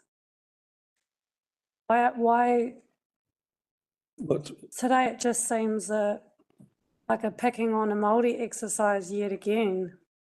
Can I ask a question about historically? I don't recall there being a bilingual consultation document in the past, but I may well be wrong. But what is it a conversation for us? Why are we having this conversation? So my understanding is asking a question at the start. Can I ask the question? Sorry, Mr Mayor, if we can get the answer, I think maybe it's good. Yeah, so through the chair, we did have for the consultation document in 2021, we had bilingual component headings. That's bilingual content. Yeah. Page and chapter headings. That's just what It's in the paper that there's going to be two versions that we've received. Are we making decisions today now? I don't understand why you're directing this at me, Councillor Panior. Well, I'm wondering why you're even asking the question in the first place. What's it to you? the status quo, which I now understand was that there was a bilingual version, then that's fine. Well, can I ask through the chair, what was the response to the bilingual? How many people actually gave bilingual replies? Or is it just a wasteful exercise? So remember, well, you won't remember, but back in 21 of the LTP, we had one consultation document. It was one, only one document, and it had a bilingual nature by including Te Reo Māori headings as well. The world has moved on since then, and we've been taking direction since then. Moved on or moved back? The current framework is we do 2 documents for our strategic documents, one in English and one in Te Reo Māori, and we've said to the community that we would increase the level of Te Reo Māori over time. And my understanding is we have the same as the pre-23 documents where we have the headings. We could just have one bilingual version if that's. I'm happy to give feedback, just my very own feedback only. I support, if we have had it previously, I support continuing with the English only version and the bilingual version, where the bilingualism is what we had previously, which is the contents page and the headings. If you start trying to translate, I think that you'll end up with issues of interpretation around wording, and we could end up actually having a real problem with that.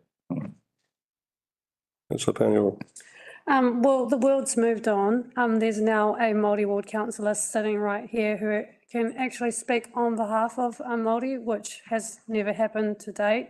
The paper that we were presented with is that the staff are happy to do the 2 versions. And I don't know why we're even having this conversation. It's an operational matter.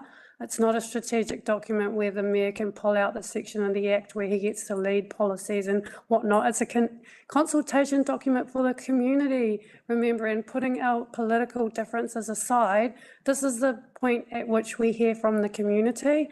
The arguments or, about, there's interpretation issues is hardly going to be an issue. We're trying to promote te reo. It's not a wasteful exercise.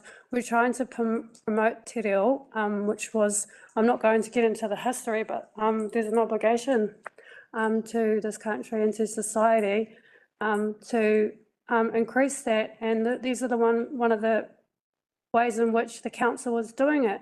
So I just don't think that this is a conversation that we should be having here, and it's just time and time again.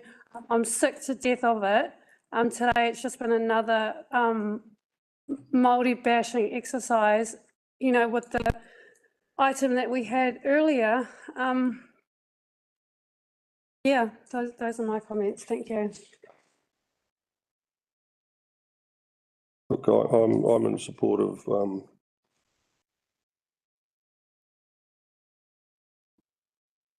having it with the headings. It's just as we said we would do it. Exactly the same as the English version, except for the bilingual contents and page chapters. Otherwise, we just go down too difficult. We'll continue with the approach to do the 2 versions. Thank you. Bilingual. Yes, I've been accused of some impropriety for support. You specifically said that's enough. The previous versions. For you, Mr. Mayor, can I just clarify? So we just need to be very clear because we don't want to bring something to you that you're not expecting, right? We'll be very clear in the space. We do one English version of the consultation document. We'll do another version of the consultation document with a contents page and headings in Te Reo Māori and English. That's right. What you're saying. Oh, that's what direction you're getting. What's the point of that? This is the direction that I'm just having a laugh. Don't bother with a version that has te reo titles. It's just disrespectful and a slap in the face. Councillor Vincent. Thank you, Mr. Mayor. Yeah, I'd give my feedback. I would favour a reversion to the previous approach, one version bilingual. Thank you. Thank you. That's not my direction. It's not Jonathan Larson's direction. So let's have a vote on it. One person. Only one person. I'm okay with the Mark Vincent Is this thing, bilingual, one version. document- No, sorry, not, let me finish. Now waste money, the two versions. Yeah, bilingual headings. Yeah, why bother with the English? Thank you. We'll move on. This I never read them anyway. are ridiculous. So I'm going to repeat what I said before. I understand that's the direction I'm given. Don't bother, honestly. My direction You're right. is exactly how we described it, and that's to use the chapter headings, the contents headings in bilingual, and have two documents. English and bilingual. It's not a bilingual version. Don't put the bilingual name on a document that has titles. I have. No, it's a misrepresentation of the document. Well, that's what they always were. It's a misrepresentation to use the word That's what the. bilingual. Yeah, my point, sorry, Mr. Mayor, is that no issues with just doing that one with bilingual te reo headings. Why do we need to, we're being austere here, we're trying to save a lot of money this year. Why are we having an English separate one? You know, it's all English. It's all English. Down this road before and decided we were going to have an English version. He had one version, he wanted two, and Got- now he wants, This discussion that's got way over the line is how much. And if you want to save money, we have a very, we revert to what we had in previous to 23 in terms of the bilingual. And we have an English document as well. let's save a couple of hundred Costs a lot of money. car park for the boat ramp in Mangawhai if we want to save money. Okay, Carry on. let's move on. Through the chair, I'm going to talk about the engagement.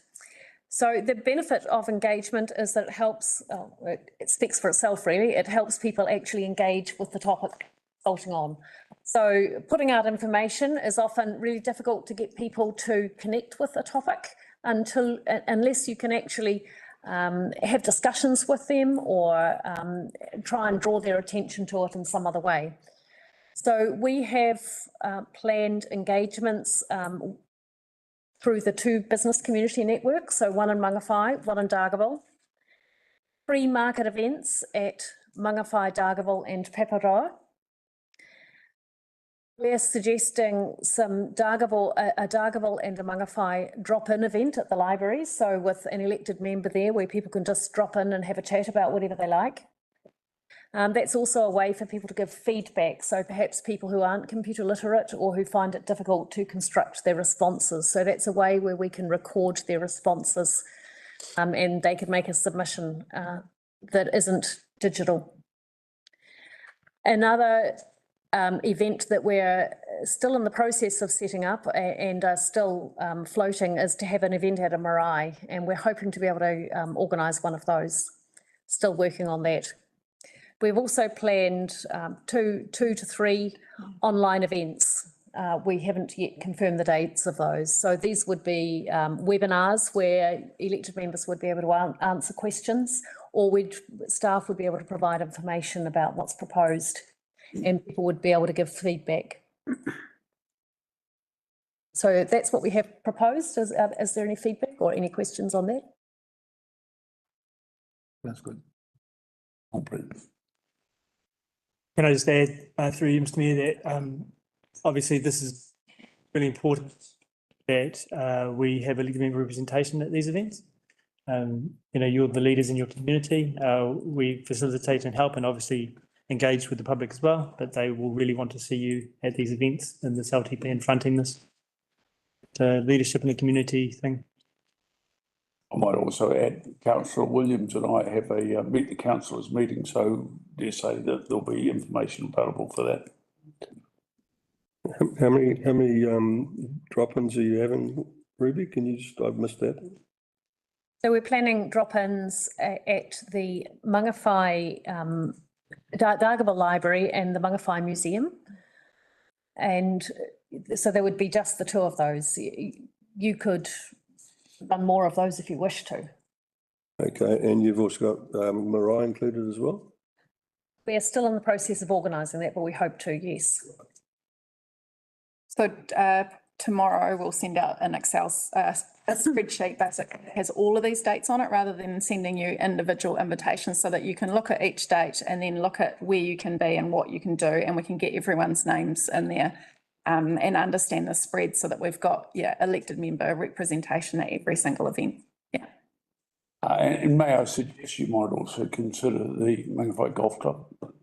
For a drop-in session? Yeah, well, they got that room. Move on.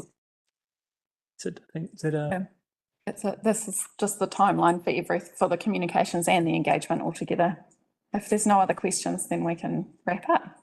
Thank you. We'll move on to Mangawhai potable water supply options. Cantrell, is it? Cantrell. Jason Colton. Exciting. Along with Anand Nama.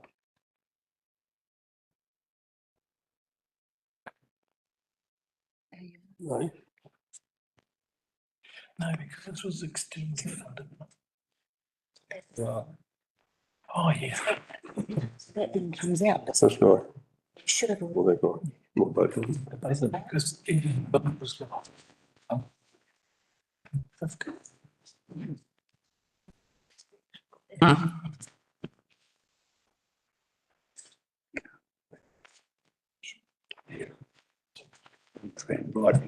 Just give us some, Mr. Mayor, while we sort out some technical things. About the things that we all do.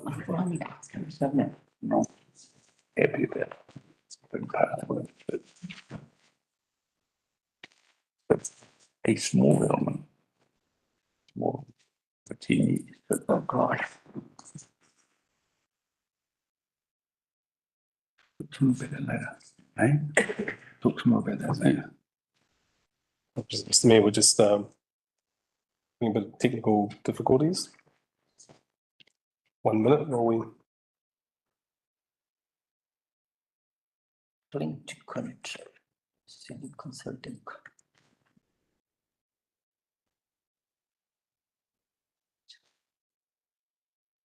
Exciting.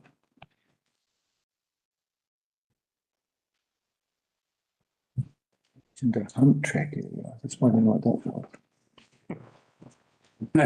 What it is actually, it's Maybe next briefing. you know, your little bike. They what they call it, long course.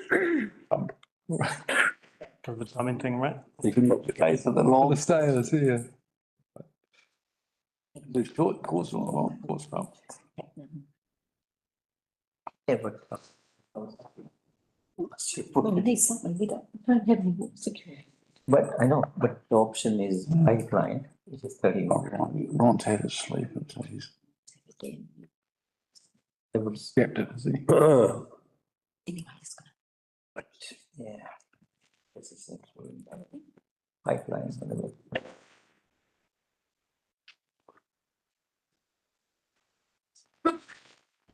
I am. Apologies, Mr. Mayor, just have difficulties which we have overcome. Let's quickly take you through the paper. I won't spend a lot of time because we do have a presentation. This paper follows on from a meeting we had with some elected members in Mangawhai in November, December, and some of the water carriers that supply the area in line of water shortage and drought, and how would we cope with filling up private rainwater tanks and what other supply options there are. So apart from the conversation we had with the tanker operators, a suggestion was made that there's some alternative water sources available in Mangawhai. So this paper largely focuses on an area within Mangawhai where there is a potential water source. But the team have also, and I'll introduce them in a second, also looked at options around optimization of rain tanks and some technology available that will assist the community, plus also the tanker operators. So I've had Clint Cantrell, who you've met before. We've also got Jason Cotton. Both are experts in water and wastewater technology, and you would have heard Clint regarding the Mangawhai wastewater treatment plant coming in and presenting. So what I'd like to do now is just introduce Clint and Jason. You can come online. Thanks, Anand. Can you hear me okay? Yeah, we can hear you. Yeah. Okay, So great. what we might do is we might just go through the presentation, Clint, and we'll probably take questions at the end, Mr. Mayor, if that's all right. Yeah, right. Can you see the presentation, Clint? Yeah, I'm good. Thank you very much, Anand. Kia ora, everybody. As Anand mentioned, Jason and myself have done a high-level overview of water supply options. The slide that you're seeing now, the first assessment we looked at was the possibility of using groundwater through one of the four or all of the four aquifers that surround Mangawhai. Essentially, what this slide says is there's not a lot of available remaining capacity in the aquifers. So according to Northland Regional Council, who manage the allocation of bores into the aquifer, there's a little bit less than a megaliter per day remaining across all four. And we are looking more around a source of 2 to 3 megaliters per day. Jason and I focused our assessment on 3 megaliters a day, which is roughly enough to service 5,000 new connections, assuming each of those properties used about 600 liters a day. Next slide. So ideally, we would like a scenario where there was plenty of groundwater to use and to treat and supply, because it's easier to treat groundwater, given the case where we don't have enough groundwater through the 4 aquifers in the area. We reverted to a surface water supply option. So on this particular map, there's a location that was identified to us that's a little over 7 kilometers as the crow flies from central Mangawhai, and the location is about 1.5 kilometers north of where KDC's Mangawhai treatment plant discharges at Brown Farm. So KDC's irrigation Brown Farm is south of this location. Essentially, we're right at the end of Brown Road and the junction of Tara Road, to give you a rough idea. Next slide. So if we zoom in on this potential surface water location, Jason and I did some analysis of the watershed. So there's a couple of streams that flow through this area and go down towards Pebblebrook Road. When I visited the site, the streams had pretty good flow in them, but as you know, we've had a fair amount of rain. So we focused our assessment on the area that drains to those streams for the concept of a surface water treatment plant. Next slide. In terms of surface water treatment, what Jason and I have to do is go through a process of trying to figure out the potential contaminants that might be in the watershed that feeds a surface water source. So in this case, we did a sort of a desktop assessment of the catchment that drains into those 2 streams. So obviously what you see on this slide is we've got a combination of things like cleared forest. We've got some mature pine forest. We've got areas with livestock, and then the farm properties in that area would be on septic tanks. So based on that, we assess the potential contaminants that would have to be treated through a surface water treatment system to achieve a drinking water standard that meets current New Zealand drinking water regulations. Next slide.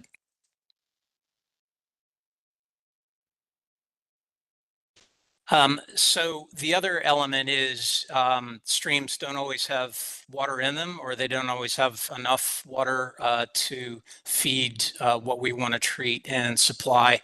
So common practice with surface water treatment and groundwater for that matter is we need to include a storage. So the way storages work in New Zealand, most councils across New Zealand are lucky to have a 30-day storage supply. So that's a fairly high bar in New Zealand. Some councils have less than 30 days.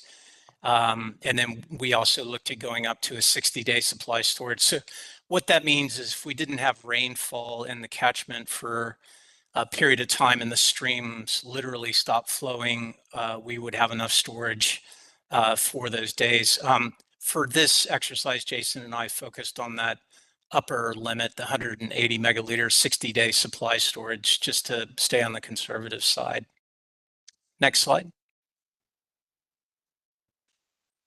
So coincidentally, the Brown Farm Dam that KDC operates now for the treated effluent is exactly 180 megaliters of storage. So what Jason and I did is we cut out or cookie cut the Brown Farm Dam and superimposed it in this watershed to give you an idea of how big the storage reservoir would be to provide 60 days of storage.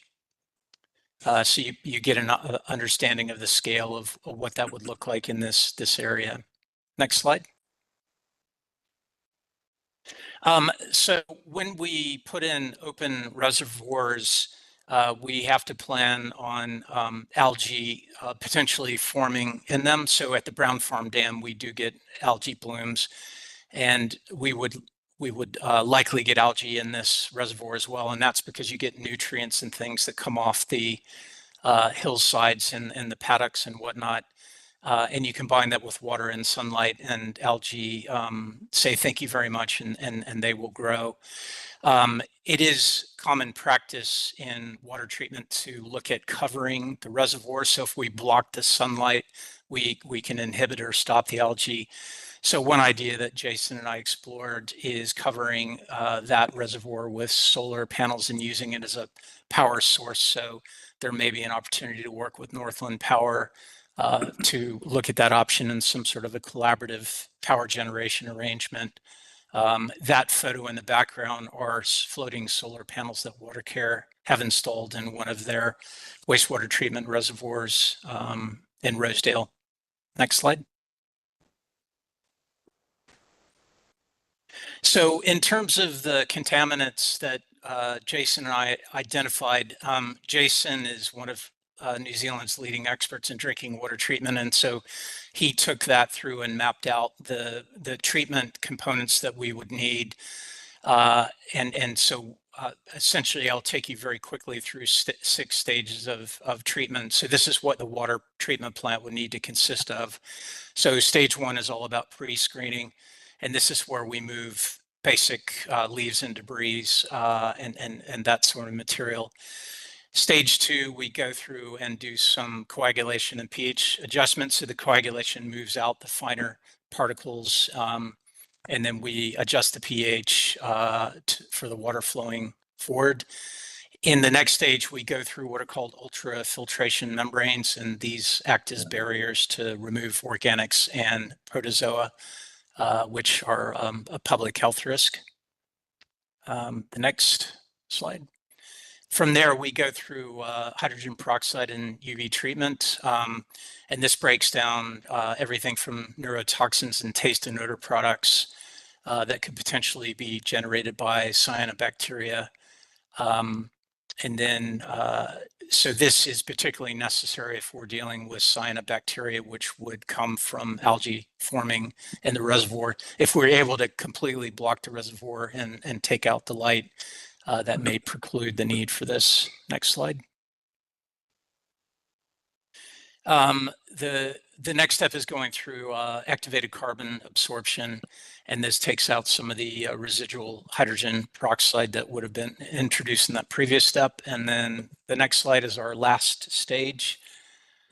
of treatment. And this is where we add chlorination and again, pH control. So with drinking water standards for surface water treatment, we need chlorination, and we need a chlorination residual to make sure the water is safe all the way to the tap of the customers.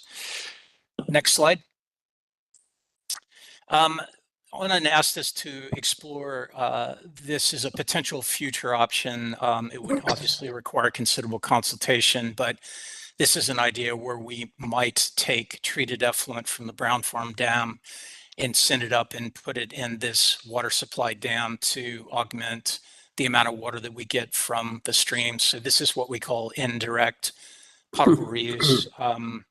And there are treatment plants around the world that do this. It's not happening in New Zealand yet, but it is on radar screens. Watercare has looked at this as a future potential option for Auckland, but if we did look at going down this route in the next decade or several decades, this would require an additional treatment option called reverse osmosis. So again, these are membrane barriers, but they require a substantial amount of pressure and power to drive, but essentially they take out the remaining contaminants, a concern that we would have if we did indirect potable reuse. Next slide. So the final step that Jason and I looked at is we said, well, if we produce this drinking water product at that location, what are the options to get that water to the customers in central Mangawhai? So short of considering a full water reticulation system to the houses, we looked at the option of either having tanker trucks collect the water from the site on Brown's Farm and drive it into Mangawhai and use it to fill up rain tanks where they need it. Or we also looked at a pipeline that would send that water back to central Mangawhai to a distribution point closer to the center of Mangawhai. Next slide. So at this level, Jason, I put together some very high level cost estimates, and we looked at two scenarios. One is where the water is picked up by tanker trucks and delivered where it needs to go. So that's scenario one. And then scenario two includes that pipeline that would take that water to central Mangawhai. So for scenario one, we're looking at an estimated capital cost of about 15 million. The pipeline itself is quite expensive. It's very long. So that would take us up to about 35 million. Now, I will footnote these cost estimates in that they do not include land purchase cost. So we haven't figured out what sort of agreements that KDC might want to enter into as far as obtaining the land to put in the reservoir and build the plant. So that is not reflected in these costs. Next slide. So the next steps that Jason and I put together in terms of where we would go from here, we talk about the land ownership assessments and willingness to sell. We would do a bit more work to confirm the water yield of the streams and any related consent conditions for using those streams as a source. So that would be consultation with Northern Regional Council. We would want to monitor the stream water quality for about a year to confirm our full understanding of the contaminants that we would need to treat. And that would also help refine the designs of the treatment systems themselves. Assessment of ground conditions near the site if we wanted to build a reservoir in the plant. And then the last step would be the power supply options and what it would take to get power to the site, including the potential option of covering the reservoirs with solar panels. Next slide. Yeah, thanks. But I'll just interrupt there for a second. So through you, Mr. Mayor, these are just some ideas on the next steps. We will do those as we program other works and prioritize other works as well. But this gives you a feel for what options we have and what could be available in the future. Back to you, Clint. Yeah, thanks, Anand. So the last piece, there's just a few more slides. So the original commission from Anand, Jason and I asked the question, well, what's the near-term critical problem that we're trying to address? And the scenario that we're probably most worried about is when rain tanks start to go empty because we enter into a extended dry period. And then what happens is people just start to order water all at the same time. And the suppliers in the Bores and the Mongawai area have a limited delivery and supply capability. So there's a scenario where tanks cannot get filled. So what Jason and I looked at is if we put in some low-cost sensors on tanks and monitored where they were at as far as how full they are, how quickly they're draining, so how much water are people using, and then looked at weather forecasts filling. It's not very difficult to predict when rain tanks are likely going to run empty. So through that sort of process and staggering how tanks are filled, we could take out that peak demand that causes a lot of concern, so that people have their tanks filled in a much more staggered manner so that we don't exceed that supply capability. So in this scenario, Jason did some modeling, and we determined that if we did have smart sensoring on the tanks and KDC had the ability to manage that supply distribution through a much more smooth process, we could substantially reduce the peak demand. And Jason and I feel this has a lot of promise as a potential option to maybe defer the need for a very expensive surface water treatment plant if funding is constrained. So our recommendation on it is to look at pilot testing this idea using maybe 20, 30 homes, rain tanks, and setting up the sensors and going through a trial period of managing that peak flow. The only other point I'll make is that would also help the water delivery companies smooth out their cash flow, because they struggle now where they go for days where people don't buy water. And so this would help the commercial aspects of the supply companies as well. Thank you, Anand, back to you. Thank you, Clint. Sorry, Mr. Mayor, I forgot to add that there's actually two reports going on. So this one was specifically commissioned following the conversation we had with the water carriers and a few elected members. There is an hour report that's looking at East Kaipara, which is at Mangawhai and Kaiwaka. The intention is now to bring two reports together and come back and present a final report to elected members sometime in the next 2 to 3 months. So the next steps really are obviously completion of the phase 2 report, coming back with a strategic pathway once we've done and brought Clint's phase 1 report. And then we may consider doing this trial subject to funding and also resource availability. But some of the modelling that we haven't shown here today, because it will take up too much time, does indicate that we can do some optimization that will actually help rain tank users, but also the carriers, so that we're smoothing out their operation and effectively not putting a 6-week wait time when if they optimize through the dry period, we can get that down to a reasonable flow. So I'll just stop there and we'll take some questions. Right. So this is, I'm sorry, Councillor Paniora, Councillor Vincent, Councillor Lambert, Councillor Ash. You go. Oh, look, I was just going to say,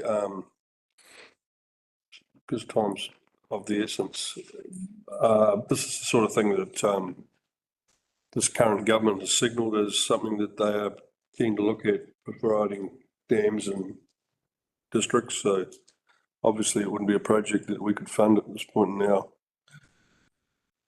And at time, but it's certainly worth having something that's prepared in case there's an opportunity to get another water supply into the district. Councillor Paniora. Thank you. Just a few of my, I guess, concerns more so that I just want to throw out from the outset. So this looks like it's a 50 to a potentially $100 million project. And just wondering, like, how the how Mangawhai would fund it. And if it was funded through potentially debt and another mixture of, you know, central government funding, is the interest on that debt also going to be factored into targeted rates from Mangawhai, or will it be across, you know, the interest payments, given that they're going to be at, you know, high rates? Is that something that Dargaville would have to fund? And then the other issue would be around the carriers. So, you know, we looked at figures of, I think it was $40,000 just to fund the water at the toilets in Mangawhai, when a lot of that water is actually coming from the Dargaville supply, which is actually coming from the Kaiho River, which we are seeing drought restrictions. So are there any assurances or any further information you can give me around those concerns, or are those all too hypothetical and outside of the scope at this stage? So through you, Mr. Mayor, so we aren't talking about $100 million. There is an option 1 or 2, and it's in the slide pack. So I won't go into the details, but they range from 15 to 35 million. Look, at this stage, all we're doing is just concepts. We haven't got any firm recommendation to council. So how it gets funded, how the rates are either through the district, those are all questions that need to be asked. But how would it conceivably be funded? So if there was a proportion of central government funding, there's always going to be some funding that falls back on the ratepayer. So is there going to be some protections around others outside of the district having to fund, at least in part, payments on any debt? I'd imagine would be. What's it? Through you, Mr. Mayor, we're not in the position to answer that question. We're in very, very, very early days at this stage. So, you know, we haven't got anything funded within this current LTP. You know, if we have got some government funding, then there's a conversation at time. But right here, right now, this is very high level conceptual. Yeah, look. I mean, my experience of being a councillor is that we get so far down these processes that it's almost a foregone conclusion by the time we get to, and it's like, oh, by the way, X amount of debt, X amount of rates, and then we're having to talk about, I'd like to know what the funding options are whilst we're going through the process. Can I interrupt you? I'm actually not going to take any more questions because we're running out of time today. You can send questions to Anand, but all Anand is doing is producing a concept. Anything that eventuates out of that in terms of targeted rates, et cetera, that would that the water would supply would be way down the road. I think the pertinent thing is here, with this change of government, there is opportunities to have concepts available, and that's all we're looking at. There's no hidden agenda in the back to, you know, get on and do it. It's just, I've asked staff to look at the water situation in Mangawhai with the water tank dilemma, and it is a dilemma because we have supplies that have been dropping out, and if we did have a real drought, we're going to be up the creek. So as a council, we need to try and solve these problems. The same with Dargaville, and so, you know, we need to be ready to talk with a concept if it ever arises. It's a good, advantageous thing to do. So thank you, Anand, and thank you, Bob. Thank you, Mr. Mayor. Thank you. Can I just say, I don't want any more questions. No questions. I just wanted to applaud Anand and the team. Fast, comprehensive response, you know, on something that is really, really exciting and necessary.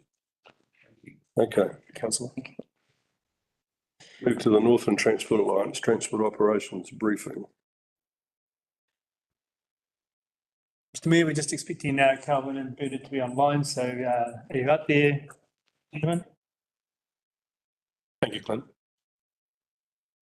Thank you. And we'll just get their presentation up, I see. Calvin and Bernard, are you there? Yeah, we're here. Are you able to hear us? Yep, can now. That's good. Just sorting out the presentation. Okay, you're good to go. Okay, so we will take the report as read, and we haven't had any questions come through prior that we've received. If there are any, happy to take them. Yeah, Calvin, there have been some questions come through. I'm not sure if you've got them, but why don't you go through your presentation? We'll take your questions at the end. You might have to turn your... Yep, sure.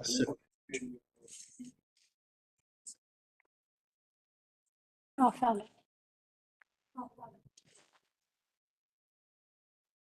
Sorry, might have to turn what? Sorry? We're getting a bit of echo in the background. So, Calvin, if you have your YouTube open as well, then it comes back to us. So if you could turn that off. Oh, okay. Sorry. Yep. Sorry.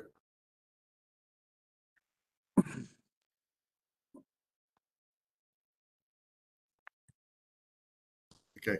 And over to you. Okay. So yeah, if we go to the next slide. So yeah, routine inspections and audits completed through January. Even though it was a short month, there was still 251 audits undertaken. 2 failed audits in the works quality side of things, which was a 97% compliance. There were 5 failed audits in the routine works, which is now a focus of this month. Even though it's only 97%, we just want to make sure that the things are operating correctly in that space. If we go to the next item.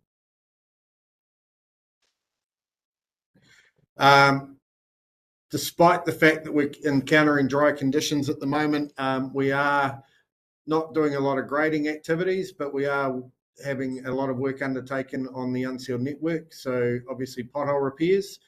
Normally we would not undertake the types of rehabs that we're doing in Waihui, Arowharo Road and Lawrence Road at this time of the season.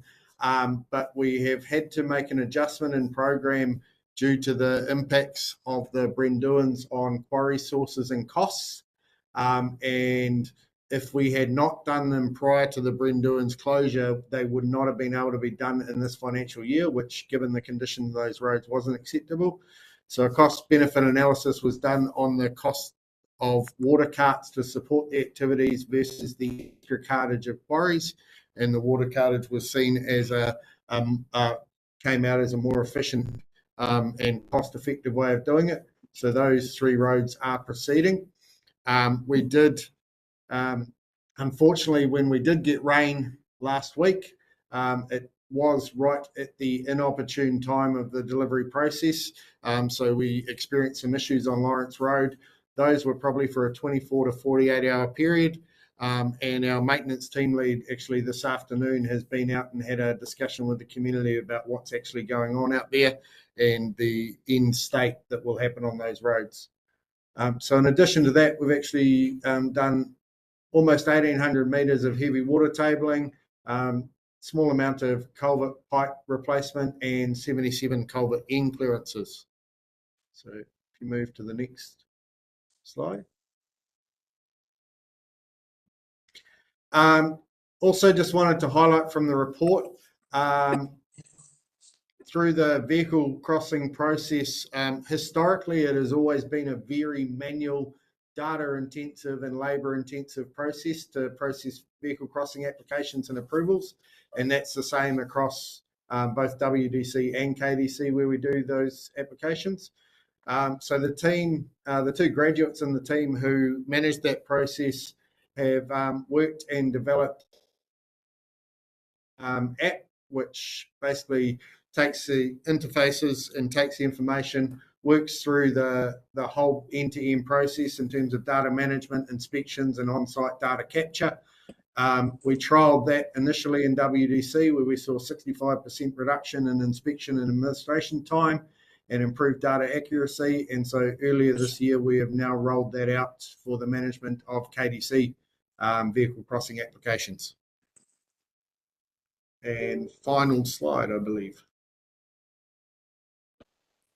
And finally, with emergency works, so still busy in January dealing with the remainder of the phase 2.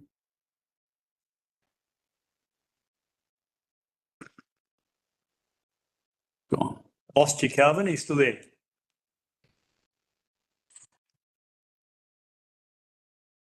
Coal clearance that. Jason. Hi, we do. Yeah, we can hear you, Calvin. Just keep going. Oh, sorry.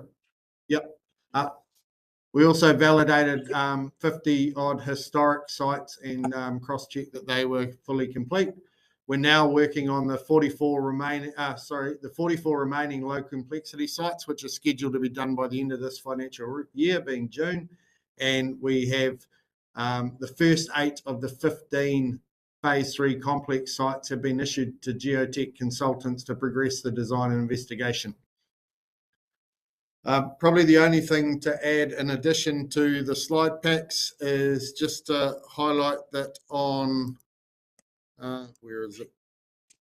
I noted Councillor Nair's request earlier in the meeting regarding a bit of detail on capital works projects. Yeah. On page 250 of the agenda, there is a full list of all KDC's capital work projects, their risk status and their current status. Yeah. It's provided. So I believe that's the last slide. Actual 250. A question. Councillor Nair. Thank you, Mr. Mayor. Thank you, Calvin. It's good to see what is progressing. And in just of transport. Can you hear me? Can you hear me? Yes, yes. Calvin, can you turn your YouTube feed off, please? I haven't got the YouTube feed on. Sorry. Maybe you have it. Okay. All right. So how do we go if you can't hear me? Yourself. I'm not repeating. It's getting repeated. I never repeat myself. Other people take my voice. I'm so popular, Jonathan. Read that wrong.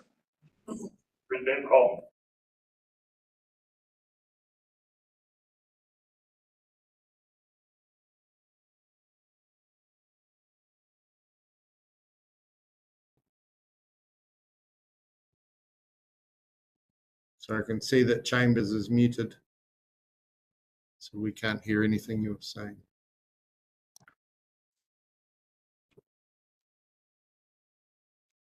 We haven't got in some computer.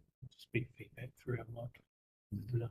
Your mic on here will be listening to them. Okay, so what I'll do is I'll change our settings.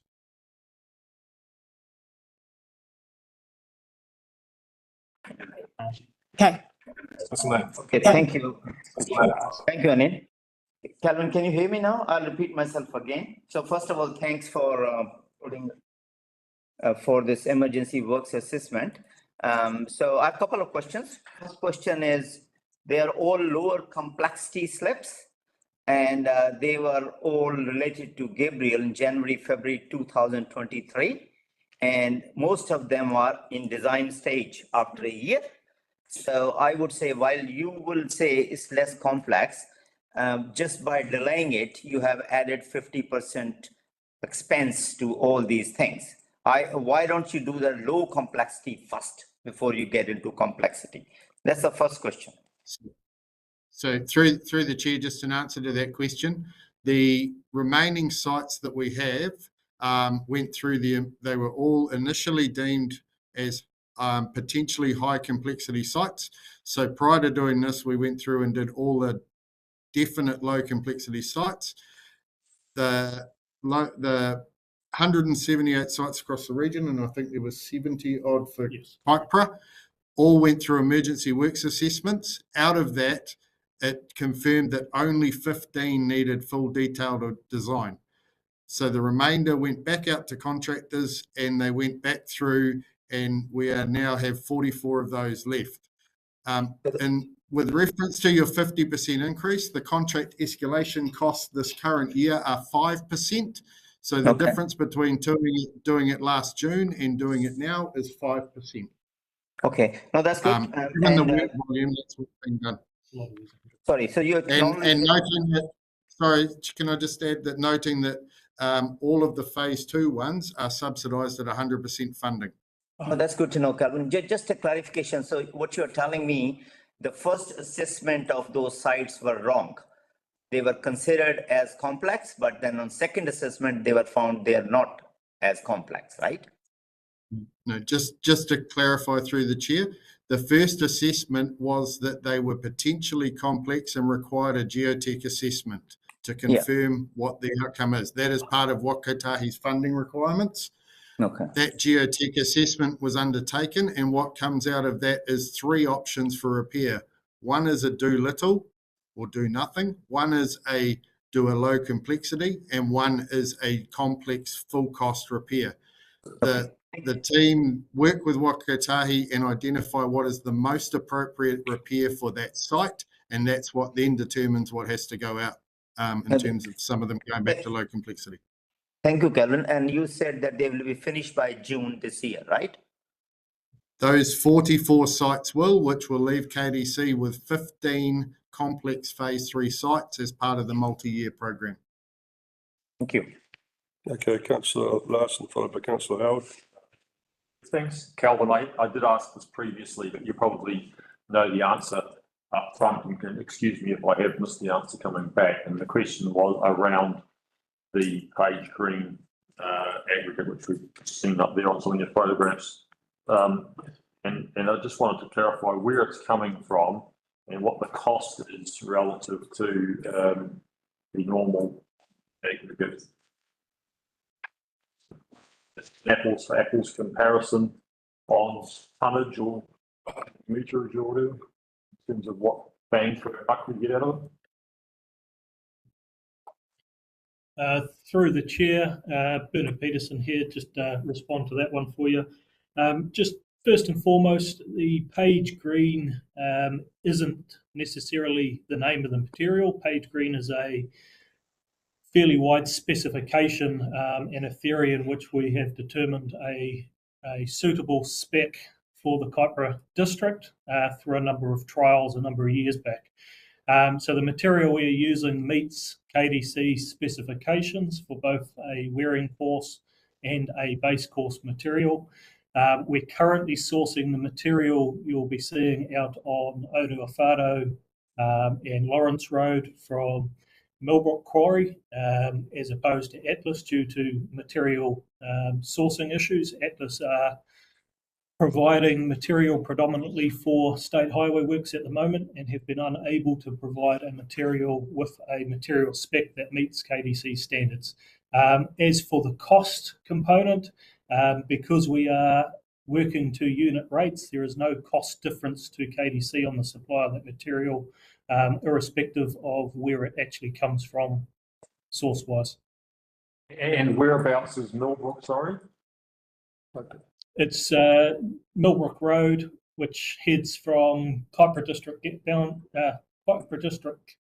Council boundary through to Whangarei. There's a quarry along that stretch of road there. Waipu. Well, Waipu-ish. Thanks very much. Councillor Howard. Thank you, Mr. Mayor. Calvin and Bernard, one quick question, and I might be jumping ahead a little bit, but for future benefit, could you tell us, please, what learnings you have had out of the 6 attempts to repair the 2 patches at Cove Road?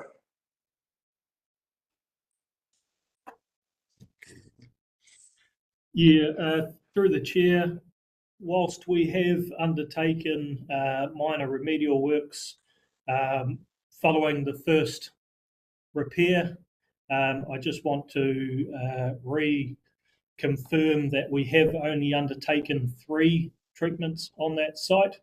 The first one failed. Second attempt was again on an acceptable level of risk. Unfortunately, that didn't play out. And the third and final repair was based on a lower risk but higher cost option to address it. Overall, noting, of course, we had state highway traffic running on it in the impending days, so our options were limited at that point in time. Just a couple of queries on that. And you know, I'm a layman in this, but I know I was there 3 or 4 times to see different forms of repair. And it was only in that last day or 2 days that there was any State Highway 1 traffic. In fact, you might have gotten there just beforehand, I think. You know, there was definitely 6 occasions that there was something called to. Sorry. Yeah, so just through the chair to clarify, the initial repair was done just prior to Christmas, and it was within days was identified by the contractor and notified to us that there was a problem with that repair. Because the Christmas period was coming, there was no ability to get in there and redig it out. So there were daily monitoring and holding repairs, which was minor putting stuff on top, in layman's terms, over that Christmas period. The second major, and I completely understand your perception and the reality of perception of 6 repairs. So the second repair, as Bernard said, took place in late January. That subsequently and the third repair was completed, as Bernard said, as a higher cost, lower risk option, not due to the traffic, but expecting the traffic that we're about to have on that section of road. I think there are some learnings out of it in terms of where we take the lower cost, higher risk options, and saying that as part of the Brenduan's preparations, there are approximately 300 repairs of this nature undertaken. And this and one other were the only 2 that we encountered issues with. Okay, so there have been some definite learnings from this about how you might approach something like this in the future. Yeah, there are some learnings, and it still also needs to be a balance between available budget and what defects are there. Well, thank you. But definitely. And just probably want to clarify that at no point through that process had the contractor indicated to us that the job was complete and finished, and nor did they put in a claim for that.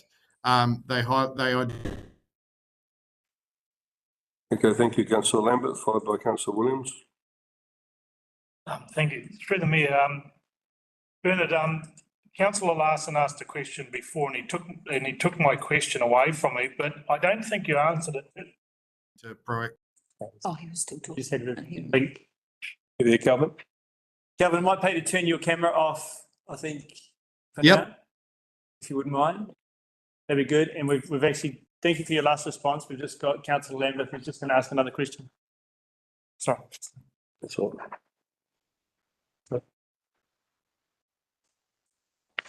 Yes, thank you. Through the Mayor, Councillor Larson asked a question before, which I was going to ask when he asked for the actual cost of the Page Green work that has got done, but you didn't actually answer the question on what the cost was. Now, bearing in mind that there is traffic management involved, there are not just a simple grader, but there's a whole lot of other machinery that are involved. What is the cost of your Page Green per kilometre compared to a normal grade and compared to sealing? Thank you. Through the chair, just to clarify, the treatments are 3 different treatments that you've just outlined. So a normal grade is a maintenance activity. Page Green is a description, as Bernard mentioned, of the blend of materials. What is actually being undertaken on these roads is what's known as a unsealed road rehabilitation, the same way as you have a sealed road rehabilitation.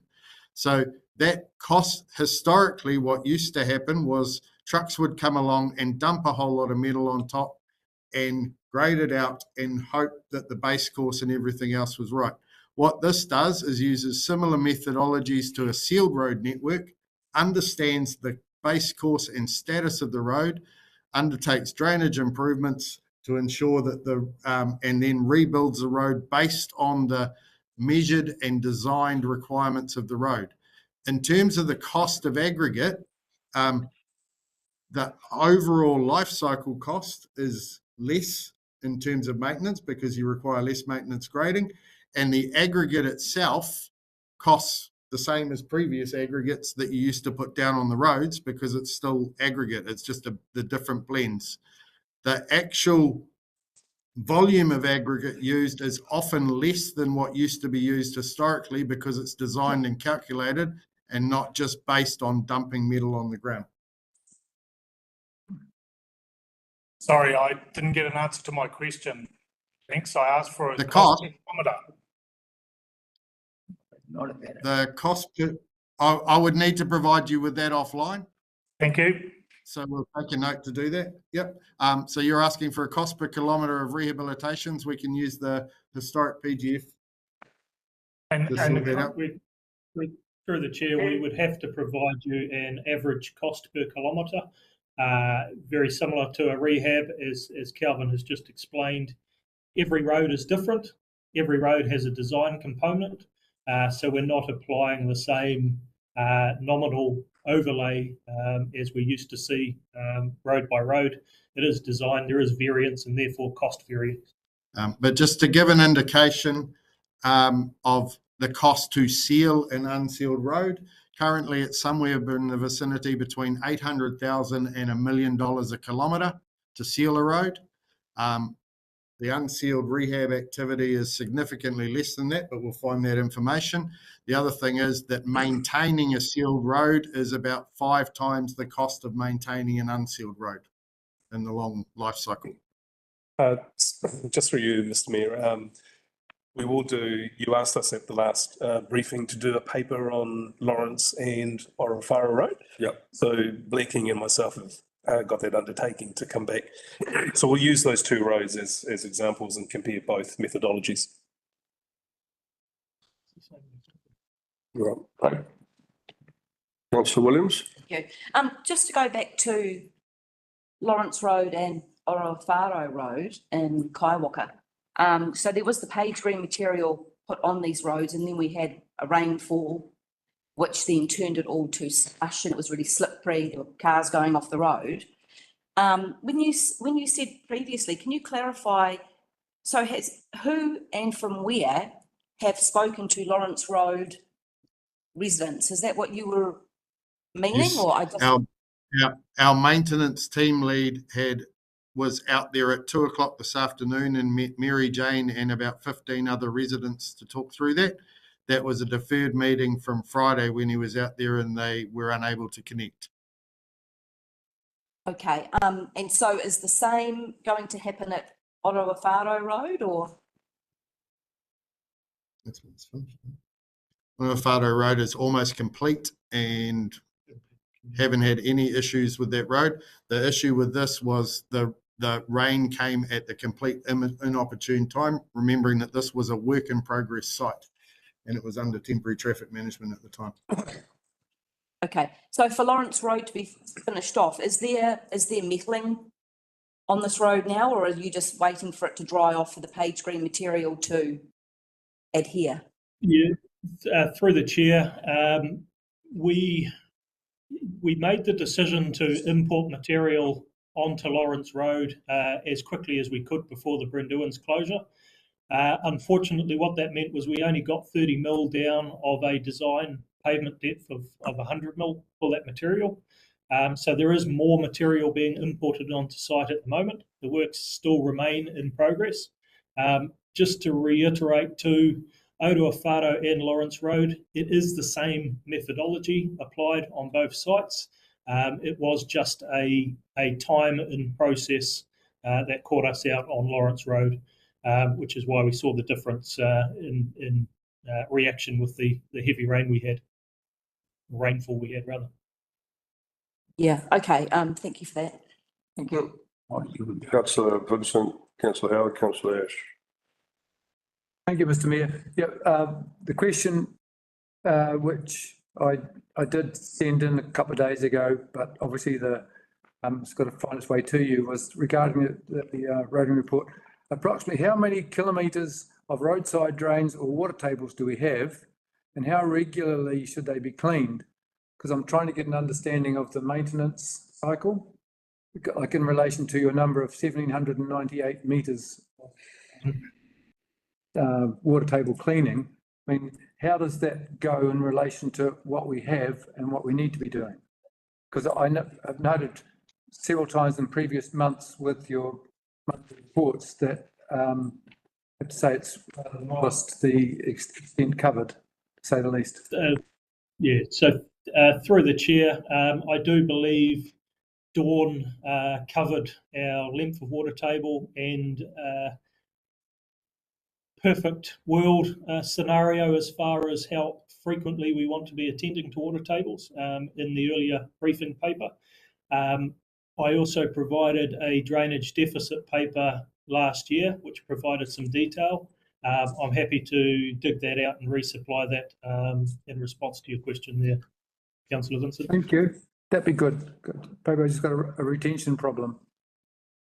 So I think through the chair, one of the things that came out of that drainage deficit paper was if we were to undertake full heavy water table clearance activities on the entire rural part of Kypro's network, it would take, under current budgets, it would take somewhere in the vicinity of 60 years to complete.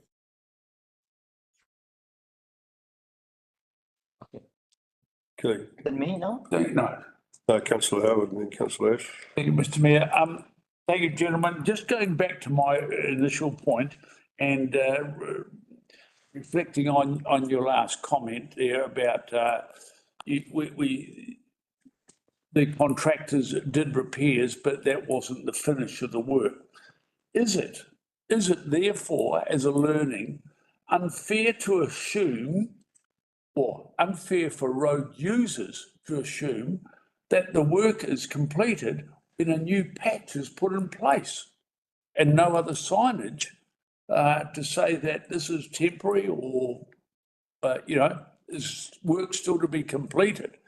I mean, how does the road user know that this is a completed job or uncompleted job, particularly when they expect, if the contractors have gone and there is a new cover there, that boom, within 2 or 3 hours, it is breaking up and the metal coming through.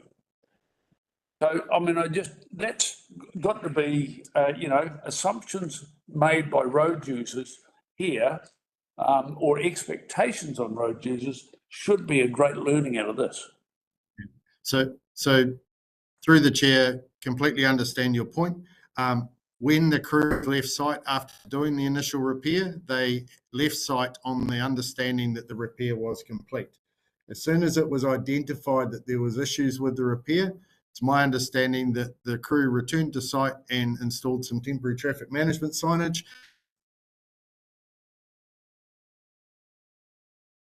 Thank you. Okay, Mr. Mayor. Thank you, Councillor Nair.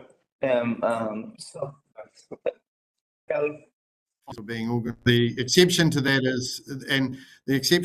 is sealing sites where we have reseals, where signage will obviously stay up for a period of time because we need the chip to bed in and those sorts of things. So Kelvin, it's Ash here. Just a quick question or clarification on Page Green, because I got a couple of complaints on this from residents on it being corrugated. It gets corrugated and then causes more problem than hold water and everything. What happened, I'm looking in Google, 2015, 9 years ago, material was tested by Whangarei District Council. And it says here that it has a tendency, the material would ravel and form potholes. So that's exactly what's happening on Mitatai Road. So what has allowed you to do a material which was 9 years ago tested in Whangarei District Council, found that it does corrugation, it does potholes, to use it? Thank you. Through the chair, the page green is not a material. We'll just re-stress that point. Whatever it is. Page green is a blended methodology. It is just aggregate. Unsealed roads by nature will unravel and corrugate, no matter what the blend and no matter what the aggregate. As has been proven through the 150 odd kilometres that was done under the PGF funding in the Kaipara district, those roads that were treated are holding up and did hold up through the emergency events better than any other road. This is proven whole cost of life benefit, but if you can provide that information, Councillor Nair, and the road you're talking about specifically about the issues that are being encountered, we can investigate that and provide you a response. Thank you. I will. Any other questions? Through the chair, if I could just add to that. I just want to bring council's memories back to a paper I presented on the unsealed rehabilitation process early last year. There were a number of trial aggregate blends completed using local source material within the Kaipara back in 2014, 2015. That process is how we determined a suitable material specification for Kaipara. So again, the page green is not a specification, it is a methodology from which we have determined a specification that works for Kaipara. So it's not a cookie cutter. We haven't taken it from somewhere else and just applied it to Kaipara's network. We have actually gone through a very controlled trial process to determine which blend works best for Kaipara, and from that developed our own specific specifications. Thank you.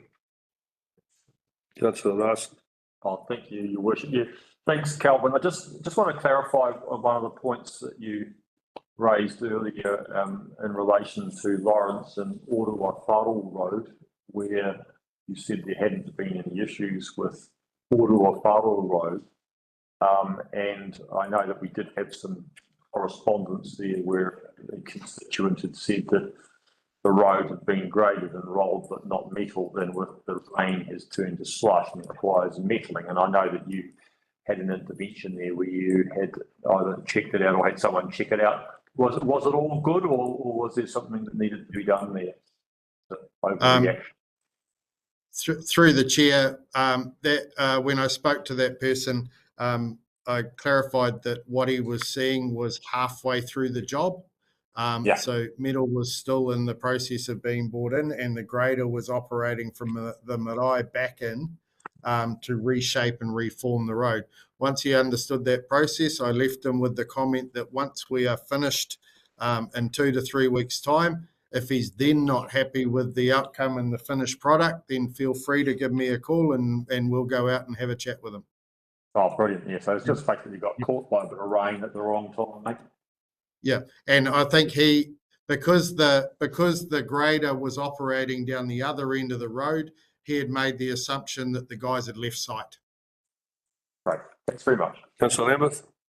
Yes, thanks through the mayor. Do you concede that your page green and whatever it be, we don't need further explanation on it, but the inability to grade it during dry weather, that it doesn't survive very well on extended long dry periods with constant rural use? Through the chair, that is not a attribute of page green. That is an attribute of unsealed aggregate roads. There is no material that is able to be graded without moisture in unsealed roads. The idea of the methodology for these rehabs is to build roads that bind together better and don't require grading. So just to clarify, the restriction around grading is based on moisture associated with unsealed aggregate. And is there a tendency not to be more reluctant? And it's the same rotation process or not? Is there a reluctance to grade the page green surface rather than just a standard gravel road when it's dry? The reluctance is across all roads, all gravel roads when it's dry, because within 1 to 2, you'll do more damage, and within 1 to 2 days, you'll see marbling and corrugations. Through the chair, the process of grading a road, you're actually cutting into the wearing course layer, and that process loosens that top surface, which actually has a detrimental effect during the summer months of increased aggregate loss, encourages corrugation and wheel track rutting. So that moisture retention and moisture content is really important in the initial 1 to 2 days post grading, to allow that material to bed back in and bind back up to the pavement. So that's why the hesitation through summer. Okay, I'll wrap this up. Thank you very much, Calvin and Bernard. Before we have a break for a cup of tea and move into PECs, just wanted to make a few remarks. When I stood for mayor, I knew full well that the international and domestic economic situation was deteriorating. We consequently now have a cost of living crisis. We are recovering from a severe weather event and are impacted by high inflation and interest rates. The axing of Three Waters returns $44 million in our books, which is making it difficult. Cost to build a bridge is now 42% higher than only 3 years previously. Some projects are actually going over 50%. With the same funds, we receive 30% less roading than we did 3 years previously. So we are challenged to do more with less. This from a KDC rateable base of 18,000 ratepayers in a district larger than Whangarei, which has 46,000 rateable properties. I see Whangarei has declared a 17.2% rates increase this morning. I spent the best part of 3 days at the Dargaville Field Days. The time was well spent gauging the community's current situation. And I have to say there's much deprivation in our district and not a lot of money in people's pockets. I asked for a consensus around the table from councillors that we seek further input both from themselves and working with our staff to reduce our rates to under 9%. It is incumbent on this council to strike a rate that represents the most prudent possible. I suggest, among other initiatives, a hard look at staff and consultant spend, inflated rating budgets. We may need to extend timeframes if getting these rates rises down requires more time. If that's required, so be it. And we need to remember this is a recovery budget and we need to be mindful of the real deprivation in the district. I know we can say we're kicking cans down the road, but we can only afford what we can afford as a district. So let's wrap that up before we have a cup of tea and before we move into publicly excluded. Thank you.